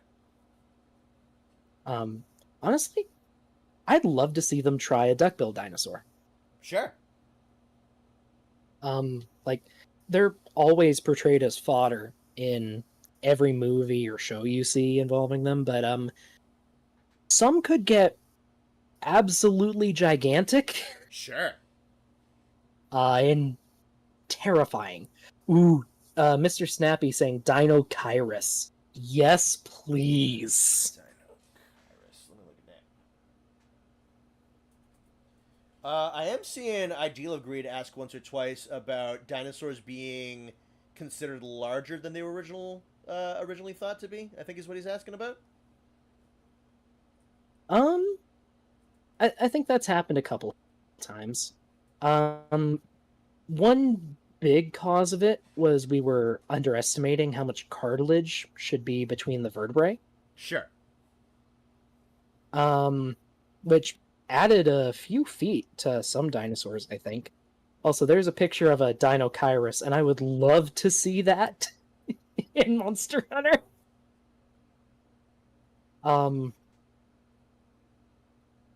Yeah. Alrighty. How do you want to do outros or things? So, I think we're pretty much good to go. Thank you, everybody, for hopping in and joining us. consistently we were around like 80 to 90 people for this showcase. So I'm glad you guys found this interesting. You guys have been a terrific audience. Dr. Dino, you have been a phenomenal guest. This has been a lot of fun, actually. So I'm super glad you came on. Thank you.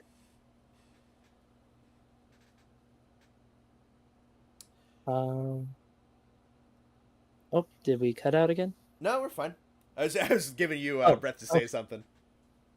Oh, I just said thank you, and Okay. then you were silent. Yeah. I don't know if I was cutting you off, whatever. Say my full handle like you've spotted a hated enemy, please. Okay. I don't know, you want to do it and then I do it? I can try for that. How'd I go? The ideal of greed. That's more of like a tough guy voice, but whatever. That's kind of fun. The I think you cut your mic.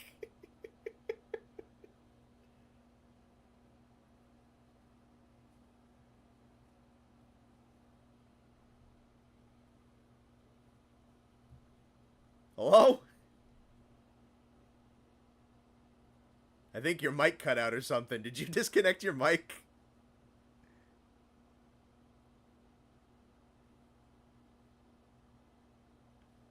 I think he's dead.